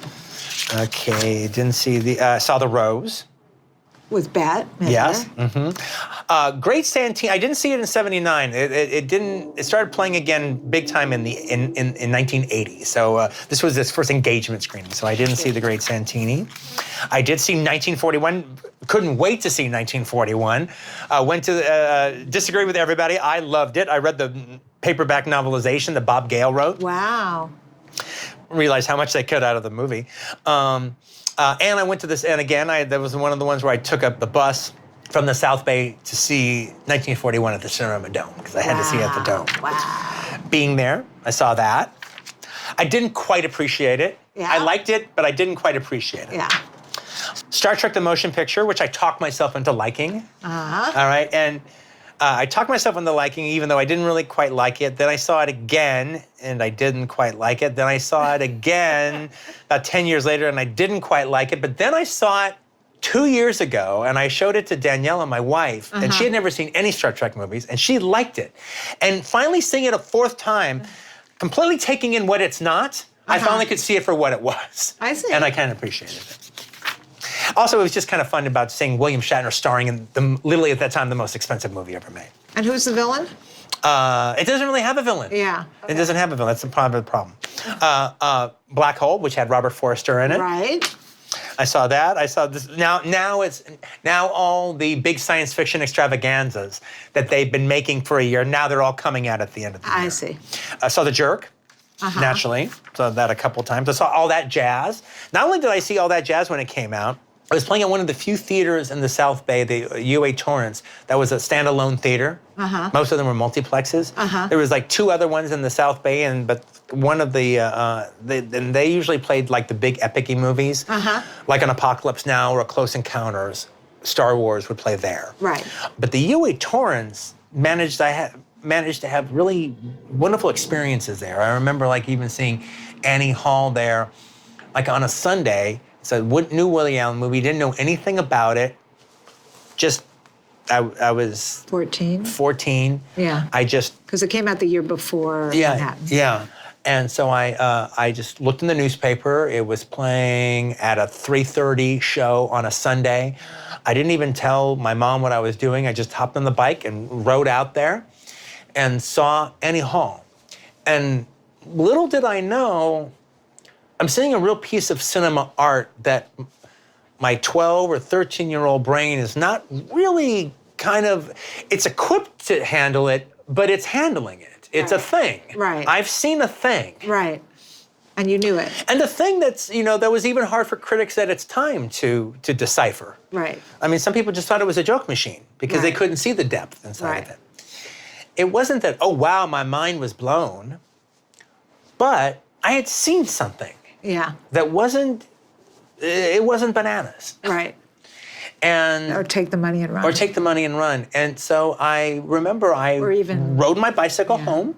So I'd just seen Annie Hall. And it leaves you with that kind of melancholy, kind of wistful feeling. And I'm having melancholy and wistful feelings about something I've never lived. And I ride the bike home, and I just kind of go in my room, and I just remember lying down on the bed and thinking about what it was that I saw. Wow, that's so nice. Yeah, it's one of my favorite movie memories. Of just coming home from on a Sunday afternoon. It's still daylight outside. My mom didn't even know I went to the movies. Wow. You know, and I'm just kind of having this private moment with Annie Hall. And I ended up having a similar thing with All That Jazz. However, the thing that I remember about All That Jazz, by this point in time, I'm lying about my age, and I'm working at the Pussycat Theater. Right, I remember this. So I'm working at a porno theater. I'm 16 years old, saying I'm 18. And so I'm working at the Pussycat Theater, and I just get off work, and I go and see, and it was Friday, and I just got paid. It's Friday night, and I just got paid. And I go see All That Jazz, and while I'm in the theater, I lose my paycheck. Oh, no. Yeah, it was. It was the travesty. It was a disaster. no. And I still liked the movie so much. I was still happy, even with a tragedy, a disaster. That's a disaster. That's a disaster. And I still love the movie. I still thought it was terrific. I didn't really get all that jazz when I saw it as a kid, to be honest. I like it. I love it now.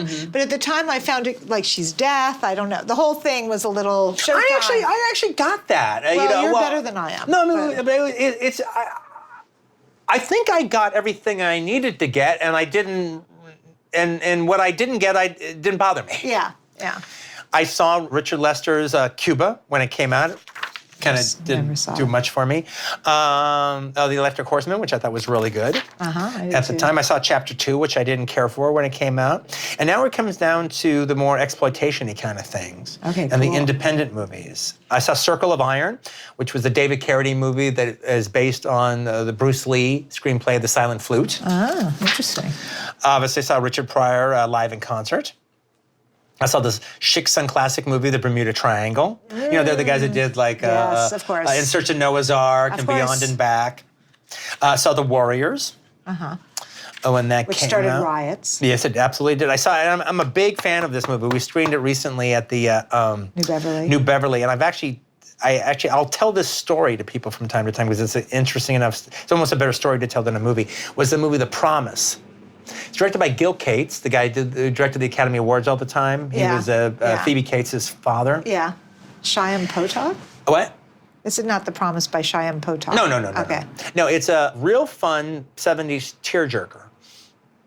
It's with Stephen Collins and Kathleen Quinlan. And the whole idea is they're young lovers and they're going to get married, and Stephen Collins is rich. He has a big company,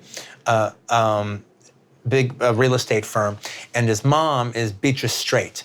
And she's the monarch, the patriarch that runs everything. And so he wants to marry this girl out of college, Kathleen Quinlan. And the mother doesn't. She's not good enough for you. You can get somebody else. That kind of shit. And so, well, screw you, old lady. I'm going to marry her right now. And so they go to get married, and it's a rainy night, and the car crashes. And her face is destroyed, absolutely destroyed. So the mom comes down to the hospital. The son's going to be okay. He was thrown from the car. He's just out of it right now, but he's going to be fine. But the woman, her entire face has just been destroyed. So the mother goes to the girl and says, look, I will pay for you to have a new face, and I will fix your face up and everything, but you can never see my son again. Well, what does he have to say? Well, when I told him about your face is destroyed, he wants out of the situation. And he doesn't know anything about this. So she thinks that the son threw her over, so she accepts her deal. And then when the son comes to, the mother tells the son that she died. So the woman gets a new face. Now she looks like Kathleen Quinlan. And then she becomes a famous photographer. Well, the son goes out, and now he's not married to her. He commits to being a big businessman, and he finds her photography. And he wants to, he's going to build, I think, a big series of banks. And he'd like to use her photographs as the way to advertise the bank in an artistic way. So he goes to see her, and he doesn't recognize her. She looks different. Now she knows who he is, and she thinks she threw him over. So she's giving him a hard time through the whole thing, and he has no idea why he's giving her a hard time. But he keeps pursuing her, and he keeps pursuing her, and she keeps giving him a hard time. And then they start kind of liking each other, and then she's reminded again about what she thinks he did. And the whole thing ends up is early on in the film, in the opening credits, you see them going through some fair in Santa Cruz or something. And she buys a piece of shit beading necklace from some hippie vendor. So they're up in Santa Cruz, and they're looking over the lake. I mean, the lake, it's the ocean. They're looking at the ocean and the rocks, and it's all pretty.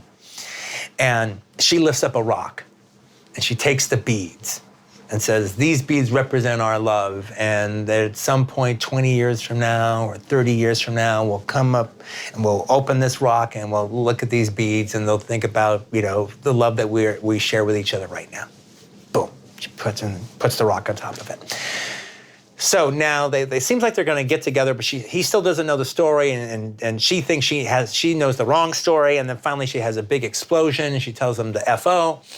And now she just has to eradicate the whole thing. So she hops in a car and she's gonna drive to Santa Cruz. To find the rock. And she's gonna find the rock and she's gonna take the beads and she's gonna throw them in the ocean. And then, you know, good riddance to bad rubbish. Enough of this effing guy. And so he goes to her boyfriend and he's like, why don't you leave her alone? Look, what is everyone talking about? And then the boyfriend finally tells him the story. Oh, wow.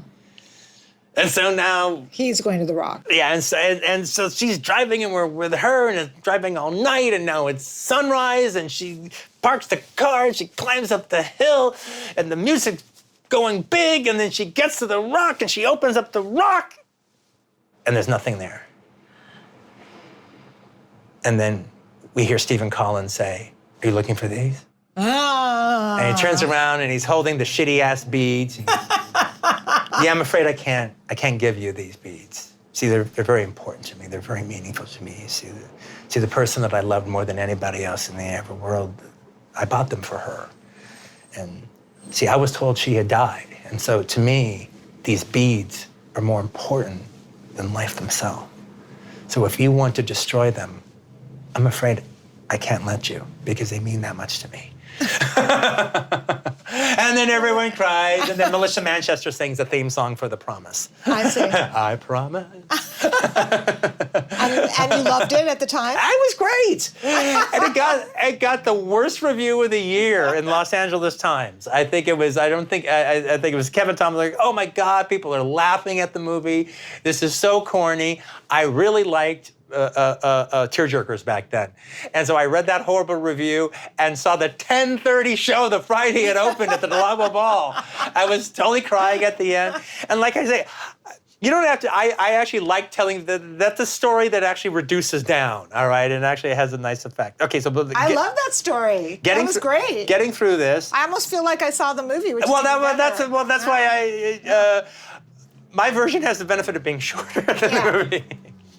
Phantasm, which all my friends loved and I didn't care for that much. Star Crash, which was an Italian Star Wars ripoff. All right.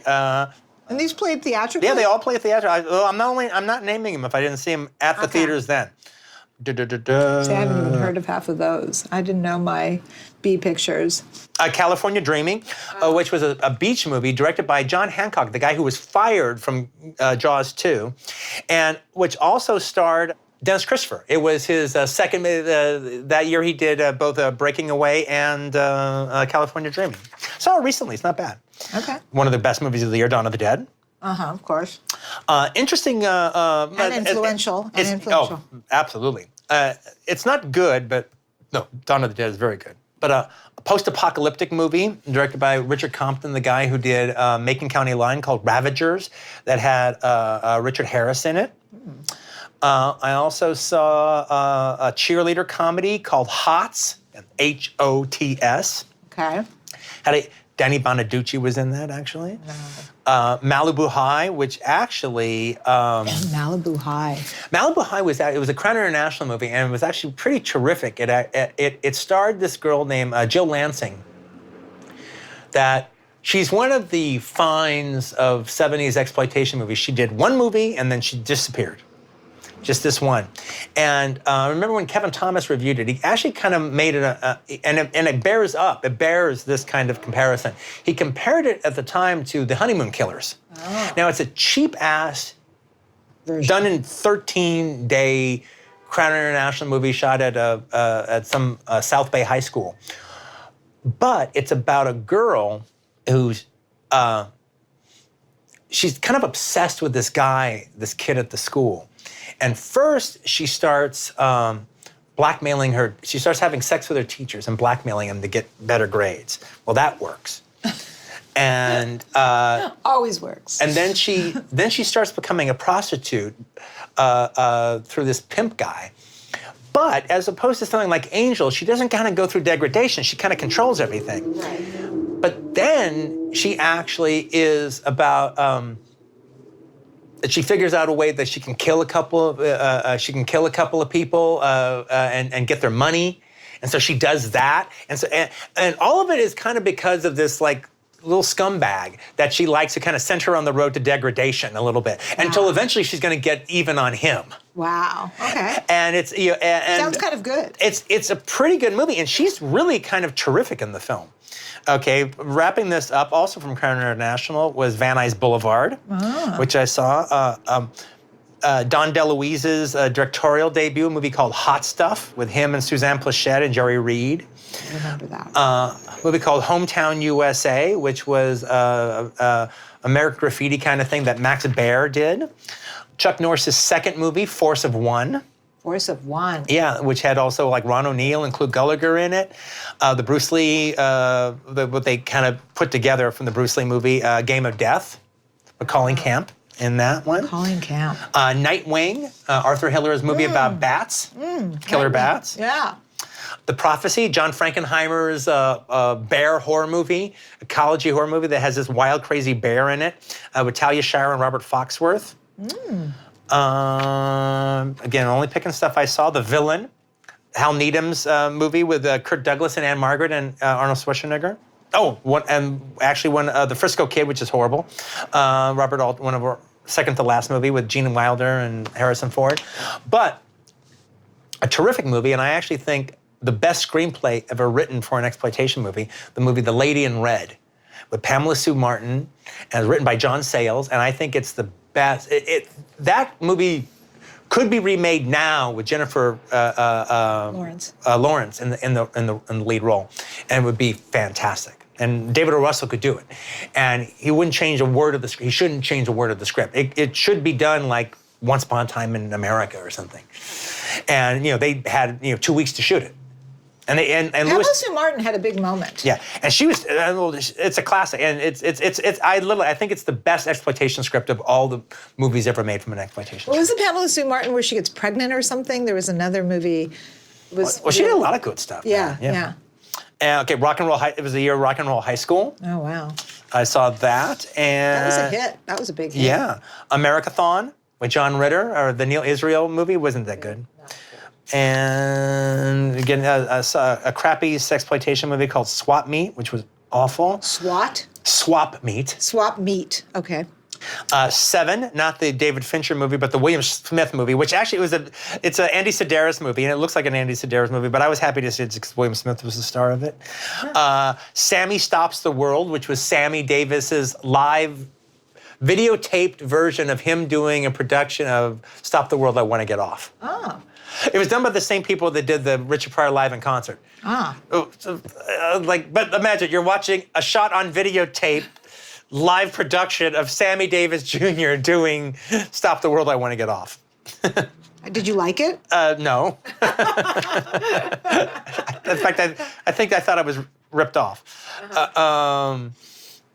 Skate Town USA, which was the second roller disco movie, and has, which I saw 3 to 4 times at the theaters. And it was unwatchable because it had all these horrible comedians like Gary Muldeer and Vic Dunlop. They were just not funny. And crazy like Dave Mason sections where the movie just stops as Dave Mason, boring ass Dave Mason sings a song. But it has an Apache dance, a disco roller skating Apache dance between Patrick Swayze, before he became famous, playing the bad guy, Patrick Swayze and his dance partner, where they do to a disco version of Under My Thumb. Wow. And it's an amazing sequence. Where's 3 to 4 views? I literally watched it 4 times just to see that dance sequence. Yeah, on roller skates. Yeah, on roller skates. Jaguar Lives, which stars kickboxing star Joe Louis. Getting down the end here, Roller Boogie, which was the other roller disco movie with Linda Blair. A movie called Scavenger Hunt, which was done by Michael Schultz, the guy who did Cooley High. That's sort of like a... Cooley High. Sort of like a... Cooley High was a big movie. Yeah, Cooley High was terrific. Yeah. This is sort of a wannabe, it's a mad, mad, mad world. Leon Isaac Kennedy's Penitentiary. Okay, Okay, so that is, and I'll do it real quickly. Okay, that's the American shit. Foreign, which will be a little easier because I wasn't going to that many foreign movies at that time, but I saw Wife Mistress Yes. with Marcello Mastroianni and Laura Antonelli. Laura Antonelli. I saw The Innocent with Giancarlo Giannini and Laura Antonelli, and Jennifer O'Neill. I saw The Great Train Robbery. With Leslie Ann Down. Yeah, with Leslie Ann Down and Sean Connery, Michael Crichton movie. Saw and loved The Silent Partner with Elliot Gould and Christopher Plummer. Can we just say something about Laura Antonelli for one moment? Do we actually think she could act? No. Oh, I think she could act really well. All right. Not only that, I even made a point of how well she could act because she was she was kind of known as the wet dream queen. Yeah, of course. At that time, and part of the thing was because Wife Mistress and Divine Nymph, like literally played for 6 months at the Laemmle theaters, and it was 6 months of like just that Wife Mistress ad in the newspaper, and there she was was even a star of the Z Channel. and there was even but look, she was driving people to the Laemmle theaters, man. She was a draw. And all of her old movies started getting released, like How Funny Can Sex Be, and all these other ones. She was huge. Mistress was being released. She was huge. Not only that, there was actually a famous. They printed. Was she big in Italy or just in America? Yeah, she was very big in Italy, but she became an art house queen. Yeah. And so like. That movie and all of her old movies and some of those weird sex comedies she did, it's all started getting re-released because of just her name alone. Right. High Heels with Claude Chabrol. Yeah. And the Claude Chabrol film. And also, at one point in the Los Angeles Times, they had a still of her from Wife Mistress, which is her in a negligee, laying on a Che lounge. I remember it. With the long legs. Yeah. And by that point in time, you were older. The Wife Mistress had played for 6 months straight, so it was like Wife Mistress has legs. 6 big months in Los Angeles. All right, so Nosferatu, saw that when it came out. La Cage aux Folles, saw that, brought the house down. Yeah. To see La Cage aux Folles in 1978 when it came out on a Saturday night in a jam-packed theater. You never heard hilarity like the last 20 minutes of that movie. I mean, it just brought the house down. I have to admit, when I saw the Mike Nichols version, I cracked up. Oh, I re-watched that about 2 years ago at Home Alone not at Home Alone, with a buddy. Yeah. And we were surprised at how much we were laughing. Yeah. We thought it was. I mean, what's his name? Hank Azaria is very funny in it. Hanover Street, which I'm always a big fan of. I'm a big Peter Hyams fan anyway. Yes. Meatballs, which I saw at a sneak preview. Mentioned that to Bill Murray at one of the Lost in Translation parties. I go, I saw Meatballs at the sneak preview on the Friday. Then they had a big sneak preview. I remember that Friday. That was a big day for me. And didn't see Moonraker. Didn't see Moonraker? Didn't see Moonraker. Why not? Were you in an anti-Bond field? No, I really liked the Spy Who Loved Me, but Moonraker just seems stupid to me. Really? Yeah, it just seems stupid. Have you seen it since? No, never seen Moonraker. See, there we go. That's the one you've missed. Okay, that's one of the ones I missed, for sure. Life of Brian, all right, which I thought was hysterical when it came out. Saw Soldier of Orange, all right? It was a little over my head, but that was one of the ones when I was able to start seeing foreign films at the Cove. That was one of the foreign films of the year, actually. That was a big deal. Soldier of Orange freaked me out as a child because I had never seen a naked man. Oh, really? Oh, yeah, and when you saw Soldier of Orange, he's naked, and I was like, what is that? I mean, I was really like kind of freaked out by Soldier of Orange. Time After Time, which I loved. And he has that back scene then. where he with the girl on the wall. Yeah, there's a whole thing. But you remember Time After Time? Oh, with yes, of Malcolm course. McDowell, Yes, this of time course. travel movie. It was terrific. Love and Bullets, which was a Charles Bronson movie. It has a really good cast, actually. Luna, which I didn't care for, didn't understand. Oh, Luna, the incest one. Yeah. Yeah, I never saw it. Just know about it. Read the Pauline Kael review. Yeah. Yeah, exactly. The Europeans, which bored me. And I did not see The Divine Nymph then. I've seen it since. I actually own a print of it since. Really, this is a good Canadian film. I really like Running. With Michael Douglas. Michael Douglas. That was a good one. Quadrophenia was another foreign one at that time. You ever see a Michael Douglas movie called Adam at 6 a.m.? Oh, yeah, I like Adam at 6 a.m. I like that movie I have a a lot. 16 print about that movie. Wow. I like that film. I like that too. No, I think that's. He was a good movie star. Yeah, I think so too. Yeah. And I liked him in that period in particular. I think that was a good period. Amongst the low-budget stuff, I saw at the theaters Beyond the Door Part 2, which was Mario Bava's last movie to receive a theatrical engagement. Wow. It's also known as Antifanto, or also known as Shock. Oh, wow. It was released in America as Beyond the Door Part 2. Winter Kills, which I'm a big fan of to this day. Love that movie. Love Winter Kills. Love that movie. That was a Pauline Kael review that I read. Yeah, okay, uh-huh. And then felt I had to see the movie. Yeah, Winter Kills is terrific. Also, saw The Kids Are All Right, the Who movie. That was a Who documentary. Actually, Rock and Roll High School was a sneak preview with the regular movie Kids Are All Right. Oh, really? And I don't like The Who, so I actually came for the last 45 minutes of Kids Are All Right to see Rock and Roll High School. David Cronenberg's The Brood. Never saw it. Oh, that's Great. I think it's his best movie, along with The Fly. City on Fire, not the Hong Kong one, but a Canadian disaster movie that had Barry Newman from Vanishing Point in it. And The Shape of Things to Come, which was a Canadian version of that book, done. They try to make it as Star Warsy as possible, with Jack Palance and Carol Lindley. The Australian film by Richard Franklin, who I'm a fan of, Patrick. Hi, Zoo. Shame of the Jungle, which was an interesting X-rated animated film that's really gross and very National Lampoony. The script by Michael O'Donoghue. Oh, wow. And What's it called? Shame of the Jungle. Shame of the Jungle. And it has Johnny Weissmuller III does Shame, but also like Bill Murray does voices in it, John Belushi does voices in it, Lorraine Newman does voices in it. Did this get released, really? Yeah. I was there at the theaters. I saw it when it came out. The Fifth Musketeer, which was a pretty good version of the Man in the Iron Mask. Saw that. Michael York? No, it's not Michael York. It's Beau Bridges. Beau Bridges. Beau Bridges and Ursula Andress and Sylvia Cristal. Oh, I missed it. From I thought it was Beau Bridges. I thought it was Michael York. No, he's in the Three Musketeers and Four Musketeers. Okay, sorry. And I think we're getting to the very end of the year.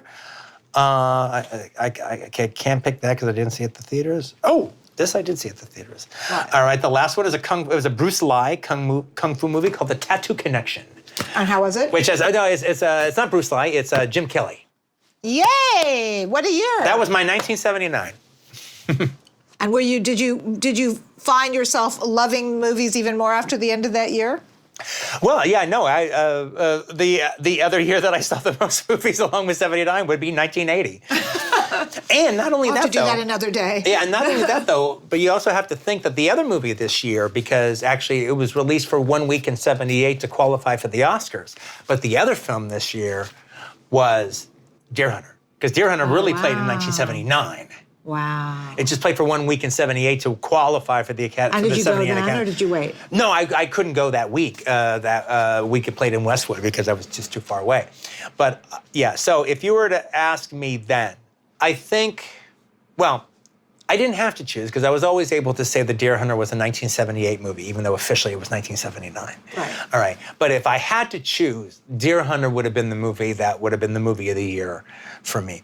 Rocky II would have been the movie that I enjoyed the most. Right. Deer Hunter was the one that I had the most intense relationship with. And it really holds up. Yeah, oh yeah, absolutely does. Even though I like more than Apocalypse Now. Even though I like Deer Hunter more, I would have still chosen Apocalypse Now. Okay. Because I just saw Apocalypse Now as the more grander statement. I see. And the more grander adventure in filmmaking. Even though you like Deer Hunter more. Deer Hunter, I think, to me, Deer Hunter, I think, again, I didn't have to do it because I could keep putting it in 1978 because they worked out a wormhole for me to do that with. So I never had to make them match up in a one-on-one competition. But I actually think when I saw Deer Hunter, I thought it was the best movie ever made. I thought it was the best movie I'd ever seen, and I saw it like 6 times during 1979. Did you ever do the thing which I did with Deer Hunter, where I sat there and just watched it again? You can't do that anymore, which is really sad. Yeah, now they have these big gaps. Yeah, I know. They used to have like a 10-minute. No, I was always. No, it was. If I could have just got to the Russian roulette scene, yes. Yeah. All right. I didn't want to get through the wedding again. Yeah, exactly. But look, I paid for that fucking wedding 1,000,000 times. And the wedding's not that. That's the part I always like. I mean, it's all the Fall of Saigon stuff that I don't care about so much. Right. You know. But he's incredible when he comes back, De Niro, too. Yeah. The end part is amazing. Yeah. There's something so broken about him.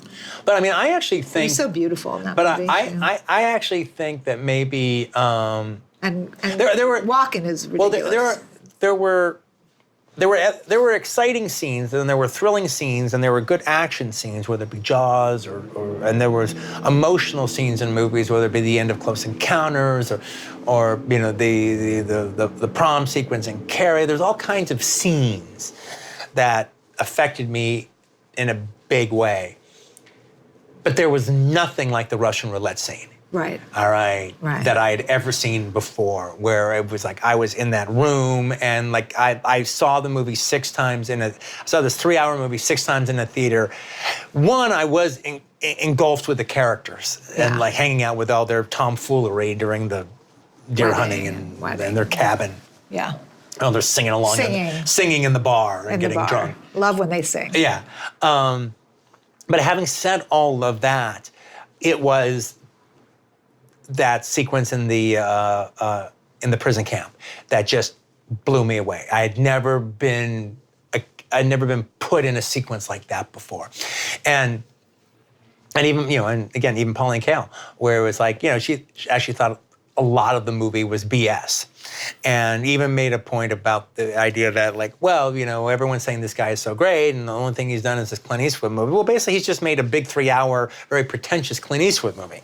All right? It's very similar to that. But, she goes, however, it's got the Russian roulette scene. And it's just one of the greatest pieces of cinema that has ever been directed, that has ever been acted, that has ever been edited, that has ever been sound edited. I mean, everything about that sequence is just just everything you go to movies for. Right. Have you seen it recently? I saw it about 4 years ago. Well, I've seen it before that because after Cimino died, we had a little retrospective, and so I saw with his goddaughter. We went and saw it together. Wow, But cool. The more meaningful screening is I saw it 3 years earlier at Terry's festival in Lyon. Oh, in Lyon? Yeah, he has an old movie festival in Lyon, and Cimino was there for a retrospect, and then he introduced a screening of The Deer Hunter, and me and Uma were at the thing together. Oh wow! And so we went and watched The Deer Hunter together, and that was the time where I hadn't seen it in about a decade. I definitely hadn't seen it since I've been a filmmaker. And I was already thinking about The Hateful Eight. So I was watching how he shot the weather. And I was really taking that in. And how he got the mist, for all the deer hunter scenes when they're in the mountains and stuff. And so I started like hitting him what questions about. They go, well, you got to get this place set up. You got to have like 3 places you can drop trigger on if you need to. Like maybe this place doesn't get snow and you have to be able to cut bait. And maybe this place gets too much snow and you got to be able to cut bait for there. You have to have 3 places you could pick up the production and go to if you need to. If you're really gonna be that serious about shooting the weather, then that's what you're doing. Yeah. You're shooting the weather. Right. You got to do what it takes for Terrence Malick to shoot the weather, and you got to do what it takes for me to shoot the weather. You're building it around the weather. Right. And I remember asking him about, so we're talking about the movie, and here's the thing. Michael Cimino didn't talk about The Deer Hunter. He made I don't talk that much about Pulp Fiction because everyone wants me to. And he didn't make a point about not talking about The Deer Hunter, but he was there for the whole week, so we get pretty familiar with each other. Everyone kind of eats at the same diner, at the same restaurant every day. So you kind of really you have lunch with everybody and almost dinner with them every night. Right. So you kind of really get to know everyone. Right. So like now you're going to this movie together and that movie together, and so you really start breaking down that whole being a guest at a film festival thing. The way when I was more open It was like when I used to go to film festivals. Yeah. And so after, he doesn't watch the screening of The Deer Hunter, but he's at the big dinner they have afterwards. So now I'm just peppering him with questions. And he's answering the questions. I can ask him anything about The Deer Hunter I want, and he'll give me the answer. And he told me a story about, he had his cut of the movie, and then Universal did their cut, which reduced the wedding sequence by a lot, and just brought the whole movie down to a more manageable length. So probably think about not 90 minutes, but say less than 2 hours. And then there's his version, which I'm imagining is 2:30 or 2:40 or something like that. And so he hated their cut, but that was their right to do their cut. He had his cut. So they were going to do a thing where they were going to show his cut and their cut. And whichever film got the better score from the audience would be the cut that goes out at the theater. Wow.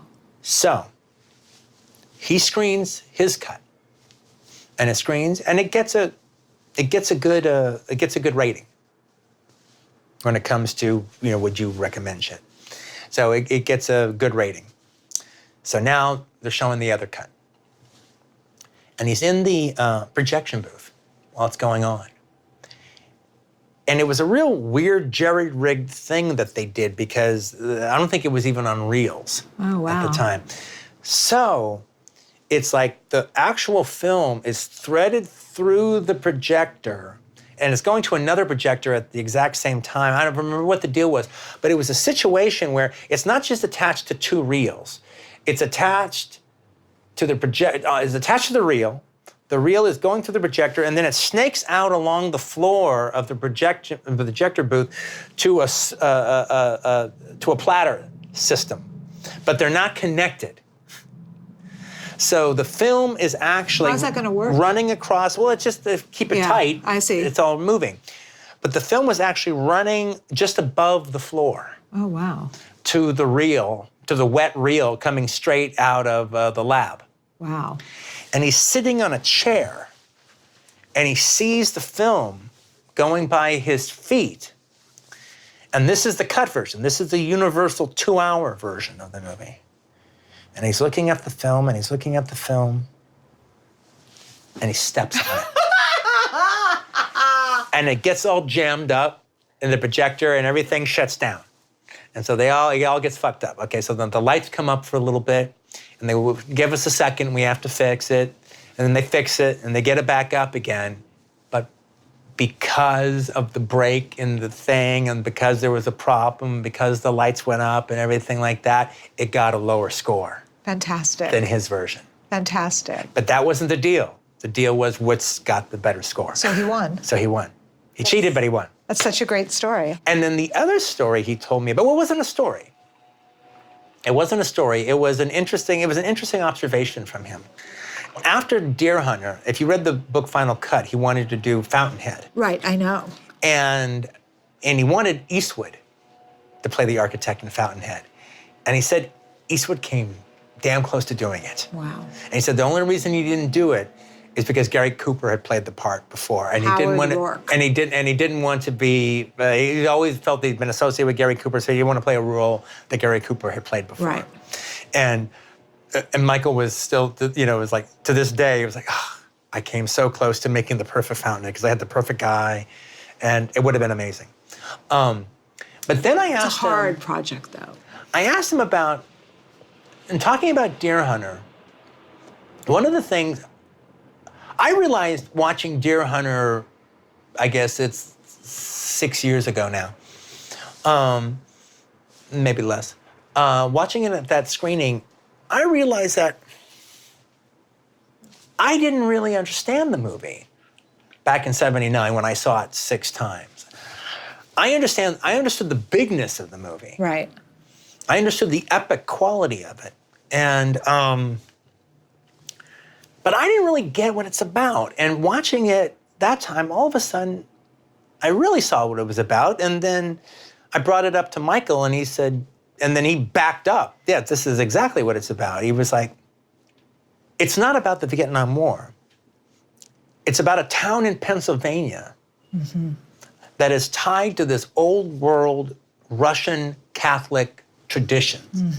I mean, one of the things that's strange about the movie is the entire wedding ceremony, the entire pomp and circumstance of all the old ladies in the town, and all the young men and all the young ladies at the wedding. They all serve a function, and it's not just the normal best man and bridesmaid function. It all has something to do with this Russian Catholic tradition that goes back like 100 years. Right. Goes back way beyond America. Right. And like everybody in the town is part of this Russian Catholic tradition. And we don't even know what they're doing. No. Half the times we watch them do it. We just know that they know what they're doing. Right. And they all kind of speak Russian a little bit. you know, and the parents all speak Russian, and then the kids all have an understanding of Russian to some degree. Right. And it's about this town in Pennsylvania, which might as well be a town in Russia, that has little to no connection with the wider American world, other than their jukebox, or their television set, and maybe their radio, and their life. The idea is to make their life the way it's been for the last 100 years. Yes. Now, as the 60s are going on, little by little by little, outside forces are imposing themselves in a pop culture way, in a cultural way to some degree. Right. But for the most part, even the young men are still holding on to an old line, an old way of being. And they're supposed to stay. And they're absolutely supposed to stay. They're not supposed to leave. And then a cataclysmic event happens to 3 of the young men. Yeah. And how it changes them forever, and it changes the people that they know in the town forever. And the people, and then when you see them, their little group, at the end of the movie, they're a completely changed and devastated people. Yes, it's true. And it has nothing to do with the Vietnam War. It's simply a cataclysmic event. Absolutely. And I don't think I understood that at all in 1979. Did you? No, I saw it as damage to the individuals. I didn't get the town. Yeah. I did not get the town. I mostly saw, to me, it was what war does to you. Yeah, that's what I thought too. Yeah, I thought, I did not make any bigger deal than if the 3 guys were in Tennessee selling moonshine. And I thought that I honestly felt similar, I think, to you, that I had never seen anything like the Russian roulette scene. Yeah. I had never, I felt so devastated by it, like in this kind of profound, it wasn't even like a movie. It was like I was living in this thing. But frankly, and I had never seen Christopher Walken except in Annie Hall. Yeah, I had never seen the just kind of jokey tomfoolery of the camaraderie that the guys had during their entire deer hunt, the night afterwards. Right. I mean, after the wedding and everything, where it's like, it's not played like a movie. It's played like real life. Yeah. And it's really funny, like real life. And those guys are really funny, and their camaraderie together, and their bullshit together. They're really funny, and there's also this feeling of dread, constant dread with the with the wine on the drinking. Right. The movie breaks down what you would expect for a movie, because the wedding scene, you might as well be at the wedding. Right. All right. And then you might as well have gone deer hunting with them. Right. And then you're thrown into that POW camp. Exactly. And then you might as well be in the POW camp with them. Exactly. Yeah. And also their acting is insane. It's just De Niro. Now we got a game going. It's just the greatest film acting ever. It's really something. And then, and so. It's great to see him in The Irishman. Yeah. Because it's a return. I haven't seen it yet. Yeah. I won't tell you anything, but it's what you used to say, that a De Niro movie was an event. Yeah. It feels more like. Oh, I believe it. And Pacino mostly. I believe it. Pacino in the movie is. Well, here's the thing, though. Because he's quieter. So I remember asking Michael, I go, because, he was from a Pennsylvania coal mining town. Right. I ask Michael Cimino, I go, so Michael, what if Charles Bronson had played Michael in Deer Hunter? Was he up for it? No, but it was like yeah. something I could imagine. You know, I mean, he's made his career, he made his, you know, blue collar. Yeah, he made, you know, he made his career with Eastwood with Thunderbolt and Lightfoot. And whatchamacallit, Walter Hill made his career with Charles Bronson. You know, he wrote Hard Times for Jan Michael Vincent. And then Larry Gordon sends it to Charles Bronson. Bronson, yeah, sure. Yeah. Great. And actually at a different festival, but the same festival, Walter Hill was there, and they were having a montage of some of his movies, and they showed Charles Bronson from Hard Times, and he goes, "Wow, you know, if Charlie hadn't said yes to that, I mean, none of those other movies might have ever happened." Right. I mean, it all came down to Charlie Bronson saying yes to me as a first-time director. Wow. And then, I mean, if he had said no, none of those other movies might ever have happened. I mean, he actually was the guy that put me there. And so I'm interested, I just throw an idea out. So I go, well, what about Charles Bronson playing Michael? And Michael is the name of the character Robert De Niro plays. Right. And he was adamant.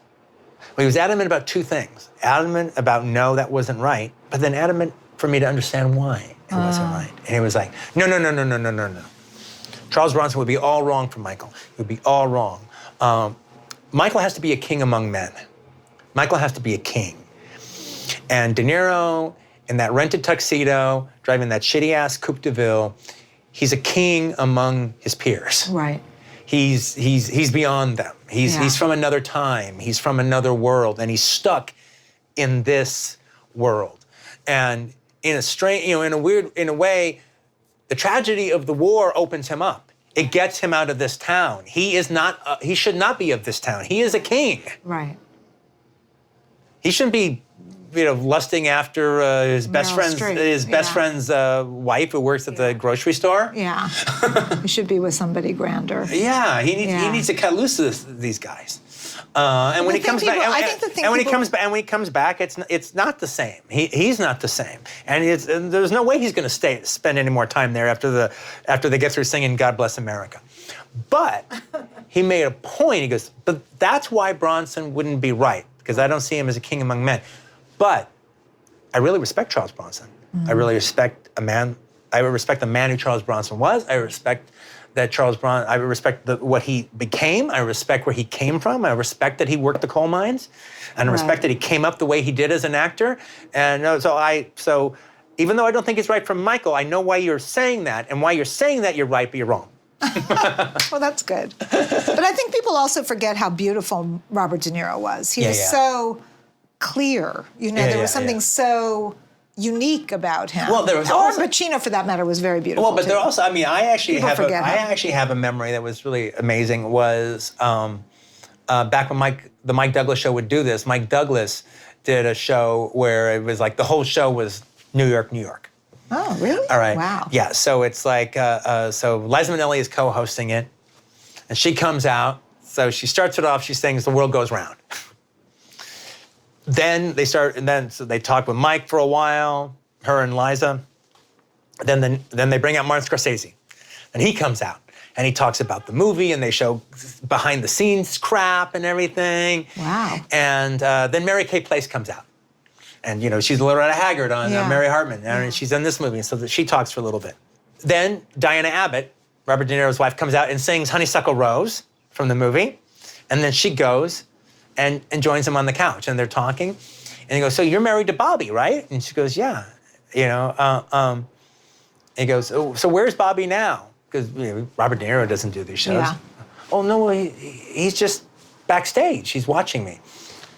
And they get Robert De Niro to come out, and so Robert De Niro comes out. He's making Deer Hunter. Oh my God. So he's in his Deer Hunter beard. And so Robert De Niro in his Deer Hunter beard comes out on the Mike Douglas show to do a thing for New York, New York. And he's Does he say anything, or is he shy? He's lured out. He's lured out. And he sits down, and they go, "So I'm doing a movie right now. So are you doing something right now? Is that what the beard's about?" Yeah, I'm doing a thing right now. Yeah, it's called Deer Hunter. I'm working with a lot of really, really good actors that I respect. Oh, well, like who? And he's thinking he's gonna name John Savage and Christopher Walken and John Cassell. Meryl Streep. All these people that Mike Douglas has no idea who he's talking about. And Michael Douglas is great. Yeah. And then Mike Douglas, I mean. And then, not Michael Douglas. Mike Douglas. Mike Douglas. And then the whole episode ends with Liza Minnelli doing her big New York, New York. And that was the end of the episode. Ta-da! And you were like, this is the greatest. Yeah, it was terrific. but now it's just amazing to imagine, to remember seeing Robert De Niro while he was making Deer Hunter and having him iconically walk out with the Deer Hunter beard. And being shy. Yeah, and being really shy. Yeah, he was like looking at his shoes the entire time. Looking very beautiful. All right, I think we're done. Since he was about 15 years old, Academy Award-winning film director Quentin Tarantino has been influenced by the novels and the work of Elmore Leonard. So it is no surprise that Tarantino turned to Leonard's book, Rum Punch, for the follow-up to his groundbreaking film, Pulp Fiction. His new movie is called Jackie Brown, and here's a clip. Yes or no? Is she there? Pretty much. Quentin Tarantino's Jackie Brown. It's Quentin Tarantino, and it's a pleasure to have him back on this broadcast since Pulp Fiction was released. Welcome back. It's really good to be back at the table. Thank you, thank you. We had a terrific response from Pulp Fiction and from the interview you did with us. Oh, I've always considered that like the best filmed interview I've ever done. I mean, far and away, actually. Thank you. Tell me about this film and coming to it, and what was it about Elmore Leonard's Rum Punch that made you want to make it into a movie? Well, it's funny. I mean, I've always wanted to do. Every time I read an Elmore Leonard novel, I'm kind of adapting in my head how I would do it. And I have a little list, a little piece of paper, and I'll write down ideas for casting and everything, and kind of like start adapting it in my mind. Every one I do it that with. And I'd actually read this book somewhere in between galleys and actually being published of Rum Punch just before I was getting ready, like as I was just finishing up the script for Pulp Fiction. Right. And I read it and I was like, I was really interested in doing it. I just kind of saw the movie in my head, and I liked the idea of the female lead character, and I liked the characters in it. And I brought it up to do it, and then it was one of those things where it's like, you know, they'd have to like take it off the market, and I would have to be for sure that's what I would do after Pulp Fiction. And no director can really say, oh, I'm going to do this after that, because you don't know. So we let it go. And then it kind of ended up coming back way after the fact, after Pulp Fiction was made, and way after Pulp Fiction. And then I just read the book again just to read it again. And the same movie came back in front of me again. And I was like, that's a sign. I want to do this. This is speaking to me. Did you see Pam Grier from the beginning, or did that come to you late? It came to me... If the time in between deciding I wanted to do it as a movie and writing the script is the middle, then it came in the middle. Yeah. Because what I did is I just read the book, and I actually didn't fantasize about an actress. I just kind of saw Jackie as the character in the book. Yeah. And then after I read the book, I started like thinking, which is actually rare for me, because normally I try to put an actor's face to it, even if it's an actor I don't end up not when using. When you're writing a screenplay. Well, just when I'm like reading the book, right. If I'm reading a novel or it's reading a script or something. So then when I started like trying to solidify what I wanted to do with this movie, I started thinking of who could play this character. And, you know, she needed to be in her mid-40s. That was something that needed to have happen, all right? Because it's the first thing that mostly anybody else adapting the novel would get rid of. They'd make her like 32 or something like that. And it's such a major focus of why the character does what she does. And so I started thinking of, and I've said this a few times, and it's kind of a funny thing, but it's actually the truth. I said, okay, who is an actress that's in her mid-40s, that looks like she's in her mid-30s, is, you know, just great looking, you know, just has got strength in her look as well as looking good. And also just looks like she could handle anything. Yeah. You know, one of the main reasons that Jackie's able to pull off a lot of the things she's able to pull off is she's not a criminal. She's a regular regular person, regular citizen. Put amongst cops really pushing her, put amongst crooks, deadly crooks, really putting the bite on her, and she always manages to keep her cool. And it's the fact that she keeps her cool that kind of keeps them like this. And I go, that sounds like Pam Grier. Yeah. Pam Grier could do that. That's what Pam Grier does. And then, upon thinking of that idea, any other actress I'd even kind of halfway thought of just kind of went away. They just couldn't stand up to the power of what Pam Grier would do with this role. And you called her? No, I didn't right away. I wanted to write it first. I actually, I didn't talk to her the entire time I was writing the script, and it took me about a year to write the script. So I'm turning it into a black woman and everything. Character's the same, but she's a different person, virtue of life experiences. And I can write black characters, so I'm like, and I actually know mature black women very well, and I have a tremendous amount of respect for them. So I was really enjoying putting that aspect into the character. And so I'm writing the character, and about 3 months before I'm finished writing it, and I'm talking about after a year of writing, all right, I bump into Pam at this science fiction award ceremony. She was there with Escape from L.A., and I was there with Dust Alone. And so I see her, and I've really been writing so much and just haven't been telling her. I was just playing it cool. Normally I just blurt it out, but this time I'm going to play it cool, all right? And I see her at the place, and I go, Pam, and I'm playing it way cool at this point. I'm like, Pam, I'm writing a little something for you in my next movie. Think you're going to like it. That's all I'm going to say about it, all right? And then she goes, oh man, things are going really good with me. I just did Escape from L.A., and I just got hired by Tim Burton to do a part in Mars Attacks, and things are going real good, And I go, screw that mess. Wait till you read what I got for you. This is not a I ain't gonna say anything. That's all I'm gonna say. But just screw that mess, and you just wait. Be ready. Be ready. All right. And she goes, okay. And then literally about 3 months later, I finished it and sent it to her. And what'd she say? Well, I also screwed with her there too, because I still didn't let her know right away. What I let her know I was writing something, but the way I said it so it'd have the most impact is I said, okay, Pam, I'm going to send you a script. Didn't mention the title. I'm going to send you the script. Look at the character Jackie Brown. Okay, I'm just going to send you the script, all right? And then I send it like regular mail, even as opposed to FedEx, all right? So she comes and she opens up this script and it says Jackie Brown, with a little post-it, read Jackie Brown. And she loved it. She loved it. And like I said, the first thing I said to her, to tell you the truth, after she read it was, I said, you've got the part, and we kind of talked about that for a while, and then we got down in this one big major phone conversation, got down to the actual nuts and bolts towards the very end of it. And I just, and I said, now look, a lot of people are going to come to you, and they're going to start talking this John Travolta business and everything, and you can't pay any attention to any of that. All right? This is not about that. This is about you being the perfect actress to play this role, and that's why you're getting cast. Not because you won some 70s revival contest, all right? Because you're the best actress to play this part, all right? And you can't think about any of that. We just got to get to work and just make Jackie Brown come alive. And then she came back with the greatest response. She goes, I ain't expecting nothing that John Travolta got, because he's a 40-year-old white male, and I'm a mid-40s black woman, and they don't write the same parts for us. When you did Travolta, when you brought him in for Pulp Fiction, did you have any sense that you wanted to recreate his career, or you wanted to bring his career back? Or was it just, this is as it is with her, he's the right actor for the role, and whatever happens will happen? Well, it's like, I wanted the later. I mean, it was the later. I was just casting the right actor for the right role. Yeah. I wanted him to come back in a big way. That would be fantastic. But you didn't go out on a mission to, I love John Travolta, and I'm going to make him. No. I mean, it's one of those things where it's like, oh gosh, I'm trying to find the best way to put it. It's like, that's like, me and Mira started going out with each other when she, just a little bit before she got nominated for the Oscar. Yeah. I didn't go out with her because I thought she was going to win the Oscar. Yeah. But it's pretty damn great that she won the Oscar. All right? That's fantastic. I'm so happy for her. I couldn't want anything more.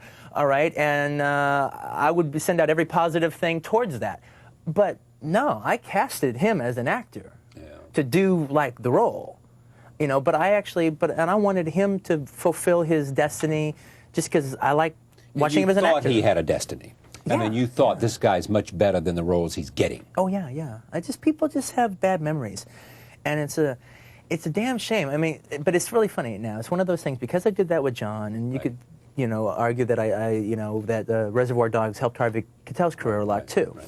All right? And now I've cast Pam, and I've cast Robert Forster, let's face it, Pam and Robert Forster, anybody else in Hollywood adapting rum punch, right, probably wouldn't have cast those two people. Okay. Probably one, because they probably wouldn't have made the character black for Pam, and they probably don't even know who Robert Forster is. Yeah. All right, that's just the bottom line. All right, I didn't do that to prove, oh, I'm Mr. Cool. All right, watch me bring these people back. I did it because there's something, I think, one of the worst things that happens in Hollywood is a very uncreativeness when it comes to casting. And part of that uncreativity, that unartlessness that happens in casting, is you basically have the same names on this list that the studio makes. All right, and it's the same like list of names that are working on the high-profile films. Every once in a while, somebody else gets in there, but they usually better be young. They better be a youngster. All right, and I'm not talking about Harrison Ford and Tom Hanks. I'm talking about all the way down to the character actors, the bumbling sheriff, and the corrupt sheriff and his bumbling deputy. There's a list for all of those kinds of roles. Yeah, and it's like there's the high-profile character actor, and that's why when you go see Hollywood movies, you see the same big kind of more or less bigger name character actors in 5-6 movies. All right, and what happens is, as 5 years goes on, some of them stay on that list, some of them drop off, new people come on. All right, Robert Forster didn't go anywhere. All right, he's been working, but he's way off that list, and he's like doing like straight-to-video movies and stuff.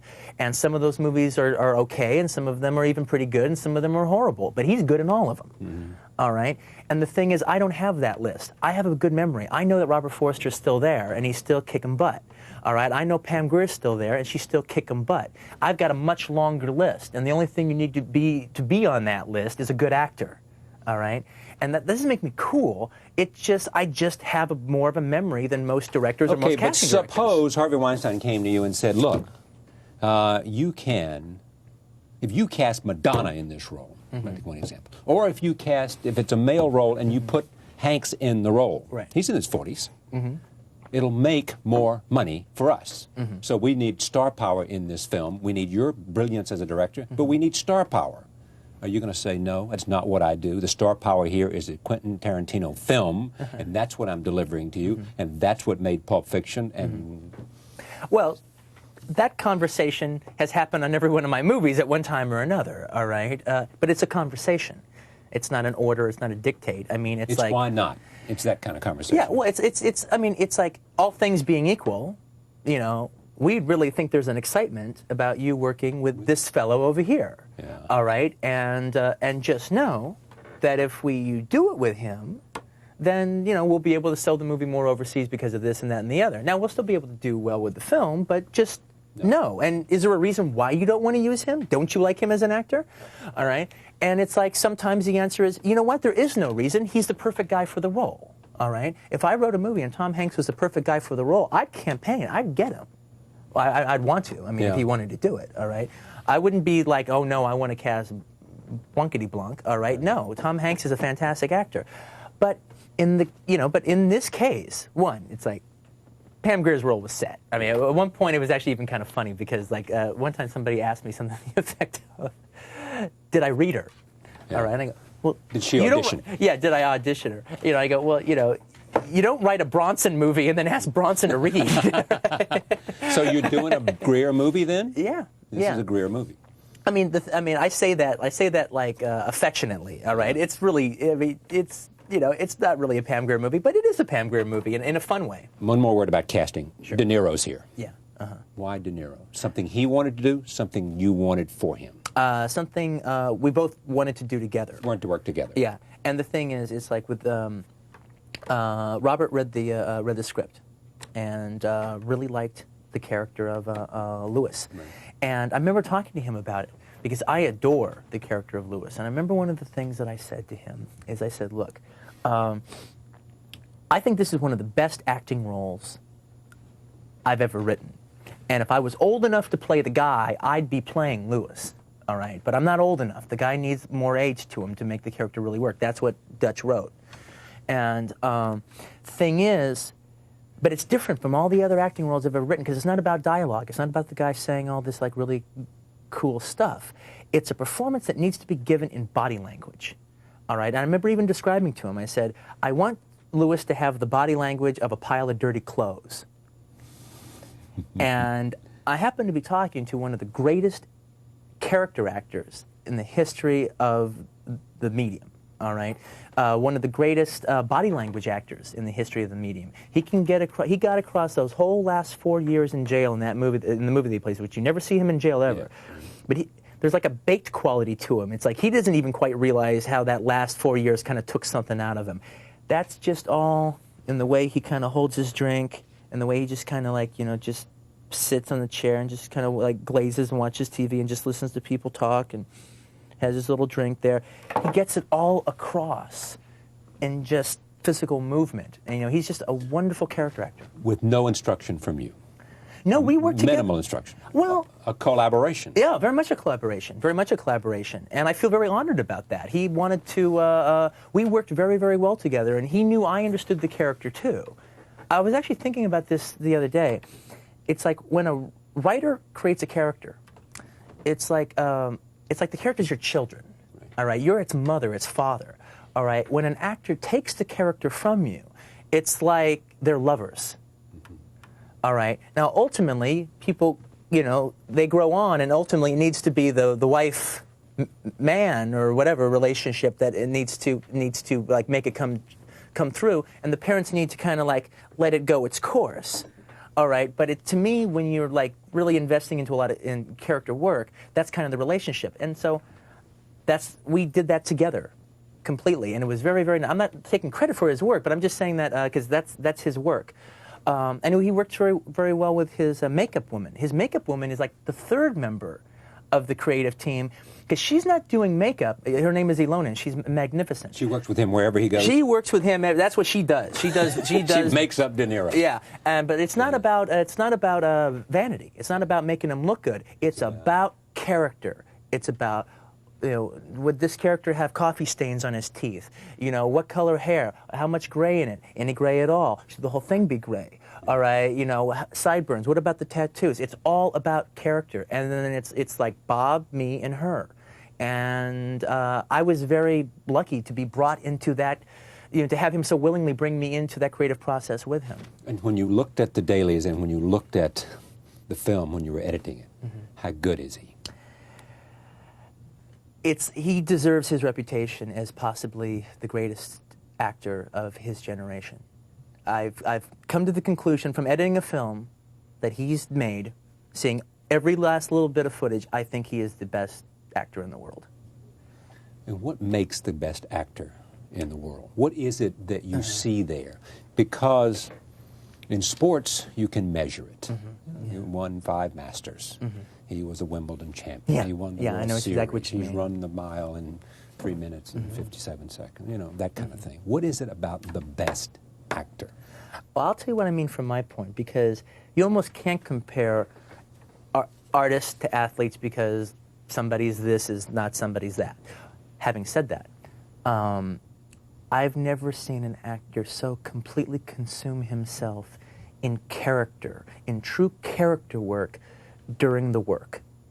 All right, and what I mean by that is when Robert is playing Lewis and you're looking at every single solitary piece of footage you've ever shot on the man.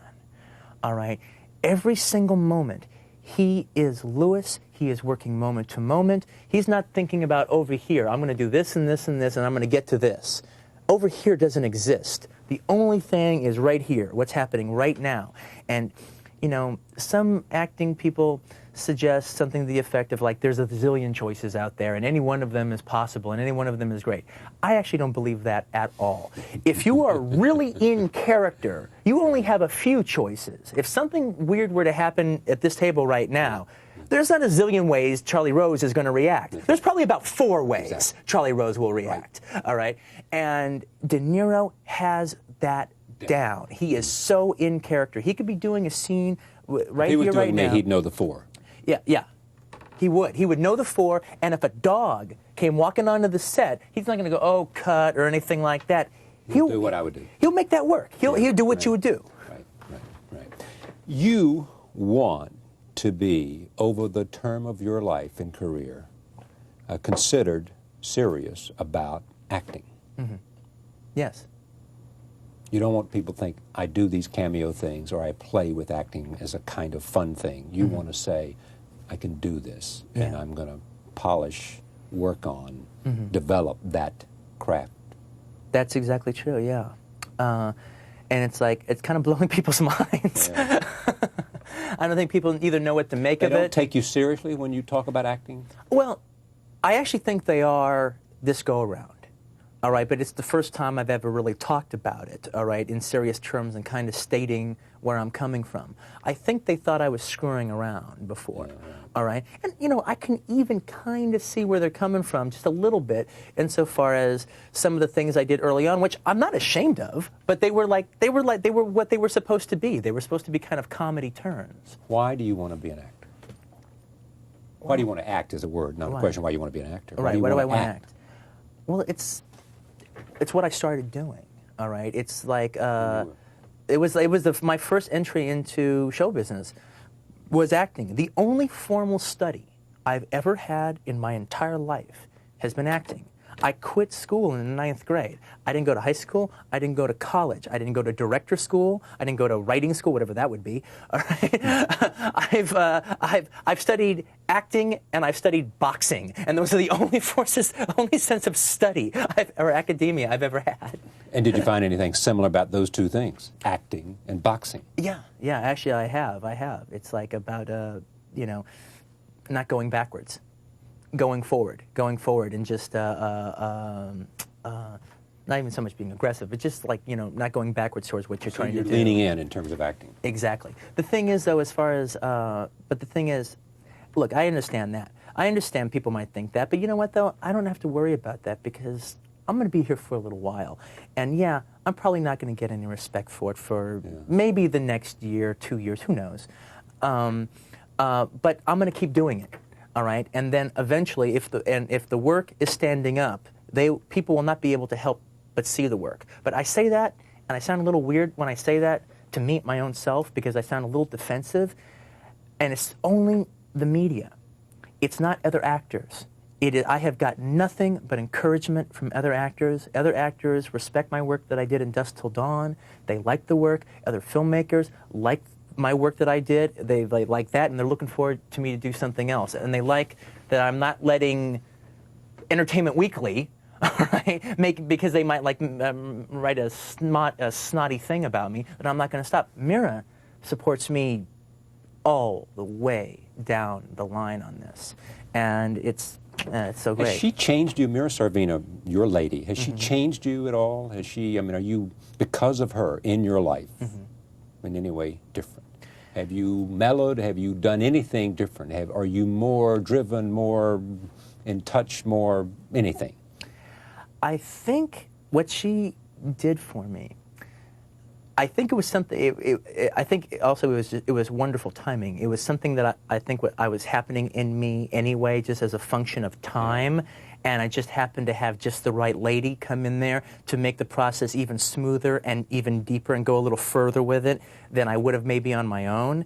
I'm just a man now. Yeah. I held on to my boyhood.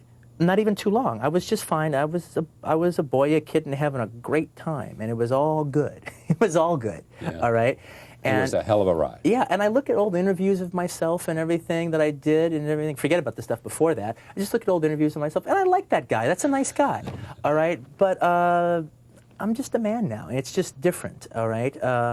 And I also realize. So it's maturity or something. The difference between. It's maturity, it's masculinity, Yeah, it's everything, and these were all things that I held in reserve. But you see, I don't know how to say this other than to just say this. Mira's a real woman.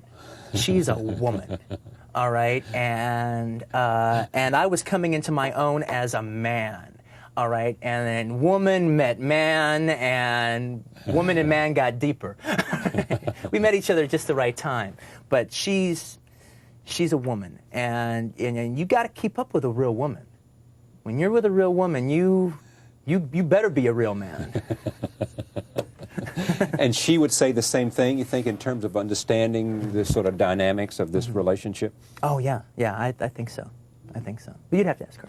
I will. She's Clint Eastwood for you. As you look in terms of body of work, which is a word that comes to you now, and you think about that, you know you're established, you know that you have something going, you know you've got talent, craft, vision, screen, and abilities in a variety of the disciplines that make a film. Eastwood, you admire because? Well, actually, what I admire the most about Clint Eastwood, all right, is the fact that he's an artist, and he's an artist who has managed to control his own world with a patron studio. Warner's. Yeah, Warner Brothers. All right. He has a very unique situation at Warner Brothers. Now, there's other filmmakers that have unique situations. Martin Scorsese could set up a situation like that pretty much at any place, and that he'd be doing his thing. All right. And Woody Allen has that relationship with whoever he works with, but Eastwood is a little different because Eastwood has a situation with Warner Brothers, and it's lasted for a long time. All right, and it's been profitable for them for a long time, and he has a responsibility that you just don't see in other filmmakers as far as his relationship to Warner Brothers.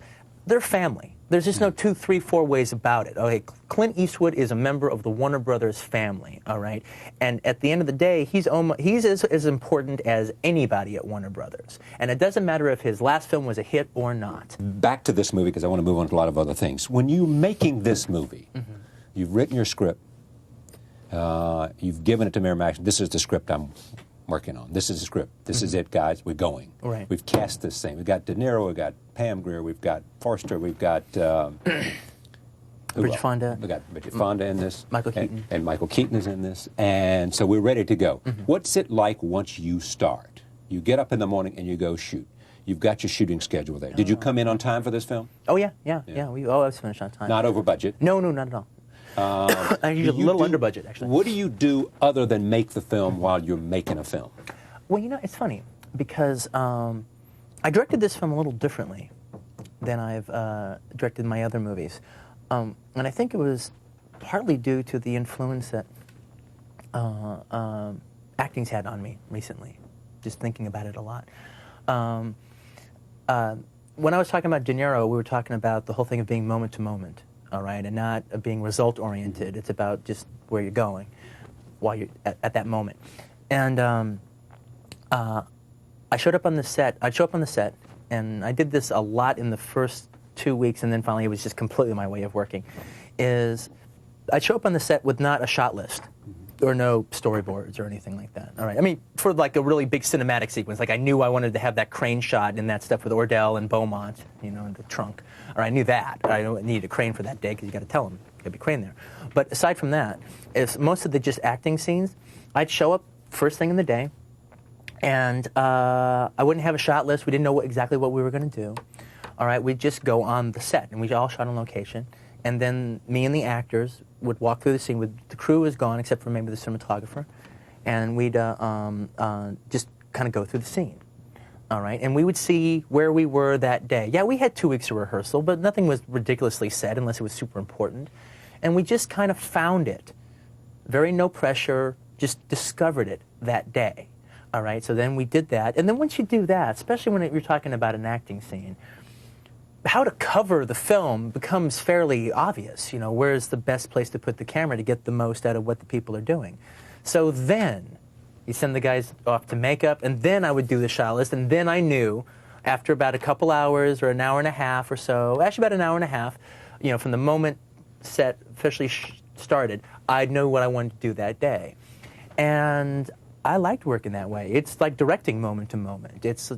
I'm not dragging. I always make fun of people who do all this work in their bedroom, with a shot list, or even actors practicing how they're going to do this and that. You got to leave the bedroom at home, all right? And as an actor, what you want, and some actors are different, but what I like is my method is to just invest in the character and don't worry about the text. Just invest in the character, and when you show up, you're the character, and there you go. Same thing as a director, but instead of investing in character, you're investing in the text. You're trusting the fact that you know this piece of material. So now it's up on its feet. Name me 5 living. The list is not just 5, but name me 5 living directors that could teach you something about directing.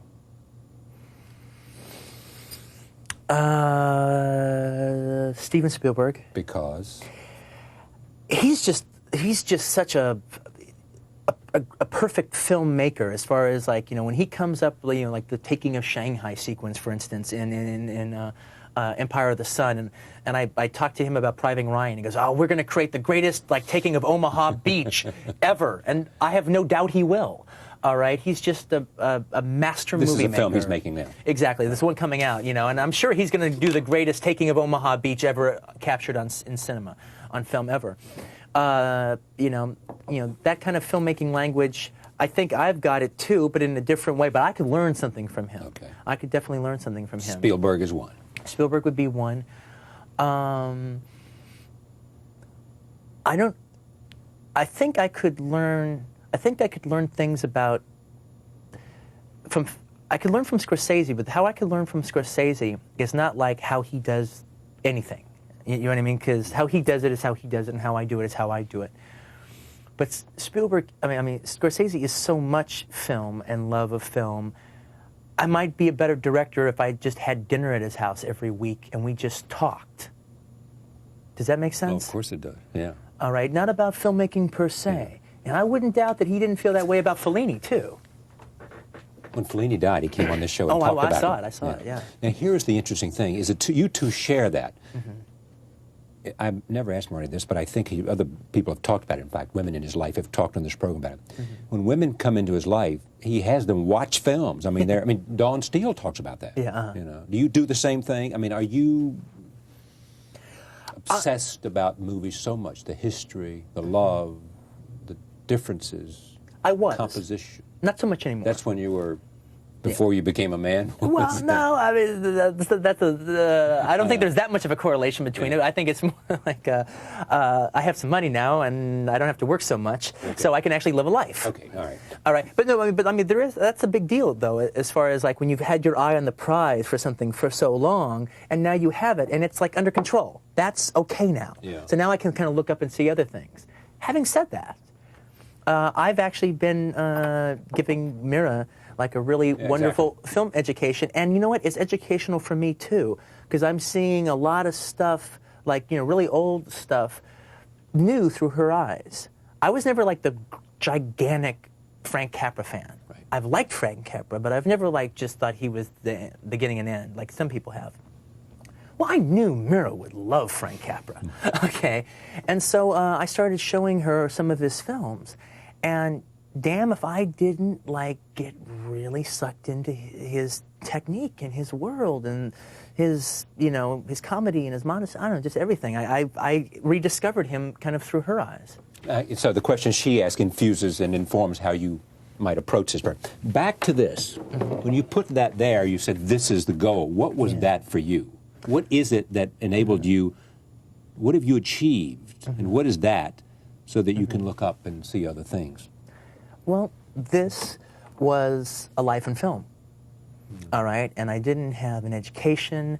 There was nothing. I didn't have a film school education. I didn't have any money, and I didn't have any connections. And I was the epitome. It's really funny. I was looking at some interviews I did at the time of Reservoir Dogs, and it's I can actually see why I got kind of famous from those interviews, because I was about as much of an outsider as a person could possibly be, all right? And so it was in order to not fall back, I needed to just focus in on what it was that I wanted for my life and my art form. And the easiest thing to do in this business, all right, in any kind of, I'm sure it's the same thing in journalism, is it's easy to settle, you want this, but you settle for this. Because this is not this. This is not what you dreamed of, but it's damn close to it. Your life is still involved in it, and it's okay. Yeah. The other thing about it is once you get this, which is partly knowing you can do it, knowing that you, and that's partly of a self-realization thing. Mm-hmm. You then can know how to push it towards whatever that dream is. Yeah. You know that you've got sort of a gravitas, a sort of a body of things that will push you on the journey. But what's weird about directing is there's no other art form that has this kind of situation. You can think all you want, and you can work great with actors, or you can dream up great shots in your head that no one else has ever come up with, or you can do anything like that. But until you've actually done it, done a movie, which means money, which means film going through camera, which means working with actors and working with a crew and running it all. Right. All right. You don't know if you've got what it takes to do the job. You got to convince somebody to put a whole lot of people behind you and a whole lot of money to just see if you can do it. No, but I mean, my point was including having done it, so that once you have done it, you know you can do it. Well, that's and you know you can do it better and better. Well, that's the weird thing about it. That's the bizarre thing that I noticed on this film. It was really weird when we did Pulp Fiction, because just having done one film, our knowledge on just the experience, all right, was like staggering. This movie was even different than that. This is the movie I became a professional. I've always Jackie Brown. I've always considered myself, you know, an amateur, and I'm kind of proud of that amateur status. All right, and I had a little worrisome moment actually in pre-production of Jackie Brown of like, oh my God, I'm a professional. I didn't know if I ever wanted to be a professional. All right, there was something bad in that. I didn't want to join the guild because I didn't want to be a professional. All right, I wanted to hang on to my amateur status. And right at that moment, I read Peter Bogdanovich's book, that book he wrote, his interviews with the other directors, old directors. That was about 3 years ago. Yeah, no, that was very shortly. Okay. It was just the one he just did recently. Oh, but the devil, something like that. No, Who the Devil Made It. Who the Devil Made It, right? And I got together with him. I just felt compelled to get together with him after reading the book, because here's all these old pros, and he actually knew them, you know. And so I got together with him. Great conversation. I read it. And I'm talking to him, and I was kind of telling him my feelings, you know, and he goes, "Oh, you know, Quentin, that's kind of how it is, you know. You're just going to have to, you know, get over that, because the truth of the matter is, after you've directed 2 movies, you kind of know how to do it. It's kind of easy. Once you've done it and you know how to do it, you know the job. Yeah. The not knowing the job was the big question mark for you. Yeah, the first 2 times. Yeah. Not the art. So now you're a professional. Now I'm a professional. It reminds me of Pat Riley, the basketball coach, was here once, and he said at some point he realized, you know, for a while that he was just coaching, but he wasn't invested in it. He was doing the best he could, and he was doing well. Yeah. And then at some point he said, I'm a lifer. This is what I do. Yeah. I coach basketball team. That's what I do, and I'm proud of it, and I do it very well. Yeah. And I'm pleased to call myself a basketball coach. Well, that's what I have to put up with when I have like when I do interviews with people and everything. They go, well, do you ever just walk around and think about that video store and just pinch yourself? This is my life. All right? I'm not pinching myself for living my life. All right, this is what I do now. Back to this movie again. We'll take a look at this clip. This is from Jackie Brown. Take a look. I'd bet that except for possibly an afro, you look exactly the way you did at 29. Why do you like that scene? You don't see that often in most movies, a scene like that, you know. Or what was different about it? Well, it's like 2 people talking fairly honestly about themselves. And there's something kind of wonderful about the relationship going on there. And but it's also kind of basic to it. So you did one cover shot. Right. Oh, yeah, no, it's not reinventing cinema. No, which raises me to this question. What is it that makes a good director? What is it? I mean, is it choice of shots, or is it something much more profound and fundamental in terms of what separates boys from the men, what separates those who have genius from those who can make good movies? At the end of the day, I just think there's certain people, you know, this is going to sound so simplistic to say this, but I think my heart of hearts, I believe it. At the end of the day, there's just some people that God touched and just said, you know what, you're a director. Yeah, you're supposed to make movies. Now, there's other people, the theater directors and television directors and all kinds of stuff, but there's some people that it's just like, you know how to make movies be movies. And you think that was what happened to you, and when did it happen? When did you think that thought? Or did you just know for a while that I love making movies, I love movies? Well, I knew all through my childhood, movies were like my one thing that I just adored and loved and above all others, all right? And, I wasn't that interested in athletics or any of that stuff. I was interested in movies. And when I started studying acting and, I wanted to be an actor, so I'm hanging around all these other actors and stuff, and I realized that they didn't like movies half as much as I did, and as a matter of fact, they were pretty damn narcissistic, all right? They were just into themselves. And I seemed pure in my way of thinking, about it, all right? And at a certain point, I just realized that appearing in movies wasn't enough for me, all right? I just loved them too much to simply appear in them. I wanted them to be mine, all right? I wanted to have ownership over them. I wanted to create them. And, I mean, those were, even when I was an actor, my heroes weren't other actors. My heroes were directors that I wanted to act for. I don't want you to get away with this question. You named 2 actors. Give me 2 directors. Give me 3 others that could inform you about the craft of directing. Well, he died just recently, but I have to mention him because actually I learned a lot from Sam Fuller. Yeah. All right. So much of this stuff is very instinctual. You know, it just kind of seeps in. But you know, I have to also say, you know what? Okay, let me talk about people who I could know and what they could teach me, as opposed to from osmosis.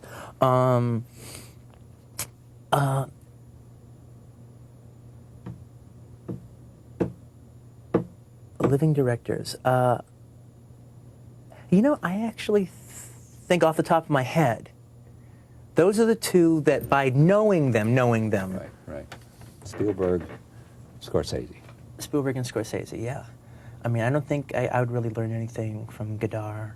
I don't think I would learn anything from De Palma except how he does his set pieces, and I want to do my set pieces my way. All right, and like it would be like and I love De Palma, but that's like writing from David Mamet. Well, you learn how to write like David Mamet. Yeah, exactly. I mean, you can learn a lot of professional pointers, but as far as like, you know. When you set out to choose the next movie that you were going to make, having the enormous success of Pulp Fiction, all that came raining down on you, and did you have any sense that I have got to step up to the plate this time and hit a long ball? No, not at all. You refused to be prisoner to what you had done. Yeah. Yeah, I was, everyone thinks I took a long time, and I don't look at it as taking a long time, because from the moment Pulp Fiction won the Palme d'Or to finally when they had the Oscar ceremony, all right, it never stopped during that entire time, and that was over a year, all right? So can't do another movie or even think about another movie while this express train is going on, all right? Robert Zemeckis didn't either, all right? I mean, after Forrest Gump? Yeah, exactly. Yeah, we were in the same Super Bowl, basically. You know, took all of our concentration. I'm never going to be the kind of director that does a movie a year. I want, you know, I invest a year and a half in a movie. I want a year in return, come back, you know.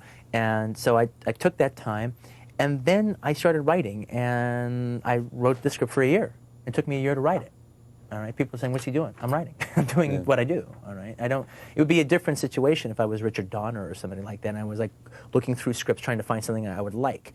Where I would be, and I talked with Paul Thomas Anderson about this, where I would feel made Boogie Nights. Who made the movie Boogie Nights, and he's kind of facing that now. And if I wasn't a writer, I could imagine it would be very easy to be self-conscious. All right. You know, if I had made Seven, if I was David Fincher and I made the movie Seven, I could imagine I would be very precious about what I would do next. All right. And like just trying to find just the right kind of material that really spoke to me. And then because I didn't write it, you'd always be questioning it. All right.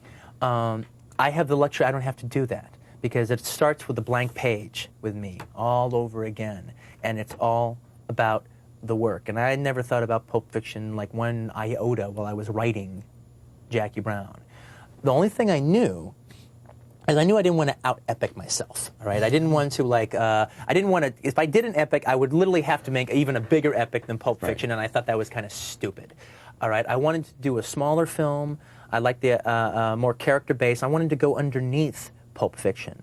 But what I think this film shows is, I mean, people basically, and you know this, they talk about my career as if I've done 6 movies, and I've done 2. You know, people, I've seen your movies, both of them. And Pulp Fiction was as different from Reservoir Dogs as Jackie Brown is different from Pulp Fiction, but you can tell I made all three of them. That's there. But they all have different things about them. And the feeling is, it's like, okay, now do you get it? I'm in here for the long haul, and I'm going to make individualistic movies. And you know what? My fourth one's going to be different from these three, and my fifth one's going to be different from those four. Paint with different colors. Exactly. But you'll always tell I made them, but I'm not a rock star trying to make the same album. Is there anything that you have done? I mean, you have been in the white-hot glare of publicity since Pulp Fiction. I mean, I've read lots of stuff about you. When you look at all that, do you just say, hey, I had a great time, I've lived a good time, I've been serious about my work, I've experimented with things, some did well, some didn't do so well, but when I look at how I've spent my time since I made Pulp Fiction and became such a cult favorite and did well at the box office in addition, I got no complaints. Oh, not at all. Oh, it's all been wonderful. I mean, it's like, some movie magazine taking a swipe at me, that's not going to care. Who cares? You want to go, and you are going to go, and act in a Broadway play, hopefully. It'll be a Broadway play. Right. Try it out of town or somewhere. Right, exactly. Why do you want to do that? Just because it's the acting thing? Well, yeah, I mean, it's the thing about it is, I mean, I'm not precious about it being Broadway or not, or that whole thing. That's kind of exciting, but that is not the thing. I'm just, it literally, they sent me the play, and I read it, and the part is a great part, and I know I can do this guy really well, and I know it would be a great role for me, and it really was no different than that. It was just down to that. It was like, I thought I could do a really good job with this role, and I've been kind of precious about what I've done since I did my performance in Dusk Till Dawn. I was very proud. I did what I wanted to do with that. I was very proud of that work in there. And so I didn't want to do anything less than that. I wanted to do something beyond that. And I think this could be it. And to tell you the truth, I really, really like the idea of like, okay, you want to go into acting, all right, in a big way. All right, well, there's a stage. All right, that's the actor's medium. It's right there, man. You are there every night. All right, and there you go. And who knows? It's like if it works out in this play, maybe I might like make a movie and then go back to the theater and do a part in a play. Do another movie, go back to the theater as an actor. Do another movie, go back to another theater as an actor. Rather than try to be in movies or something like that. Who knows? We'll see how it goes. What kinds of films do you see yourself making over the next 5 years? I mean, do you can see something that's similar between Pulp Fiction and Jackie Brown? It feels the same. It's the conversation. It's the language. It's your language. Your language will always be there. You turn down Men in Blue, or Men in Black, whatever, Men in Black. You turn down Speed. You've turned down a lot of things. Because they didn't what? It would be unfair to say I turned down Men in Black. I did, but I mean, it wasn't what I wanted to do. Okay. All right. But the thing is, though, I'm pretty self-generating. It's like I'm not really in the market for reading scripts and like falling in love with it. I want to do the stuff myself, either adapt it or be an original. It's just like if you're dating. And you say, what kind of woman do you want to fall in love with? All right, anytime you try to put it into words and everything, you'll be damn sure to fall in love with somebody else. You know it when you see it, but you can't describe it. That's it. There is this said about you and about this film, is that Quentin somehow loves black culture, loves black music. What is that? It's me. It's like this movie. I have different sides of me, and this movie is that side of me. I grew up completely surrounded in the '70s by black culture. Probably the greatest time of black culture in this nation's history, where it's like out in the forefront. And I went to an all-black school for a long period of time. My mom was a young lady, very young lady in the early 70s. She had black boyfriends. I hung out with them. Her best friend in the world, my second mother, is a woman named Jackie Watts. She's black. The whole house was like United Nations, all right? And I just grew up completely around black culture, and it's part of me. And I'm not a visitor to it. It's part of me. It's the same way somebody goes to Paris and lives for 5, 6, 7 years, comes back to America, you put them around a bunch of French people, all right, they're just kicking it in French and, and they just got it down, all right, and they're just doing their thing. That's me, except that was me through, like, my entire childhood. And when Spike Lee comes along and says, why is he using in his screenplay the N-word so much and putting it in Samuel L. Jackson's mouth, what do you say? What I say is that's two questions, actually, all right? And you got to find out exactly which question he's asking. If he believes in his heart of hearts that I'm a racist, that's one thing. Okay, if he doesn't believe in his heart of hearts, and he knows that's not the case. Yeah, he knows that. All right, yeah. Okay, if he doesn't believe that, then has nothing to do with that. It's simply about me being a writer now, all right? And as a writer, I demand the right to write any character in the world that I want to write. And I demand the right to be them, I demand the right to think them, and I demand to tell the truth as I see they are, all right? And to say that I can't do that because I'm white, but the Hughes brothers can do that because they're black, that is racist. That is the heart of racism, all right? And I do not accept that, all right? If he came out with a statement and said the word nigger was used too much in Menace to Society or The Dead Presidents, then at least I still would completely disagree with it, because as a writer, I have the right to do any damn thing I have the talent to achieve, all right, and to fail at too. But to say that, but for him not saying that to them, but saying that to me, that is BS, and I don't have time for it, all right. And now the thing is, I can guarantee you, Ordell Roby did not lie in that movie.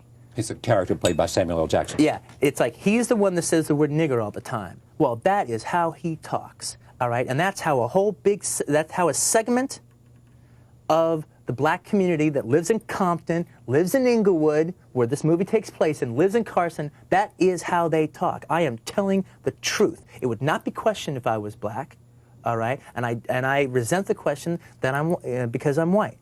All right, I have the right to tell the truth. I do not have the right to lie. And the thing is, he says, if I said kike 35 different times in Mo Better Blues, they wouldn't let me make another movie again.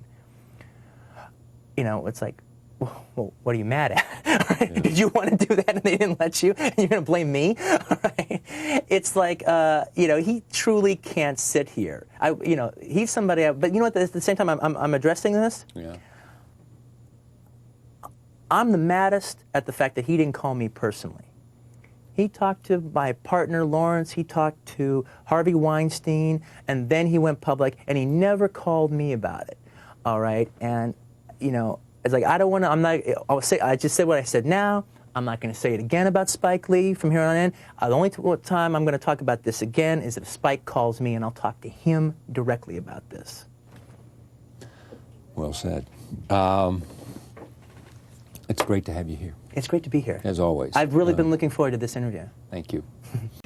Quentin, it has been a very controversial year for you that started with an innocuous interview in New York Magazine where you spoke your mind about things you liked and didn't, not liking True Detective Season 1 based on the pilot, God forbid. And people took you to task for that, and then you were taken to task again for the New York Times piece I wrote, especially concerning your reaction to Bigelow, Ava DuVernay, and black critics in general. And then there was the October 24th demonstration in New York where you denounced cops who murder unarmed black men, and cops decided to boycott your new movie, which started a whole other shitstorm. It seems every week there's some kind of negative shit being written. This week is about how you lied about, I guess, being in jail for a week over 30 years ago. What is going on? What are your feelings about these controversies right now, and how do you process them, and how seriously do you take them? Well, it's hard to take any of them seriously. I mean, but it's actually ended up being kind of sobering. I mean, in a weird way, whenever I felt myself getting riled up, I realized that I was taking part in the riling up myself. Right. All right, so it's like I can lament that we did our interview and that wouldn't have raised a single eyebrow in 1996 or 7 or something, it would have appeared in the New York Times. At the most, other journalists that would later interview me might have sections of it. They're like, well, so you said with Bret Easton Ellis in the New York Times, blah, blah, blah, blah, blah. But that would have been that for the most part.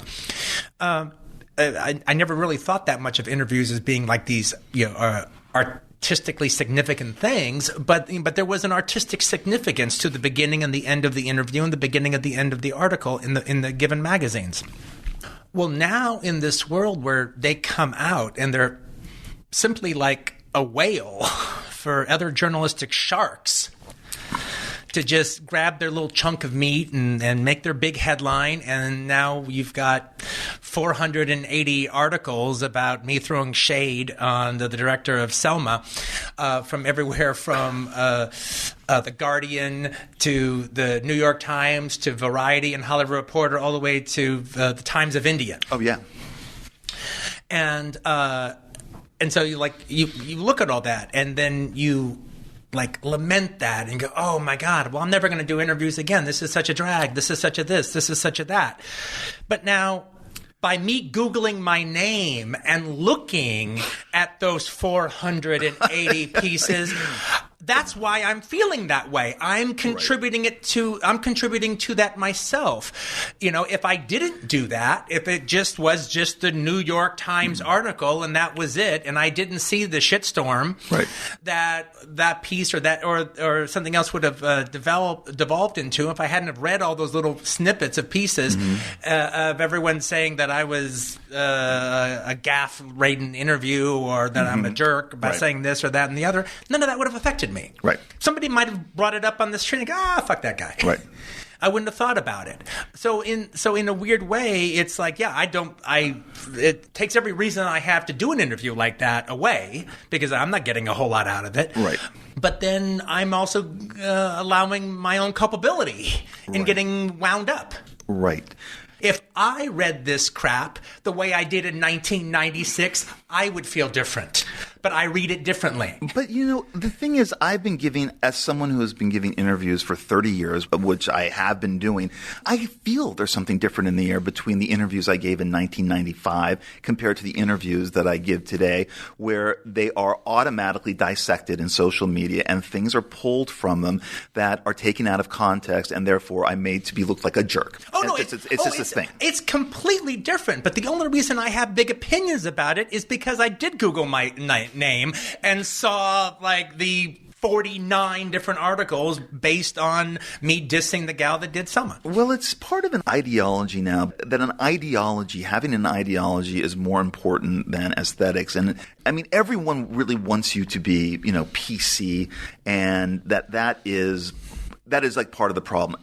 Ideology trumping aesthetics, and that if you don't really toe the groupthink party line, then you are open to attack. But I felt bad about the New York Times incident because the piece I turned in was 5,000 words, and I hoped the parts that they would run were you talking about Hitchcock, De Palma, Godard, talking about Kodak, which I know you talked to death, but I thought the way you talked about it that night was very interesting. Marvel movies, and yet when I saw what the editors had cut together, it obviously had been cut together for a kind of clickbait experience. And I thought, well, he'll probably might get into trouble with the black critic monologue, but I felt it was so benign. I felt it was something you'd handled before. And then when I saw it, and it was a 24, 36-hour news cycle. I was horrified by it as well. I felt that I had done this in some way, that I was to blame for this. And it just you're right. It kind of makes you think, why do I do this?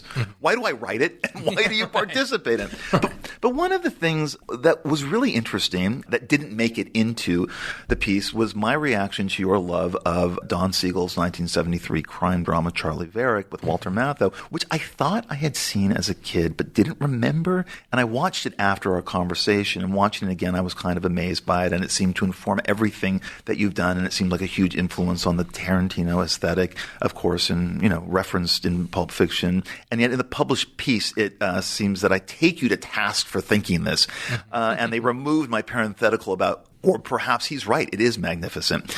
And we were talking about Charlie Varick because we were talking about Pauline Kael, who didn't like it. Pauline Kael, the American film critic who has both influenced you and me to an inordinate degree because of her love of love trash art aesthetic. But let's start with Charlie Varick and why this movie matters to you as much as it does, and not necessarily the specifics of the movie. What does that movie or a movie do for you that speaks to you and continues to speak to you? Why was that the thing that, okay, this hit me at, I don't know how old you were, 12 when you first saw it, perhaps?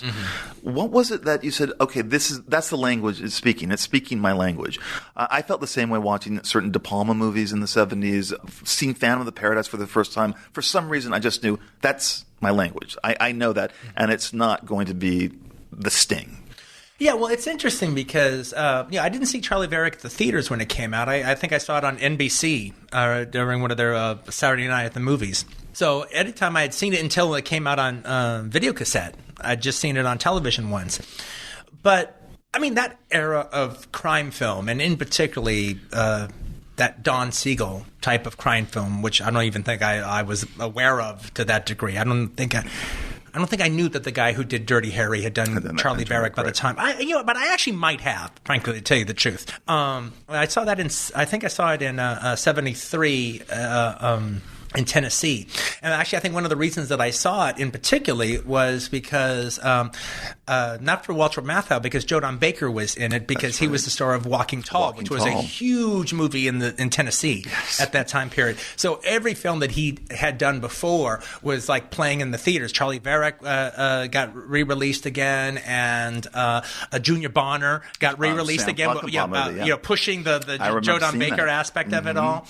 The Outfit with him and Robert Duvall, which is another terrific movie. Yes. And so I think it was more or less that type of aesthetic. And I think what I probably also responded to, even though I don't know if I was sophisticated enough to call it by name, is if you watch the movie, the whole movie turns on a scene early on when Walter Matthau and Andy Robinson, who's his partner in the film, are talking about the fact that it's mob money and they need to just bury this then just like at least let a couple years pass before they do anything at all with it. And once Andy Robinson, his flaky partner, says, like, I'm not going to do that at all, it actually has a whole little really cool trailer, speech. Yeah, I'm going to wail, baby, wail.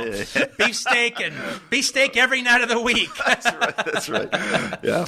And Charlie Varick just looks at him and says, okay. Now, once you've seen the movie, you realize that everything he's going to do for the whole rest of the movie, like the next 3/4 of the movie, he's made his decision right then and there. And without letting the audience know what's going on, he's going to put this plan into place. Now, I don't even know when I watched it as a kid on television, I knew I got it all by the end, and I don't think I had any big, oh, wow, what an interesting way to tell a story kind of thing. However, that kind of storytelling is what I have been drawn to, and as I'm talking in this microphone right now, thinking that's kind of what I do in The Hateful Eight, is there's a whole thing set into place that you don't really realize you've been watching it set into place until you do. Right. And there is that very satisfying reveal, I guess, after the intermission. There's an intermission. The intermission actually doesn't have the Ennio Morricone. The overture does, right? Yeah, yes. Right, song. One of the things that is so inspiring about The Hateful Eight is the bigness of it and the sheer moviness of it, which I referred to in the opening, the visual scope and the way you use the camera kind of as a character, as something that it's just not used as on television. And it was both exciting and I guess it made me a little sad too, because for a certain kind of studio movie, and I'm not counting things like the upcoming Star Wars movie and things like Tomorrowland or Age of Ultron or Jurassic World or Spectre, but the bigness of a certain kind of American movie has disappeared, and that's why, say, Bridge of Spies was so compelling in the same way is true for The Hateful Eight. You know, on the Eli Roth podcast, I talked about the notion that the movie screen that resides in that giant room is a very different place to play with content than within the confines of the television screen. And it needs a different kind of sensibility as well when you're making a film like that. Now, I assume that you are a believer in this, and I assume that your feelings are that TV is one thing and movies are another, and movies have the capability to be this grand experience that you cannot have anywhere else. And everyone extolling that it's all going to fall under one umbrella anyway is depressing to me when I hear these conversations with movie people and financiers about the future of content, that the Vine is going to be an art form as much as the Periscope is, as much for, the bigness of movies made for, yes, the movie screen and not the TV screen. So this is what you're thinking of when you're creating something or thinking about The Hateful Eight. You're thinking about this, that I want to see this in a way that is that fits the medium I'm making it for. Well, yeah, there's pluses and minuses when it comes to that as well. I mean, like, for instance, The Hateful Eight, especially in the roadshow version of it, it's a long movie. It's about like 3 hours and 2 minutes or so. And that includes the intermission and the time it takes to have the 12-minute intermission and the overture and all that stuff. However, the way I looked at it was, look, there's going to be the version that shows in all the different multiplexes, and it's a little shorter and doesn't have all that stuff. And that's meant more to be like a regular movie. You're going out on a date and you want to see a movie, and you're not caught up in the whole cult of it all. You just want to go out and have a good time, and you like Sam Jackson, and you like my movies, and you're going to see it on a date. However, if you're going to go see the 70mm version, you're mine. That's like going to see La Boheme at La Scala. Or you're going to see Lee J. Cobb on Broadway doing Iceman Cometh. That's what you're doing. I've got you. You're mine for that viewing. And so you're not trying to do anything else. You're doing that. But consequently, if you do the Iceman Cometh on Broadway, well, that's going to be 3 hours and however many minutes that play is, and that's exciting, and that's what it is. Well, I'm coming with that exact aspect with The Hateful Eight. Now, some people might disagree. Some people might think, well, that's just a little too long for me to sit. And but I'm also coming from it. Well, then you probably wouldn't have liked Iceman Cometh either, and I do. Right. So it is. Right.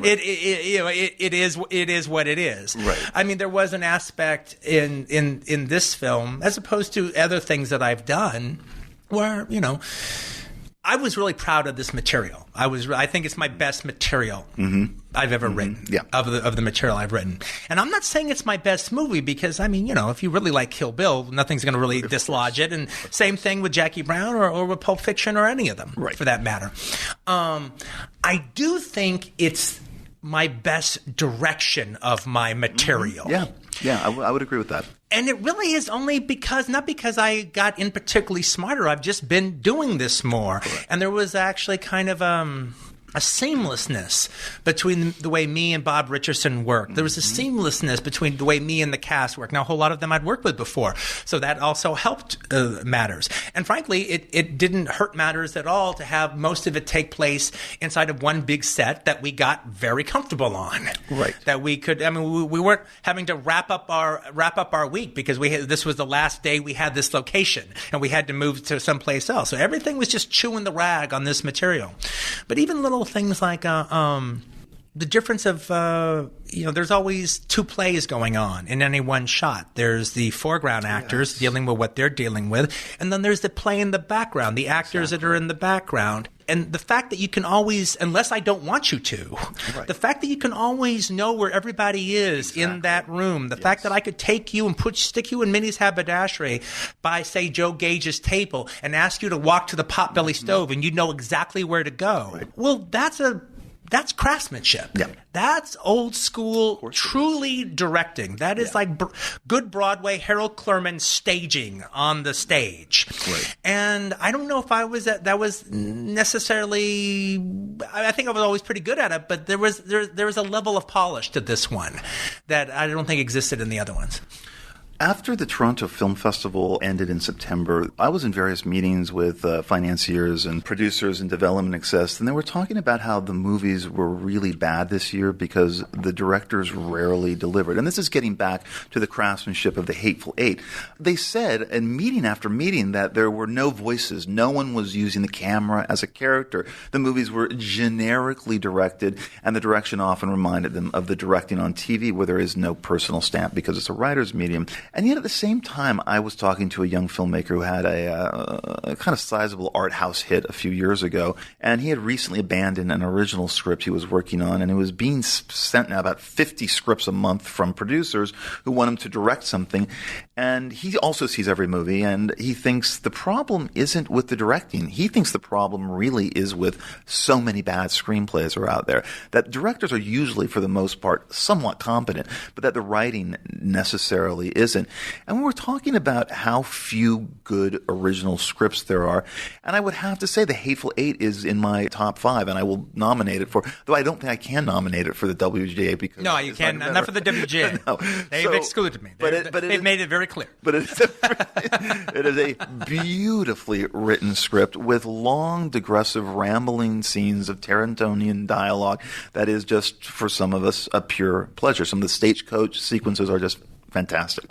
So when you're working on that script, when you're working on the script for The Hateful Eight, you're imagining the movie in your mind. And I have noticed, maybe late to the game, or maybe a couple of years ago, that what you are really doing is that you're very much a novelistic writer, that you are not following the formats of Sid Field and Bob McKee in some way, that a script has to have this kind of like structure, inciting incident, that really a movie, if it's held within the control of the filmmaker, can kind of go anywhere. It can have digressions. It can go into this story. It can go into monologues. And what's so thrilling about The Hateful Eight is that you seem to be creating the movie as a novel almost, that it reminded me, and this is true of everything from Kill Bill to Inglourious Basterds and Django. And I know that at a certain point you have said that you are going to retire at one point and you are going to write novels. But what has influenced this idea that the screenplay can be this? That you have this freedom, it seems, when you're writing, that I don't have to follow these rules. I have my own. And that's the sign of an artist. And I'm not saying this to kiss your ass so much, but it seems that way as a writer watching these movies. Well, it's just writing. I mean, I consider novelists real writers. Now, I actually consider screenwriters real writers too. And there's a whole aspect about the fact that screenwriting conceivably could be harder because of how you have to deliver within a certain page count in a way that a novelist doesn't have to some degree or another. It has more freedom as far as that's concerned. But I was listening to a podcast out of Australia where they were kind of going through a bunch of my screenplays, and they'd actually read the screenplay. So they were actually quoting things from the scripts that didn't make the movie.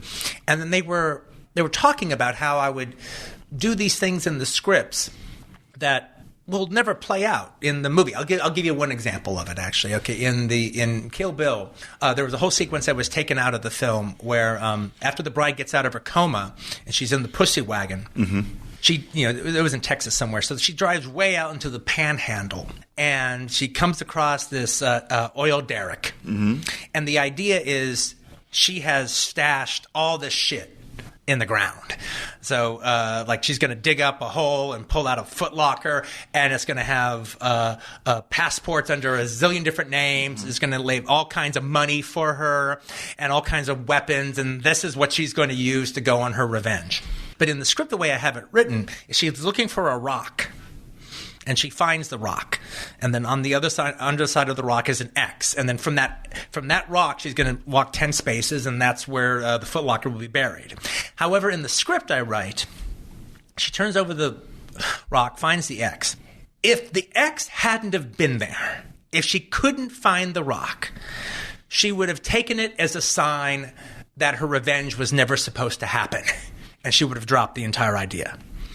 And so they make a big point about, he does that, and you're never going to get that across in the movie and whatever, but, he does it anyway, and why does he do that? And that's so strange that he would do that. I kind of like it, but that's so weird. It's writing. That's what writers do. Exactly. I've never understood the concept of a screenplay just being a blueprint for the movie. I do write them like novels. This is true with you. Yes, this is true with you. Yeah, I do write them like novels. I mean, they're not. It's not crazy prose, that goes on forever, but there is a commitment to the prose, and there is a literary narrator. Yes. Talking to the audience who's reading it. And these scripts are meant to be read. I mean, to such a degree, to almost a crazy degree, in the case of something like Inglourious Basterds or Django or even Kill Bill, to such a degree that basically I've written a movie that really can't be done. It's so not a blueprint. It is so a novel, with the exception of the dialogue broken down the way it is in a screenplay format, that I am stuck on set every day adapting my novel into a movie every day.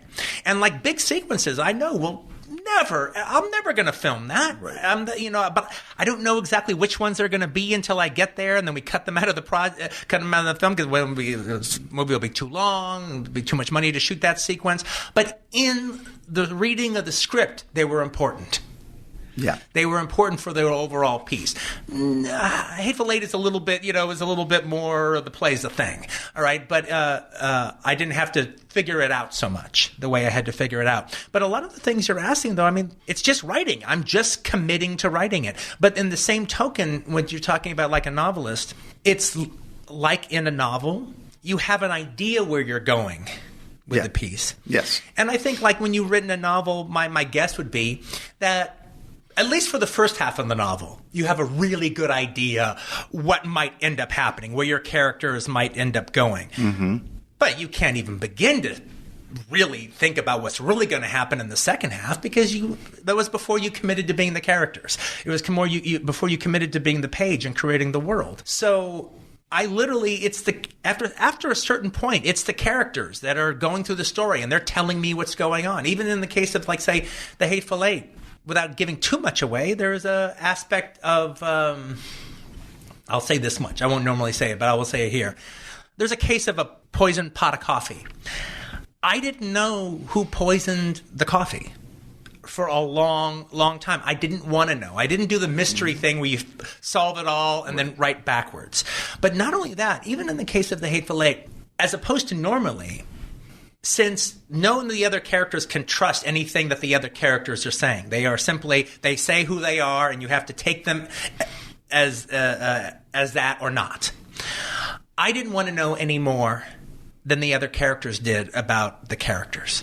So, when Chris Mannix shows up and says he's the sheriff, is he? Is he not? Well, I don't know yet. I'm not sure. I only know what John Ruth knows about him. Right. I only know what Major Warren knows about him, and all the way down the line. Even when it came to arriving at Minnie's haberdashery, and there's four other people there, I didn't know who those four other people were per se. I let them reveal themselves to me. By the time we did the movie, I had to know who all those characters really were and where they came from in order for me to talk to the actors about it. But in the first draft, I didn't want to know any more than a viewer or one of the other characters would know. Sometimes I think the passion comes from being exposed to amazing movies when we're young. And maybe the reason film culture will wane for a generation is because of what they're being raised on now compared to what we were being raised on. Well, hopefully they're being raised on me, and that's so bad. This is true. I would say you are one of the few. But, 1975 and 1976 are very different years cinematically for a 12-year-old than 2015 and 2014 is made for a 12-year-old. I mean, a very different kind of sensibility. And by the way, and you're picking it when things started moving more in this direction. Now imagine learning about, which I've been thinking about a lot lately, learning about cinema from 1969 through 1974. At the age of 8 in 1970, I went to the Tiffany Theater on the Sunset Strip, not even on Sunset Boulevard, the Sunset Strip, where old Hollywood gave away and rock and roll and the hippies took over. And at 8, I saw a double feature of Joe and Where's Papa? I saw Where's Papa when I was, you also have to remember movies played a lot longer. They had much longer runs than. I remember going to a double feature of Where's Papa at the Sherman Theater in Sherman Oaks, which turned into a pretty good revival theater. And I had the same exact thing. I talked about this on the podcast that Ty West was on about being 10 years old, leaving my house, walking by myself to Ventura Boulevard to going to the La Arena Theater when school was out in December of 74 store and buying a ticket to the Phantom of the Paradise, going into the theater by myself, which was the La Arena was a grand kind of movie palace that was built. And I sat there, and it spoke to me, and I loved it as a 10-year-old. And I became obsessed with the movie, and I became obsessed with De Palma, and I wanted to watch everything that followed. It's very hard for me now to understand a 10-year-old doing that. It's not the options aren't the same. The 10-year-old now is seen Frozen. That's kind of where it's or Age of Ultron or something like that. Or Age of Ultron. And I sometimes think of us being in this the Gen X generation that there actually is a Gen X sensibility. That it is different from millennial sensibility. That it is this thing that we shared. Oh, it is. Oh, it is very much so. I mean, there was there is even the whole aspect about the fact that when I was younger in my 20s, I tried to make a point before the Gen X talk started, when we were just busy living it. Right. And not writing articles about it. We were always stuck with the people who were older than us that lived through the 60s. Correct. And they were always telling us how junky our culture was in the 70s compared to the 60s.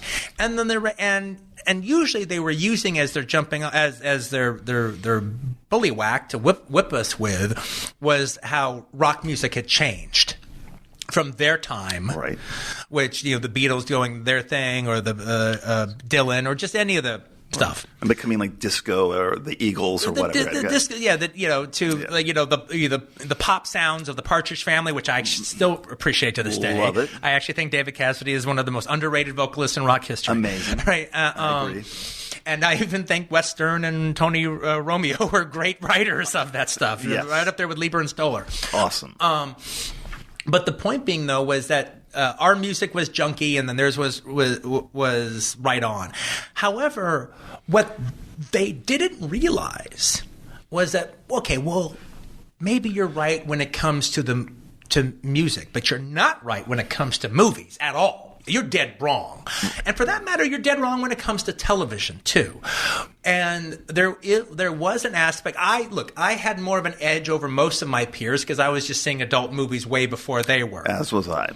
But we as children, literally children of the 70s, invested in TV in a way that the generation before us didn't. Yes. And we held on to TV in a big way. And then, and even as we got into the 80s, and where you could sort of like, if you worked really hard, you could track down some of that stuff that you'd only had remembered, like, say, Schoolhouse Rock or anything like that. But when you did find it, when you did find those old Captain Crunch commercials or those old Cocoa Puffs commercials, or when you did find through some bootleg video, some Saturday morning cartoon show like that you used to watch, like Amazing Chan and the Chan Clan or whatever the hell it was, you were like, oh, wow, there it is. Actually, I remember when I finally tracked down in San Pedro, a place called Mondo Video. After talking about Speed Racer forever, I found a couple of old Speed Racer episodes. And to watch them again, not just me talking with other kids and as we remembered it, but actually reminding myself what it was actually like, when you're always a little disappointed, but then also you're also not, because it's like it opened up little doors in your imagination. But the thing is, though, we were invested in TV. We were invested in our movies. And even in elementary school, we talked about the movies we saw. We talked about ad nauseum about things like not only the Bad News Bears, but even the crappy exploitation ripoff Here Come the Tigers. All right, I remember when some kids saw that and came back the next day talking about it. Yeah, and going to a pretty much all black school. Whenever the weekend after Mandingo opened, about like 5 students were talking about Mandingo or Black Belt Jones or whatever or forget about Enter the Dragon. Everybody saw that. Right. Well, there was a kind of permissiveness in the 70s that did lead us down these paths to movies. I mean, look, my parents weren't going to take me to Chinatown at 10, but my dad took me to Theater of Blood and a couple of R-rated horror movies with my friends. We were 9. We loved it. They didn't trigger anything. We weren't cowering behind the scenes. It was, we snuck The Exorcist on the Z channel that was here in LA, which was the first cable, thing. And it didn't. I just keep thinking, the groovy 70s, the permissiveness of it, seeing The Omen 10 times in the summer of '76 because older sibling, friends, brothers and sisters took us in. And maybe this permissiveness of the 70s, when I look at your group of filmmakers, really maybe aided in creating a kind of this movie consciousness that is definitely shared with Paul Thomas Anderson or with Wes Anderson. And I was thinking about, in 2012, someone published your a list of your top 12 movies, which of course I know they change at times, but they were... I almost always invariably pick like 10 new ones every 6 years when they ask me that. I just chose a random 10 for my Criterion top 10, and I know that next week it would have been a different one. Exactly, but it's Apocalypse Now for you, The Bad News Bears, Carrie, Dazed and Confused, The Great Escape, His Girl Friday, Jaws, Pretty Maids all in a row. A very strange and interesting choice. Roger Vadim, 1971. Kind of love that movie. I do too. I have a print of it. I show it quite a bit. It's not even a good print either. No, and then Rolling Thunder, Sorcerer, Taxi Driver, The Good and the Bad and the Ugly. 8 of these movies are from the 70s. And you have said, if we are comparing cinema now to the era of the new Hollywood film from 67 to 75, I'd even push it to 76 or 77. But your point is Jaws. The opening of Jaws is what changed it. You know, I think it's a 1-2-3 punch. Actually, I think it's Jaws in 75. Jaws in 75, which actually just showed what a blockbuster could truly be.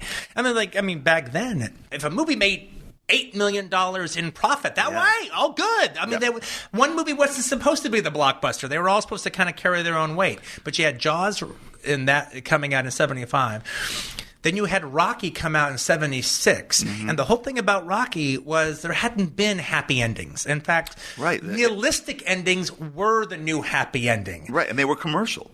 They were commercial because we had a very shitheel view of life at that time, and nihilistic endings actually confirmed our own cynical faith in how we felt America was. Yeah, I mean, just even like an innocuous, completely commercial movie in every way, shape, or form, like 3 Days of the Condor, exists solely on the fact that you have to completely have no trust whatsoever in the CIA. Yeah. That they are an evil organization that will do anything. That couldn't have existed 8 years after, and it couldn't have existed 4 years before. Right. It took a complete breakdown of the faith of the American system in order for you to feel that way. And then by 77, you have Star Wars, and then, it was a long time, it was still a long time coming. I actually don't think that new Hollywood aesthetic was actually run out of movies until maybe 82 or 83. I think 81 still feels, with Blowout, still feels like new Hollywood. Blowout by Brian De Palma with John Travolta. Exactly. Do you think this was because of the disastrous reception of Heaven's Gate, which was really the most ultimate expensive auteur film ever made, and it destroyed a studio? Do you think that was the moment it kind of changed, and that the 80s really became dictated by lawyers, managers, agents made a lot of the calls? And do you think that's why we've often said that you think the 80s is a really terrible, dismal year for American movie making? Why was it? Well, the Heaven's Gate aspect of it, I think, was basically just studios didn't just roll over to let an auteur just do whatever the hell they wanted for the simple fact that they were big auteurs at that time. But almost every one of the 70s auteurs had, if not a fiasco, at least a big, costly, to some degree or another, a disappointment at their resume. With Spielberg, it was 1941. With Scorsese, it was New York, New York. With Peter Bogdanovich, it was... take your pick, Nickelodeon, Daisy Miller, or A Long Last Love. Probably Nickelodeon being like the biggest as far as like a big movie. They all suffered their own issues as far as that was concerned. Heaven's Gate, I think, just took it to the nth degree, but also its timing was actually pretty right on, insofar as the last 4 years had been, little by little, that new Hollywood cynical aesthetic. It's the cynicism that created the cinema of new Hollywood. Was how, it's interesting. And when you're in a period like that, especially like whether it be music or movies. If you look at the music of like 1969 or 1970, and you think that you think as far as rock and roll is concerned, that it started with Willie and the Hand Jive, and things like that. Now it actually evolved to Highway 61 Revisited, and Pet Sounds, and Sgt. Pepper's Lonely Hearts Club Band. It seems like everything is big and dense, and it's complicated, and they can only get more bigger and more dense and more complicated. And that was the same thing with cinema in the 70s. However, there is a reality to it. No, it's just a wave, and it goes for 5-6 years, and people get used to it, and it is what it is. And then all of a sudden, Rocky comes along that actually has a happy ending. And it's not about a guy and you're just watching him and his problems. There's actually a fairy tale aspect to it, and you watch the happy ending and you feel good. But because you haven't seen a happy ending in a long time, Rocky didn't end with Robert Blake getting shot for no reason whatsoever off of his motorcycle and dying in the street like he does in Electric Light and Blue. Yeah. Or the father killing his daughter at the end of Joe. Right. Those kind of tragic endings were the endings of the day. Warren Beatty getting blown away at the end of the Parallax View. That was, those endings reconfirmed our own feelings about America and the mood of the time. But often those endings were part of huge movies that made a lot of money. I remember the ending of Shampoo is really desolate, and that was Columbia's highest grossing film of 1975. So violence being equated with morality in movies is such a problem. I mean, the idea of critics viewing movies through a moral lens seems to be increasing in somehow. No critics that I would ever pay any attention to. Well, this is true. No critics you would pay attention to. But while watching The Hateful Eight, you're kind of lulled into thinking that this is not going to be as violent a movie as it is by its first half, and then it becomes an incredibly, crazily violent movie. But it's fun. It's exciting. Some of the deaths in The Hateful Eight are horrifying and yet hilarious at the same time. It really gives you a jolt. It's really exciting. And I love how by the end, Minnie's is awash in blood everywhere. And people you didn't think were going to be their heads blown off it's a guessing game to who's going to survive this massacre. And I love that. I mean, and it takes me back to that thing where people complain about violence in movies, people complain about gore. And it reminds me of what, Godard said when someone complained about violence in his movie. It's not blood, it's red. And that there's the idea that violence in films is as vital as the musical number, is as vital as the car chase. Violence is exciting, and there's still queasiness in the culture about us enjoying that. Well, I've done my best to move the needle. Look. For 20 years, I've been trying to move that needle. I'm talking about this because I think Eli Roth was on, and we were talking about the deaths in the Green Inferno and how he got really taken to task for the Green Inferno, for a lot of things about the Green Inferno. But that first death of the cannibals eating the heaviest guy in the group is pretty spectacular. There's a spectacular death in a new movie called Bone Tomahawk. Oh, yeah. Which happens like near the end of the movie. That is, you're not expecting it, and it happens without scary music or shock editing. It just happens and it actually just tells you exactly, frankly, in a non-judgmental way, it tells you who you're dealing with as far as the bad guy, or as far as not even the bad guys, as far as the other guys are concerned. The Indian tribe. Yeah, it is. But the idea that, again, people are being taken to task, and I agree, it is about critics that I'm not interested in. But the other thing is watching The Hateful Eight, I said, okay, I think I know what critics are really going to like this. I think I know what critics aren't. And I also just thought perversely about if Pauline Kael had been looking at your 8 films, which were the ones do you think that she'd like the most, and which are the ones that she probably wouldn't like? That's just for my own gratification. No, I can't imagine her responding to Kill Bill, even though I think she might appreciate some of the technique or some of the Rococo action, but it's so based on a type of cinema that she rejected and just didn't understand, like Shaw Brothers cinema. All right, I don't really see her responding to that, but I can actually see her responding to. I know she responded to Jackie Brown while she was alive. I see that being as probably her favorite. But even something like Django Unchained is so immersed in the spaghetti western mythos, and she rejected the spaghetti western mythos. Yeah, there was a lot of things like that she didn't align herself with. Some of the things that we talked about last summer that really surprised me the most and that I really wanted to put into that piece, and again, listeners, you can find that piece at BretEastonEllis.com. The big two revelations for me were that you really were not a big Hitchcock fan and that a lot of Hitchcock left you cold, especially the 1950s movies, and you also look at the 1950s as a very dubious decade for American film, almost up there with the 1980s, and that Vertigo doesn't really turn you on. Oh, no, not at all. Vertigo is not a movie. I really don't get Vertigo. And I don't really believe anybody who says they love it to that degree.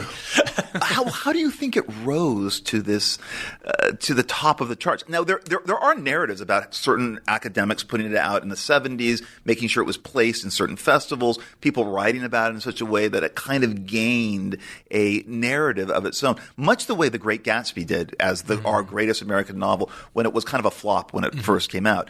Frankly, any critics that really put Vertigo up there, they have to be critics who are the last vestiges of the ones that are 10 years older than us. Mm-hmm. I really think that they are the bedrock, and once they die off, Vertigo will take its proper spot. Right.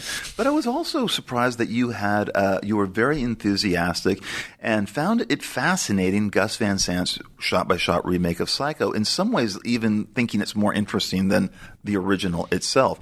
And I was interested also in that you are much more interested in the Hitchcock acolytes rather than you are in the original Hitchcock, especially Brian De Palma, for example, Richard Franklin, Curtis Hanson. These were the directors that you thought took Hitchcock's ideas further and elaborated on them in a way. I did. And you could even throw, even though he did it in his own way, Rene Clement a little bit, with his kind of pretty boy thrillers. Yeah. Absolutely. I mean, I actually did, oddly enough, it was funny, when I worked at the video store Video Archives, when people would rent anything that had Hitchcock on it. And by the way, here I am owning the New Beverly, and anytime we show a Hitchcock movie, it just does magnificent. Really? Totally packed. Yeah, exactly. But I mean, like Sabotage, Saboteur. I mean, boom, put them in, people will go see it. Even the 60s movies, like Torn Curtain or Oh, yeah, as a matter Topaz? of fact, I had a show, I had a double feature of Torn Curtain and Family Plot. Did fantastic. Unbelievable. That's did fantastic. That's great. People respond to them. And they just like the way they responded to the video cassettes at Video Archives. But not only that, people responded to the genre of Hitchcockian. All you had to do was say in the Video Archives day that a thriller was Hitchcockian. I think, oh, okay, really, huh? Right. And I didn't throw it around lightly. No, that is a genre unto itself. And De Palma practiced it beautifully, as did Richard Franklin, as did Curtis Hanson, and there was all these like one-off thrillers that would show up, especially in the 80s. Yeah. That that had those kind of feelings, whether it be Jonathan Demme's The Last Embrace is another one. And there's with Roy Scheider.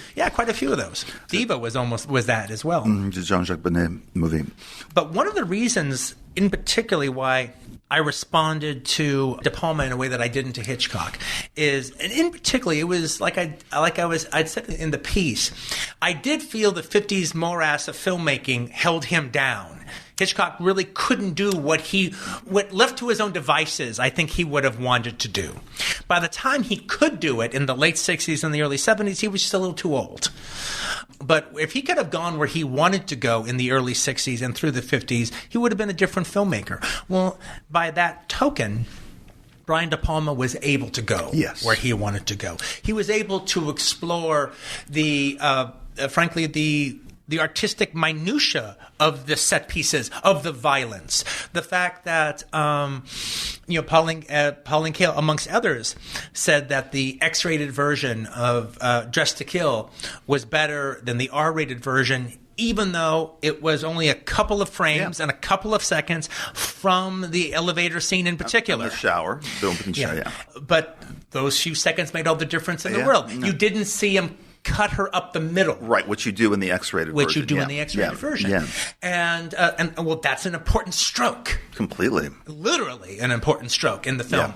Yeah. But also, and people will say Hitchcock dealt with satire of his times, and maybe to some degree in the 40s he did, and maybe even in the 30s. I don't see it that much in the 50s. But De Palma, as much as his films were as much as they were the violent set pieces, as much as they were the suspense set pieces, as much as they were the cinematic set pieces, i.e. 360s, i.e. long takes, i.e. split screens, and all that kind of fun cinema stuff that he did, was a social satire going on throughout his entire career, starting with the hippie movies in Greetings and Hi Mom, especially with the Bebop Baby section. Which is an amazing one of the greatest sequences ever made. It's called Hi Mom. It's kind of hard to find, but you can. But you can find it, and there's a section in it. No one was better at doing movies within movies the way De Palma did.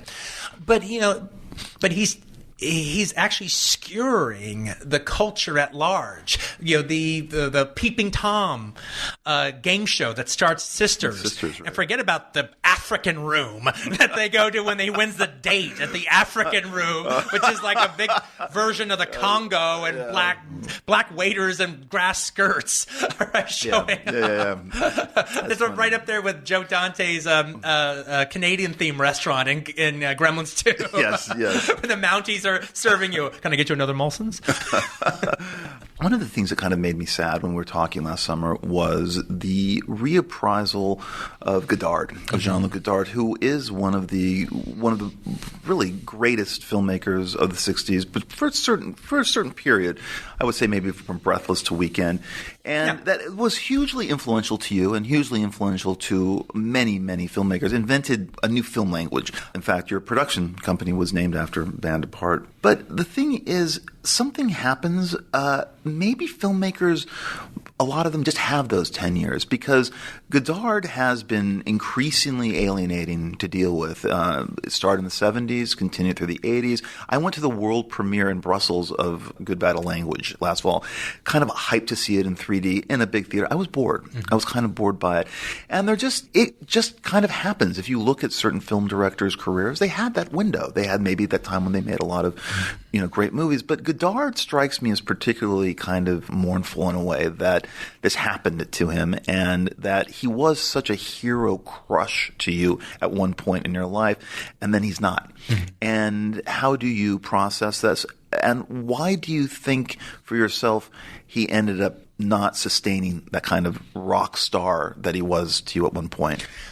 Well, oddly enough, what I don't kind of agree with you, of all the directors that had a period of time and then kind of went past that period of time, then there's that other work that they did. Right. With almost everyone else you would choose, it's just a function of time.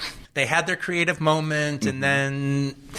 And especially if you're talking about Hollywood directors, they had their moment, but by that time they have 2 ex-wives and the kids they have to go to private school and they got to pay for the second house. And well, I'll do this movie because a big star wants to work with me, and that's a good thing to work with that big star. And the script's not so bad, and it's that kind of function that ends up happening. And all of a sudden, they're not living to work; they're working to live. Godard, I think, would laugh at your presumption that, that was his period, that an after. Well, no. He would laugh at that, yeah, yes. He would absolutely laugh at that. No, he got into his political diatribes that he did with the lady whose name I can't remember, they co-directed a bunch of movies in that period with. All right, and and I even perversely liked Sympathy of the Devil when I first eventually saw it. I actually did too, but that's much closer to the period. Both the political polemic, which I didn't understand, but kind of enjoyed the fact that he went for it, and even the idea that you never hear Sympathy of the Devil played all the way through from beginning to end, which is almost a Godardian frustration of not giving the audience what they want. He would, I think, laugh at us for he took sugar out of his cinema, and we want candy, and he's not giving us candy anymore. All right, but where it came from with me is, yes, he was a big hero, but there's a lot of artists that you respond to, especially when you're a young man or a young woman, that they are important for what they are because they take you to a new place, but you can also grow out of them too, and that actually is their function. I've heard a lot of artists will say that when they were younger, Frank Frazetta actually really inspired them. But Frazetta is an artist that you attach, you enjoy, and then you grow out of. But he took you to the next place. In a weird way, Godard's homemade quality, and then his thumbing his nose at cinema technique, but always finding some clever anti-version of technique. But it was the cleverness and the way he pulled off the cleverness that really seemed to work. And that, to me at that time, because I was discovering Godard around the same time I was discovering 60s Dylan, that they almost walked step by step together. That series of Dylan albums, ending more or less with John Wesley Hardin. Same thing with Godard, ending more or less around the same time period. They showed you something. They took you on an aesthetic. Also, you felt the film critic. Yes. At work. And I'm coming at it from a film critic kind of way. So there was this voice to it. But as time went on, I actually realized that it was Pauline Kael's review of Band Apart, or a.k.a. Band of Outsiders, that I responded to even more than the movies. And it turned a light on to me, because I remember there was at the Fox Venice, they had a big Godard festival. Oh, God, yes. And I went for the whole week, just seeing one after. And I didn't even know I was going to like them. It was literally an idea. It was like, look, everyone keeps talking about how good this guy is. Let me give it a chance and give myself over to him. I'm going to go at least 2 nights in a row and just see what happens. And then so I ended up seeing like Breathless and La Petite Soledad, his second film. And then I think Band of Outsiders and Vis-a-Vis.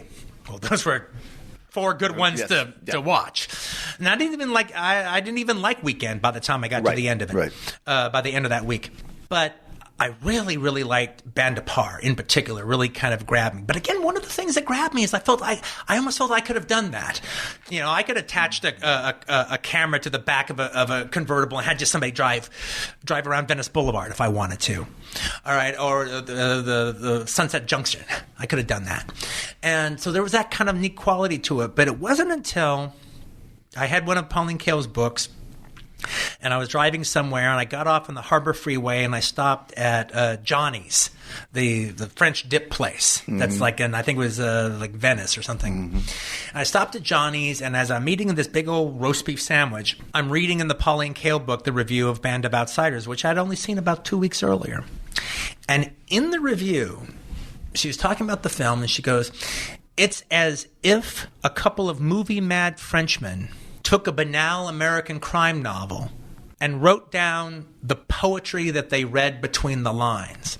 And when I read that, I literally thought, that's what I want to do. I'd never seen the aesthetic that I had never been able to put a name to. I'd never been able to come up with the box that which my aesthetic, I could place my aesthetic, what I wanted to offer to movies, what I wanted to give to movies. I had never heard anyone describe it so well before. And I realized as time went on, yes, I did like those Godard movies, and yes, they were very, very exciting.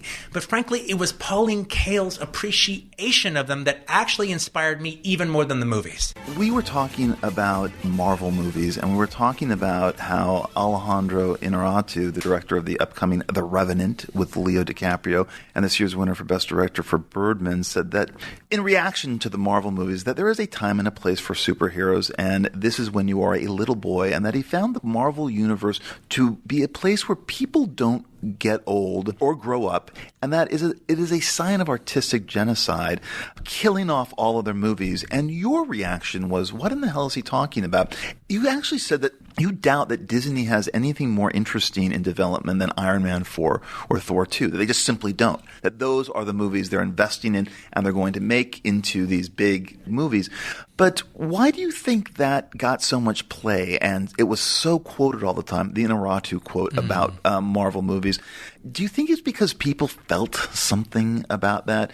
Going back to, I remember in Pauline Kael's The Road Warrior review, and also in her review for Raiders of the Lost Ark, she chastised, I think, male critics to a degree, and George Miller and The Road Warrior, about being hung up on the junk of their childhood, and she took Spielberg and Lucas to task. In particular, and that she was worried that there was going to be a day when all movies, major movies, were going to be male fantasies, adolescent male fantasies, created by men and for a world of teenage boys.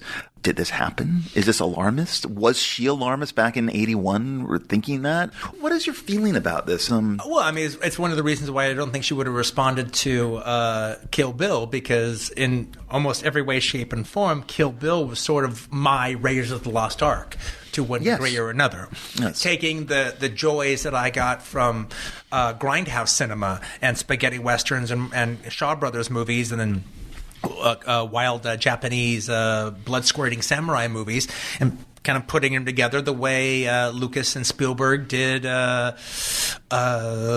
serials of their youth. You mix in with some of the westerns of their youth. The thing about it was Pauline Kael always hit that drum a lot, and to some degree or another, I think she was right. And some degree or another, I don't think it was such a bad thing. I think it is a situation, though. I mean, look, people do respond to usually, especially when it comes to the movie brats and when it comes to my generation. The movies of your youth are what you looked to. That's when you fell in love. Yes. With the movies, yes. And those are some of and those were the times that you were the purest watching movies. So making a movie for that version of you, now that you're older, is a very tempting thing to do, and it's mixed up with your own version of movie love, and actually maybe something. And usually by that time things have changed. So if you can bring a little flavor of what that kind of felt like to a modern audience, you can actually show them something new. I mean, there's a whole lot of people that loved Raiders of the Lost Ark and Indiana Jones and the Temple of Doom that would never be able to sit through Spy Smasher, even one chapter, forget all 12 of them. Right. And so it functioned in that way too. But I actually think what Pauline Kael was really kind of getting at, and it's just, to me, it's a critical jumping off point more than a diatribe on her part, was the male-centric aspect of film criticism and the way film history is recounted in general. And what I mean by that is she made it a gigantic point about the auteur theory in general was a chauvinistic theory.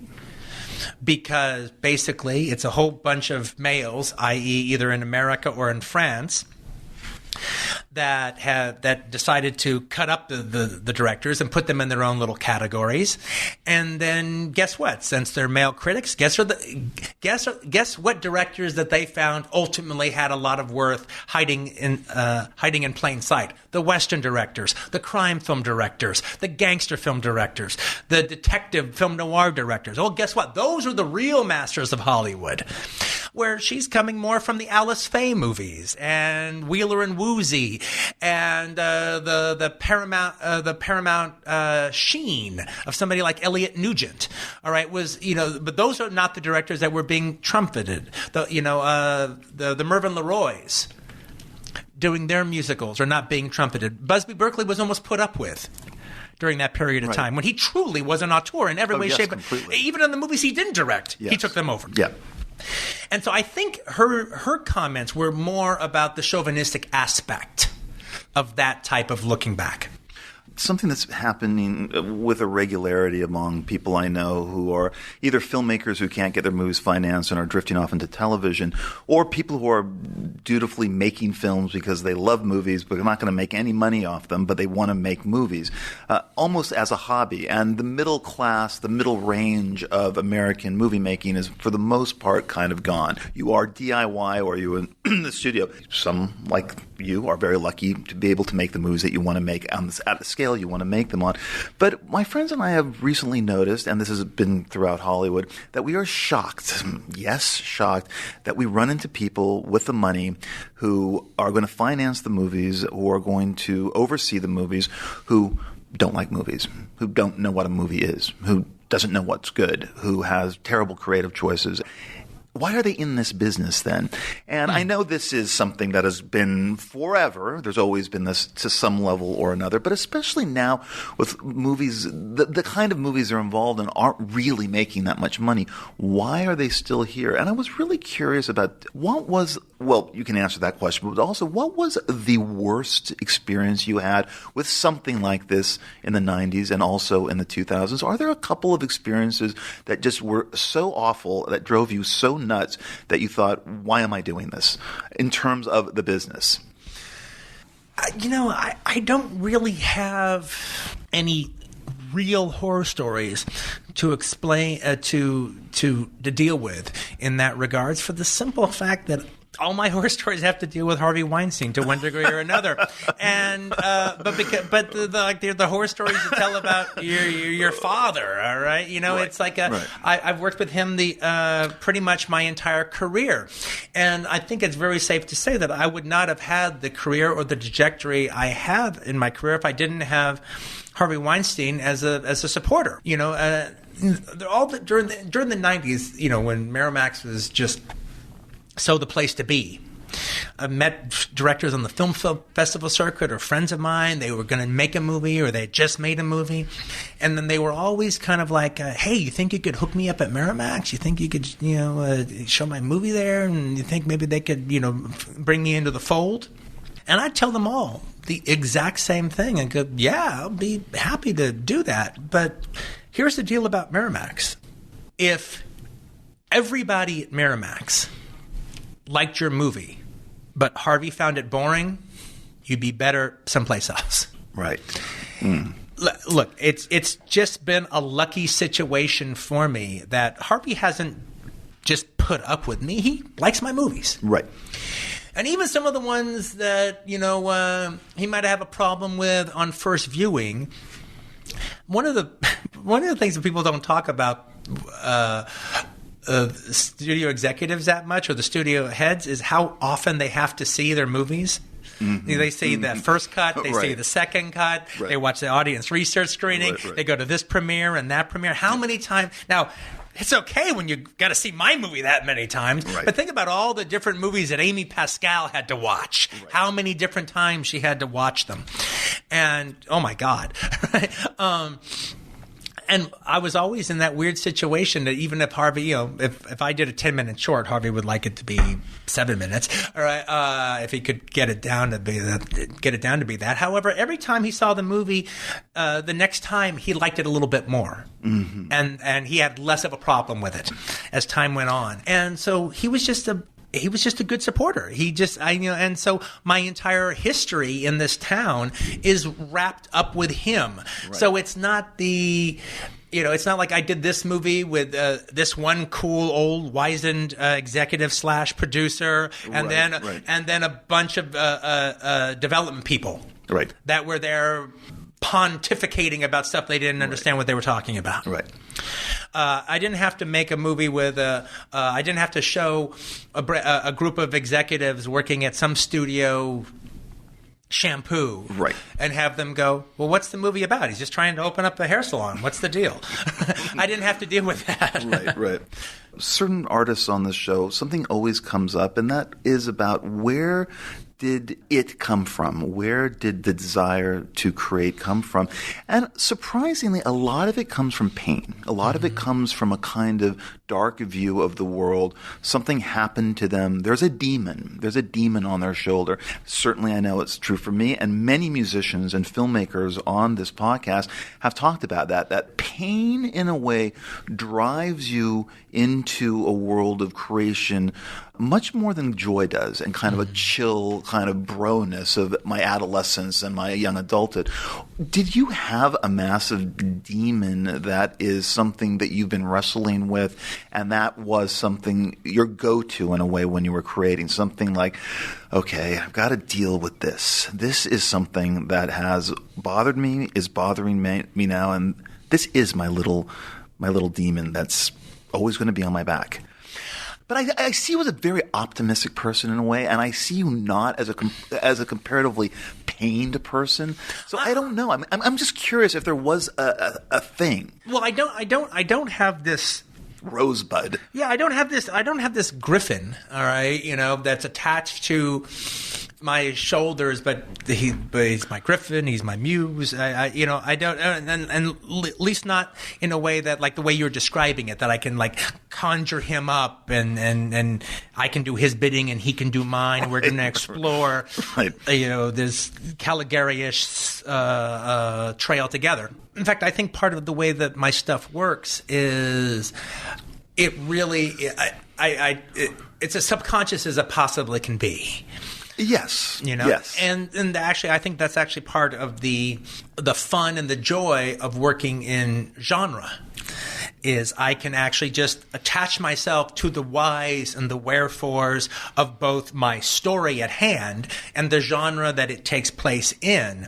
And then all the poetry that I'm reading between the lines actually can be all the fucked up red blood, black oil stuff that you're actually talking about. But that's not what I'm trying to hit at. But the very fact that I find outrageous violence in other movies very funny. I think it's very, very, very funny. Yes. And I laugh at it. Now, most of the outrageous violence that I see in something like Takashi Miike's movies or something that truly makes me laugh, that I really, really enjoy. Yeah.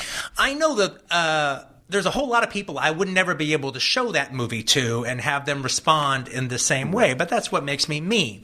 However, to get people to laugh at fucked up shit is pretty much what I do. Yeah. Especially by this point in time. Yeah. It really is a lot of what I do and what I do in this new movie. Yes. You know, the most disturbing aspects actually are some of the funniest aspects. Completely. And to watch audiences give themselves over to, oh my God, that kind of laugh. That's a great laugh to get.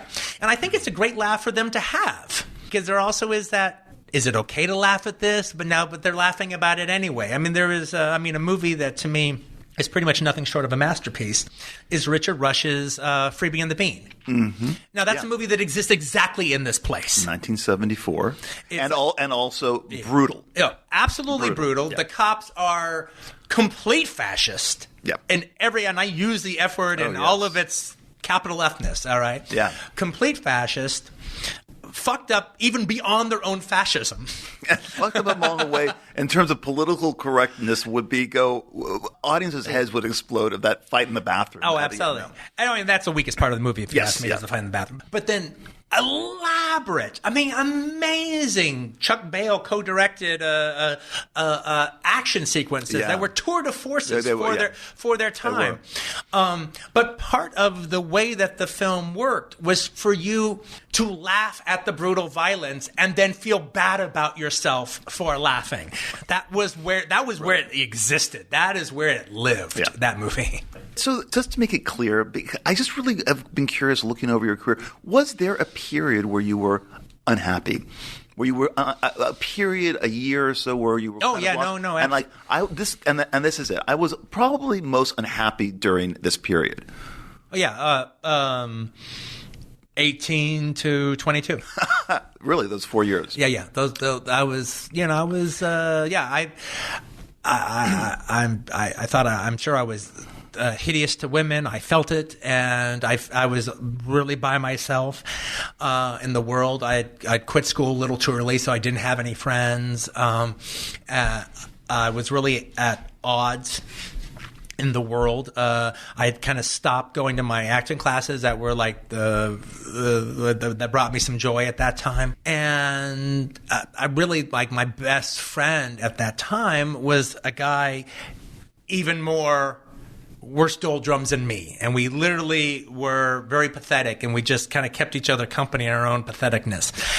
And oddly enough, though, that was actually a really good time for movies, so I just spent all the time going to movies by myself or dragging the sad sack with me to go see films. Things changed when I started working at Video Archives. That was basically, it was like I joined college, not because we learned so much about it, about stuff, but it was more just the idea that if you don't have your college experience, you usually find yourself working at a place where you get your college experience. And maybe you don't learn as much you would learn in college, but the whole social aspect you have. And once I had some friends, and all of a sudden I was working in a video store. That's not really what I wanted to do to some degree or another, but it was connected enough to what I wanted to do that it actually gave me joy. And my personality really flourished at this video store. I became like the little Andrew Saris of the of Video Archives, and it was my village voice. And people came in, and I started becoming a bit of a professor. They couldn't even choose a movie unless I put it in their hands and gave them some little spiel about it. I mean, just even like little things like the Eric Romer movies, for instance, always had very sexy video boxes. Yes, they did. And so people would come up with something like Pauline at the Beach, which has a very sexy box, Very a connoisseur home video box. And they would ask about, so how is this? What is this? And I would explain to them what an Eric Romer movie was. And so I'm kind of describing it, and I'm saying, well, it's very, they're very interesting little stories. Not much happens. They're usually just a tale of a group of people, some men and some women, and how they negotiate their little picadillos together. And somebody would say, well, is it a comedy? Well, no, it's not a comedy. But if you watch it enough, give yourself over to it enough, it becomes slightly amusing. If you give yourself over to it enough. And basically, you have to give yourself over to it. And when it's over, you'll either know, oh, okay, I like this. This was actually this was an interesting experience. Nothing much happened in the way a normal movie happens, but I like being there, and I like being part of these people. Yes. And if you like that, then you'll probably like some of the other movies that he did as well. If you don't like it, well, then at the end, by the time you get to the end of it, well, now you know you don't. Well, with a little setup like that was all they needed to actually kind of watch the movie with the proper glasses, the proper response to things. And again, you have to remember, again, how differently from now, as opposed to a Netflix queue, when people went to a video store to pick a movie, they left their house. They were choosing a movie. If I talked them into taking a movie out, they weren't going to just watch it for 10 minutes and turn it off. They actually wanted to watch it. They were invested in investment. It's investment. They were invested in actually, because they spent some money on it. They were invested in actually watching it for a while. If they really didn't like it after 45 minutes or a half hour, they turn it off and they come back pissed. Right. But in the case of Eric Romer, with that kind of preamble, all the Eric Romer movies ended up renting 88, 90 times, because if you saw Pauline at the Beach and you liked it, you came back and you saw Claire's Knee. Right. And then you really liked Claire's Knee, and then you saw Full Moon in Paris. And I was able to do that. Not only that time at Video Archives, in a weird way, almost became a primer to some degree of what it would later be like to become famous. Because in Manhattan Beach, where the store was, we were famous. The guys at Video Archives were famous. We were the video guys. That's amazing. I'd walk down the street, okay, if I'm working and I'm going to go walking up to the Jack in the Box because I want to get a Coke because I like their large Cokes. And part of the reason is just to get the fuck out of the store for 2 seconds and walk 4 blocks down the street. All the time I'm walking down the street and people drive by, hey, Quentin, hey. Everyone knew me. I was the video guy. The Man's Theater that was right by ours. Me and a couple of the other buddies would go to see maybe Robert Altman's Fool for Love or something. We walk into the theater and then we'd hear people, hey, those are the guys from Video Archives. Those are the guys from Video Archives. It's a different time. It's a different time.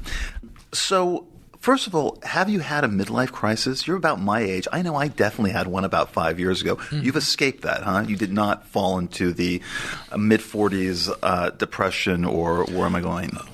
Well, my 40s have been pretty good, all right? So, I guess my 40s haven't been, so that's why I had it. I don't know. But you've also said that you are going to retire at 60 or after you complete your 10th film. You want to get to your 10th film. You think there are a few impediments. You think that there's the idea that film is not going to be available to you, and you really don't want to shoot anything else. So if that happens, then maybe you're going to be writing that novel or whatever you're going to be doing before that. So is that really the one impediment? It's the idea that there is no film.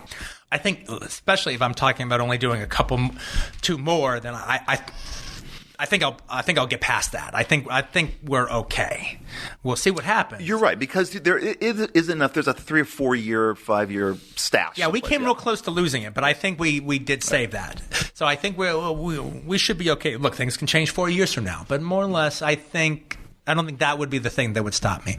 It's interesting because there is an aspect about the idea of saying you only have 2 movies left that I actually think is almost doubling and tripling down on my artistic vitality. I think that's an interesting way to look at it, because I think most directors, when they talk, especially if they get around to be my age, they all think they have more time than they really truly do. Yeah. I mean, I'm going strong after 20 years, but going strong after 30 years, that's a different story. Right. And I've been very lucky, but part of the luck is just nothing is more important than this. This is what this is. This is the time. And it's not about wives, and it's not about kids, and it's not about anything. It's about this. Now, I don't know if I can keep that up for a 40-year stretch, or I don't even know if I would want to. But the thing about it, though, is I do think most directors think they have more time, and they talk about this book that they would like to do, and then this movie, and this genre of movie, and this one, and that one. And either they don't live long enough, or their circumstances commercially change, and they can't do this or that and the other, or the other things get in their way. They come up with a new idea, a new book comes out, they do that, and they never get around to doing their stuff. If you're actually thinking about you only have 2 movies left, and what are those movies going to be? And what is it that you want to say? Well, then you're not just going to be derailed by a bestseller that comes out or an actor project that because it's a big actor you want to work with, or any of the things that could possibly come up. I mean, like right now, there is about in my brain from stories that I have come up with in my head, I could do 4 or even 4.5 movies. Now, if I only do 2, which of those 4.5 will I end up doing? Will I committing the next 6 years of my life to do? That's interesting. That to see which of those 2 that end up being the ones that I put my mark on, which will be the ones that I end up meaning to define me. Maybe I change it to 11. Who knows? Maybe I don't. If the 10th one is bad, maybe I will. Right? But the idea is to kind of go out, with a good one. Yeah.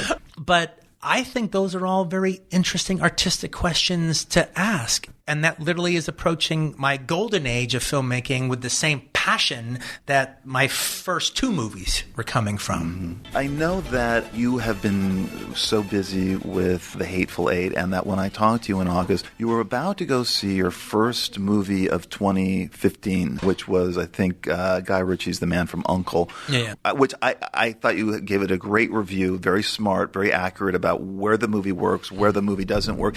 Didn't make it into the New York Times piece. It is in the unedited piece on BretEastonEllis.com. But have you, now that I know you're still prepping, you're doing PR for this movie that's opening in a couple of weeks, are you kind of catching up? Or more accurately, is there anything that you want to catch up on? I've had a bad problem in 2015. I really do believe that with a handful of exceptions, Hateful Eight being one, that it has been a really barren year for American movies, and something happened. Something has happened. And I'm like an addict, I go all the time. I rent movies all the time. I see 300 movies a year, 300. I go to the theater still, where many people don't do that. And I'm continuously kind of, disappointed and not happy. And when I tweeted this out the other day, just not trolling or anything, I've been having this conversation with filmmakers out here about how 2015 is like 99% of the shit ain't great. And something really has started happening. And so when I tweeted this, that 2015 was the worst year ever for American movies, certain critics got mad at me and started to take me to task and wrote nasty think pieces and how dare I say this when I guess an old script of mine got made by a director I never met and was totally turned into something terrible. How dare you say that when your piece of shit movie opened in August?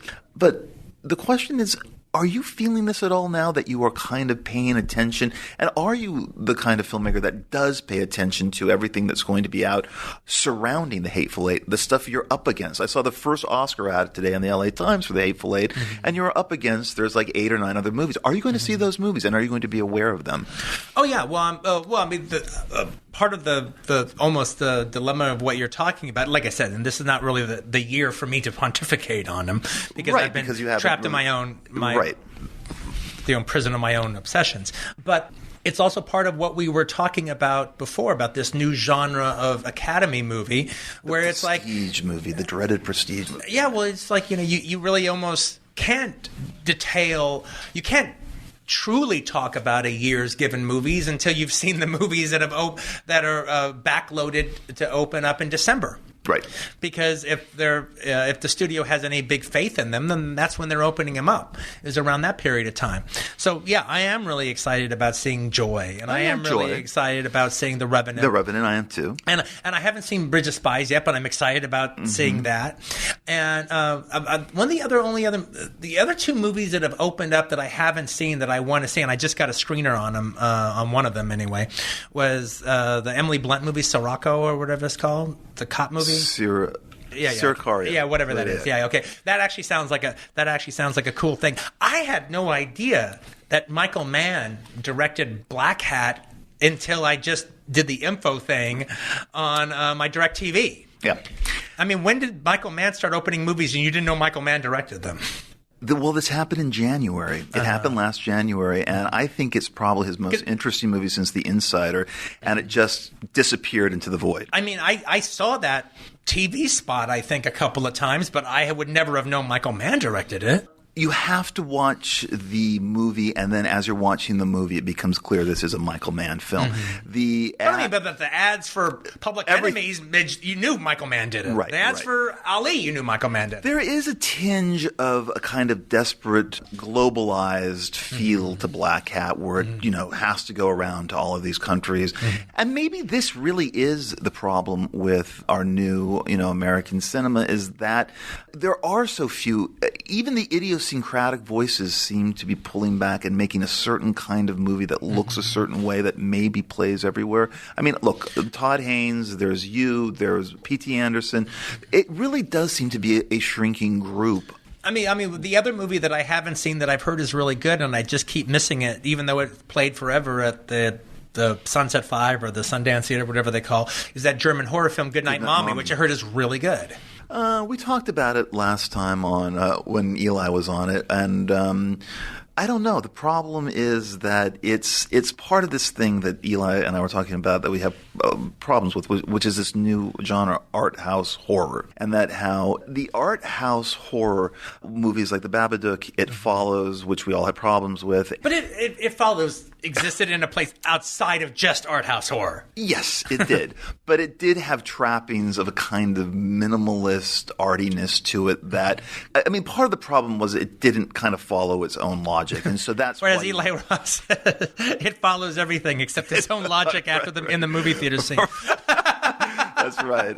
And Eli and I were talking about how there are certain horror movies that we really love that have great kills, a really stupid ending, some preposterous acting, but just sometimes are so vital and full of life that you just can't help but love them. And that the new art house horror is austere. It's loaded with a kind of Freudian trapping, psychologizing that makes sense.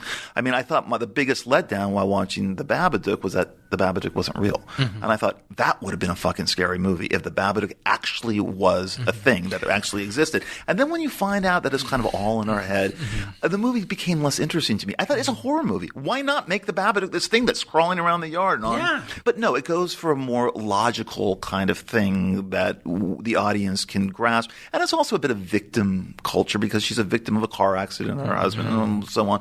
And It Follows, right, the logic doesn't always track. And then with Goodnight Mommy, it's just, again, it's like The Babadook. There's a kind of thing that you figure out very early on. You figure out like within 10 minutes because of the framing, the composition. And then it's just the austere.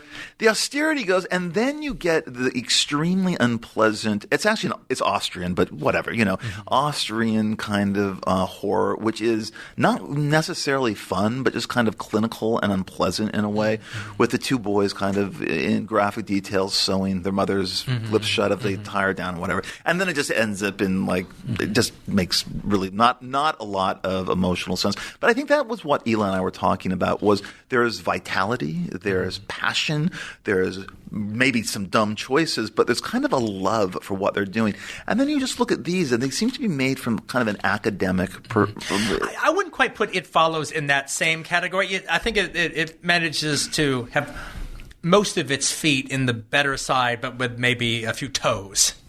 Right. Into the line that you're talking about. But what's actually kind of cracking me up, though, is as you're talking, and we're talking about like 7 years now or so, but like one of the last horror films that I went to the theaters at and had a really good time, like hooting and hollering in a real fun kind of way, was the My Bloody Valentine 3D remake. I saw that at the Dome. When it came out. Yeah, it was really fun.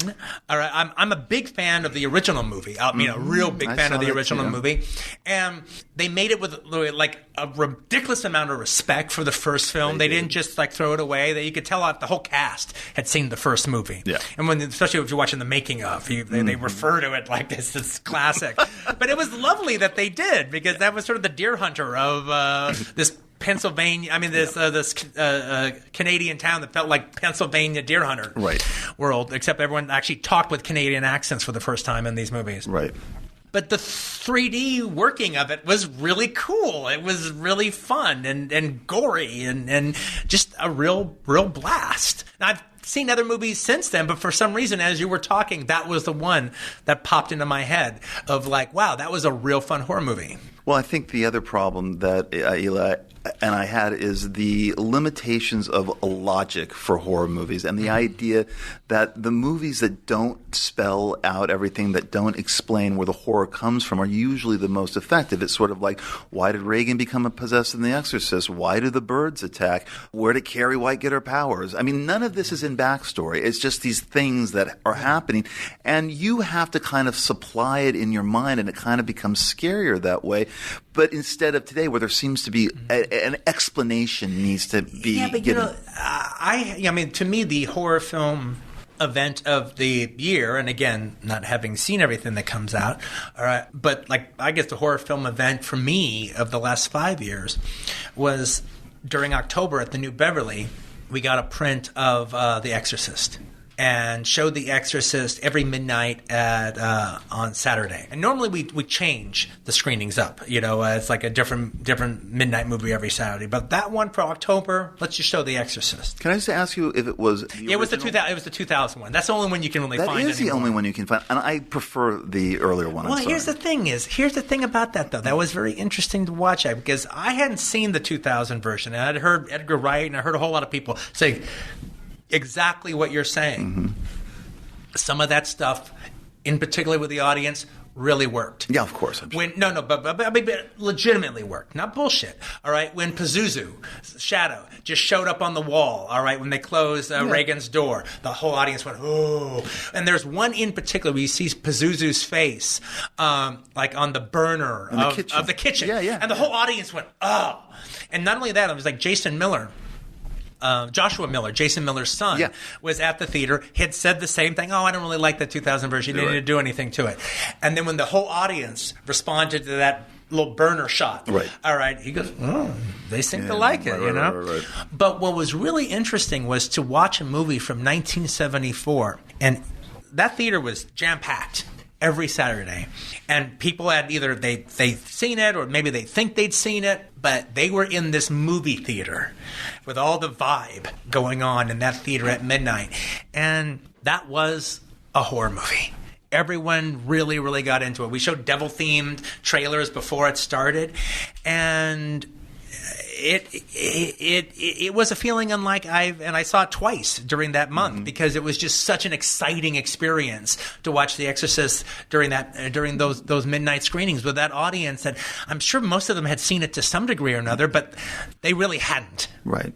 Compared to how they felt that night. Well, it's also a great movie. Yeah. The Exorcist is a great movie and really gets better with age. And when you look back at 73, when it came out at the end of 73, it really is more of a cinematic achievement than I think people might have thought 5-6 years after, even though it was. I know, I agree. I mean, it's really almost holds up. It's kind of a perfect movie. Yeah, it's perfectly cast. Yeah.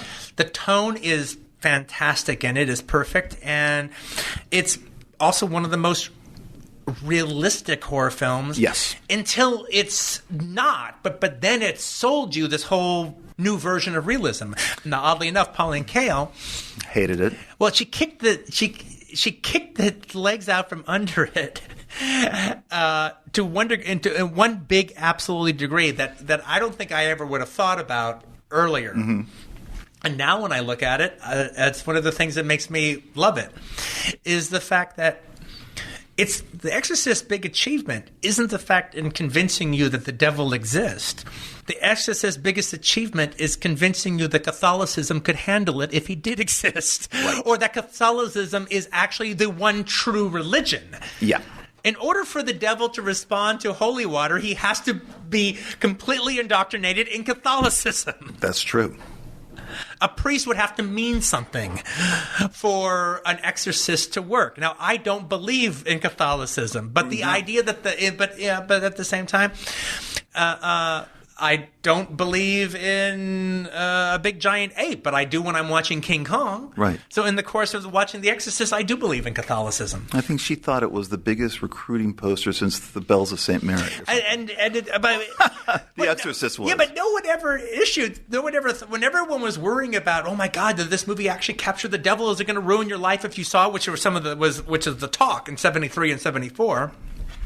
No one ever talked about how the fact that just one religion had the expertise to handle the devil. What if Reagan had been Jewish? True. But I do think that final conversation between the cop and the priest, which is not in the 73 version, no, I didn't just need it. Doesn't work. Okay, but and it's badly directed. It's not well acted by Cobb. But if you're going to go to that little moment of your final thing, it's not little. It's a scene, isn't there? Dialogue between them. They talk a lot about it. I know. But that's almost like the fact that I actually think, for instance, that one of Spielberg's best movies that he's done in the last, 12 years is War of the Worlds. Mm-hmm. Now, I think the first 45 minutes is not quite as good as the opening of Saving Private Ryan, but it's in that same class. Yeah, it is. To some degree or another. And also the fact that Spielberg went as gross as he went was a new thing for him that I thought was interesting. I thought Tom Cruise held the whole movie together terrifically. Now, I don't really care for the Tim Robbins section in it, but I didn't mind it the first time I watched the movie because, that was kind of the story. Now, if I was watching the movie again, if I was watching it on cable, I would stop watching it around that time. But yet, everyone was bitching about the movie, and they used the ending, which is the worst part about the movie. Yeah. But then I was like, you watch that whole film, and the only thing you can your biggest weapon against it is the bullshit tag-on ending. The ending of The Exorcist 73 is just you trying to get your breath and process this. We've seen the horrible death of Jason Miller. We see the hysterical thing going on the house. He's given the last rites, and then boom, we're outside. They're leaving Georgetown. Linda Blair and Ellen Burstyn are getting in the car. And then they drive away, and then that's it. There is no kind of exchange. No, you're right. No, it's more about the kiss. It's more about the kiss that Reagan gives the priest on the cheek, which ends the movie. Right, and then you have this exchange about faith going to the movie with schlubby J. Lee Cobb, doing his, and it just really, as an ending, it did kind of kill it for me. But it can't really kill the overall. You're overstating. I think I'm overstating. But I will acknowledge that the way they do it before is, Reagan kissing the priest, not knowing what she's doing. That's enough. Is the ending. That is enough.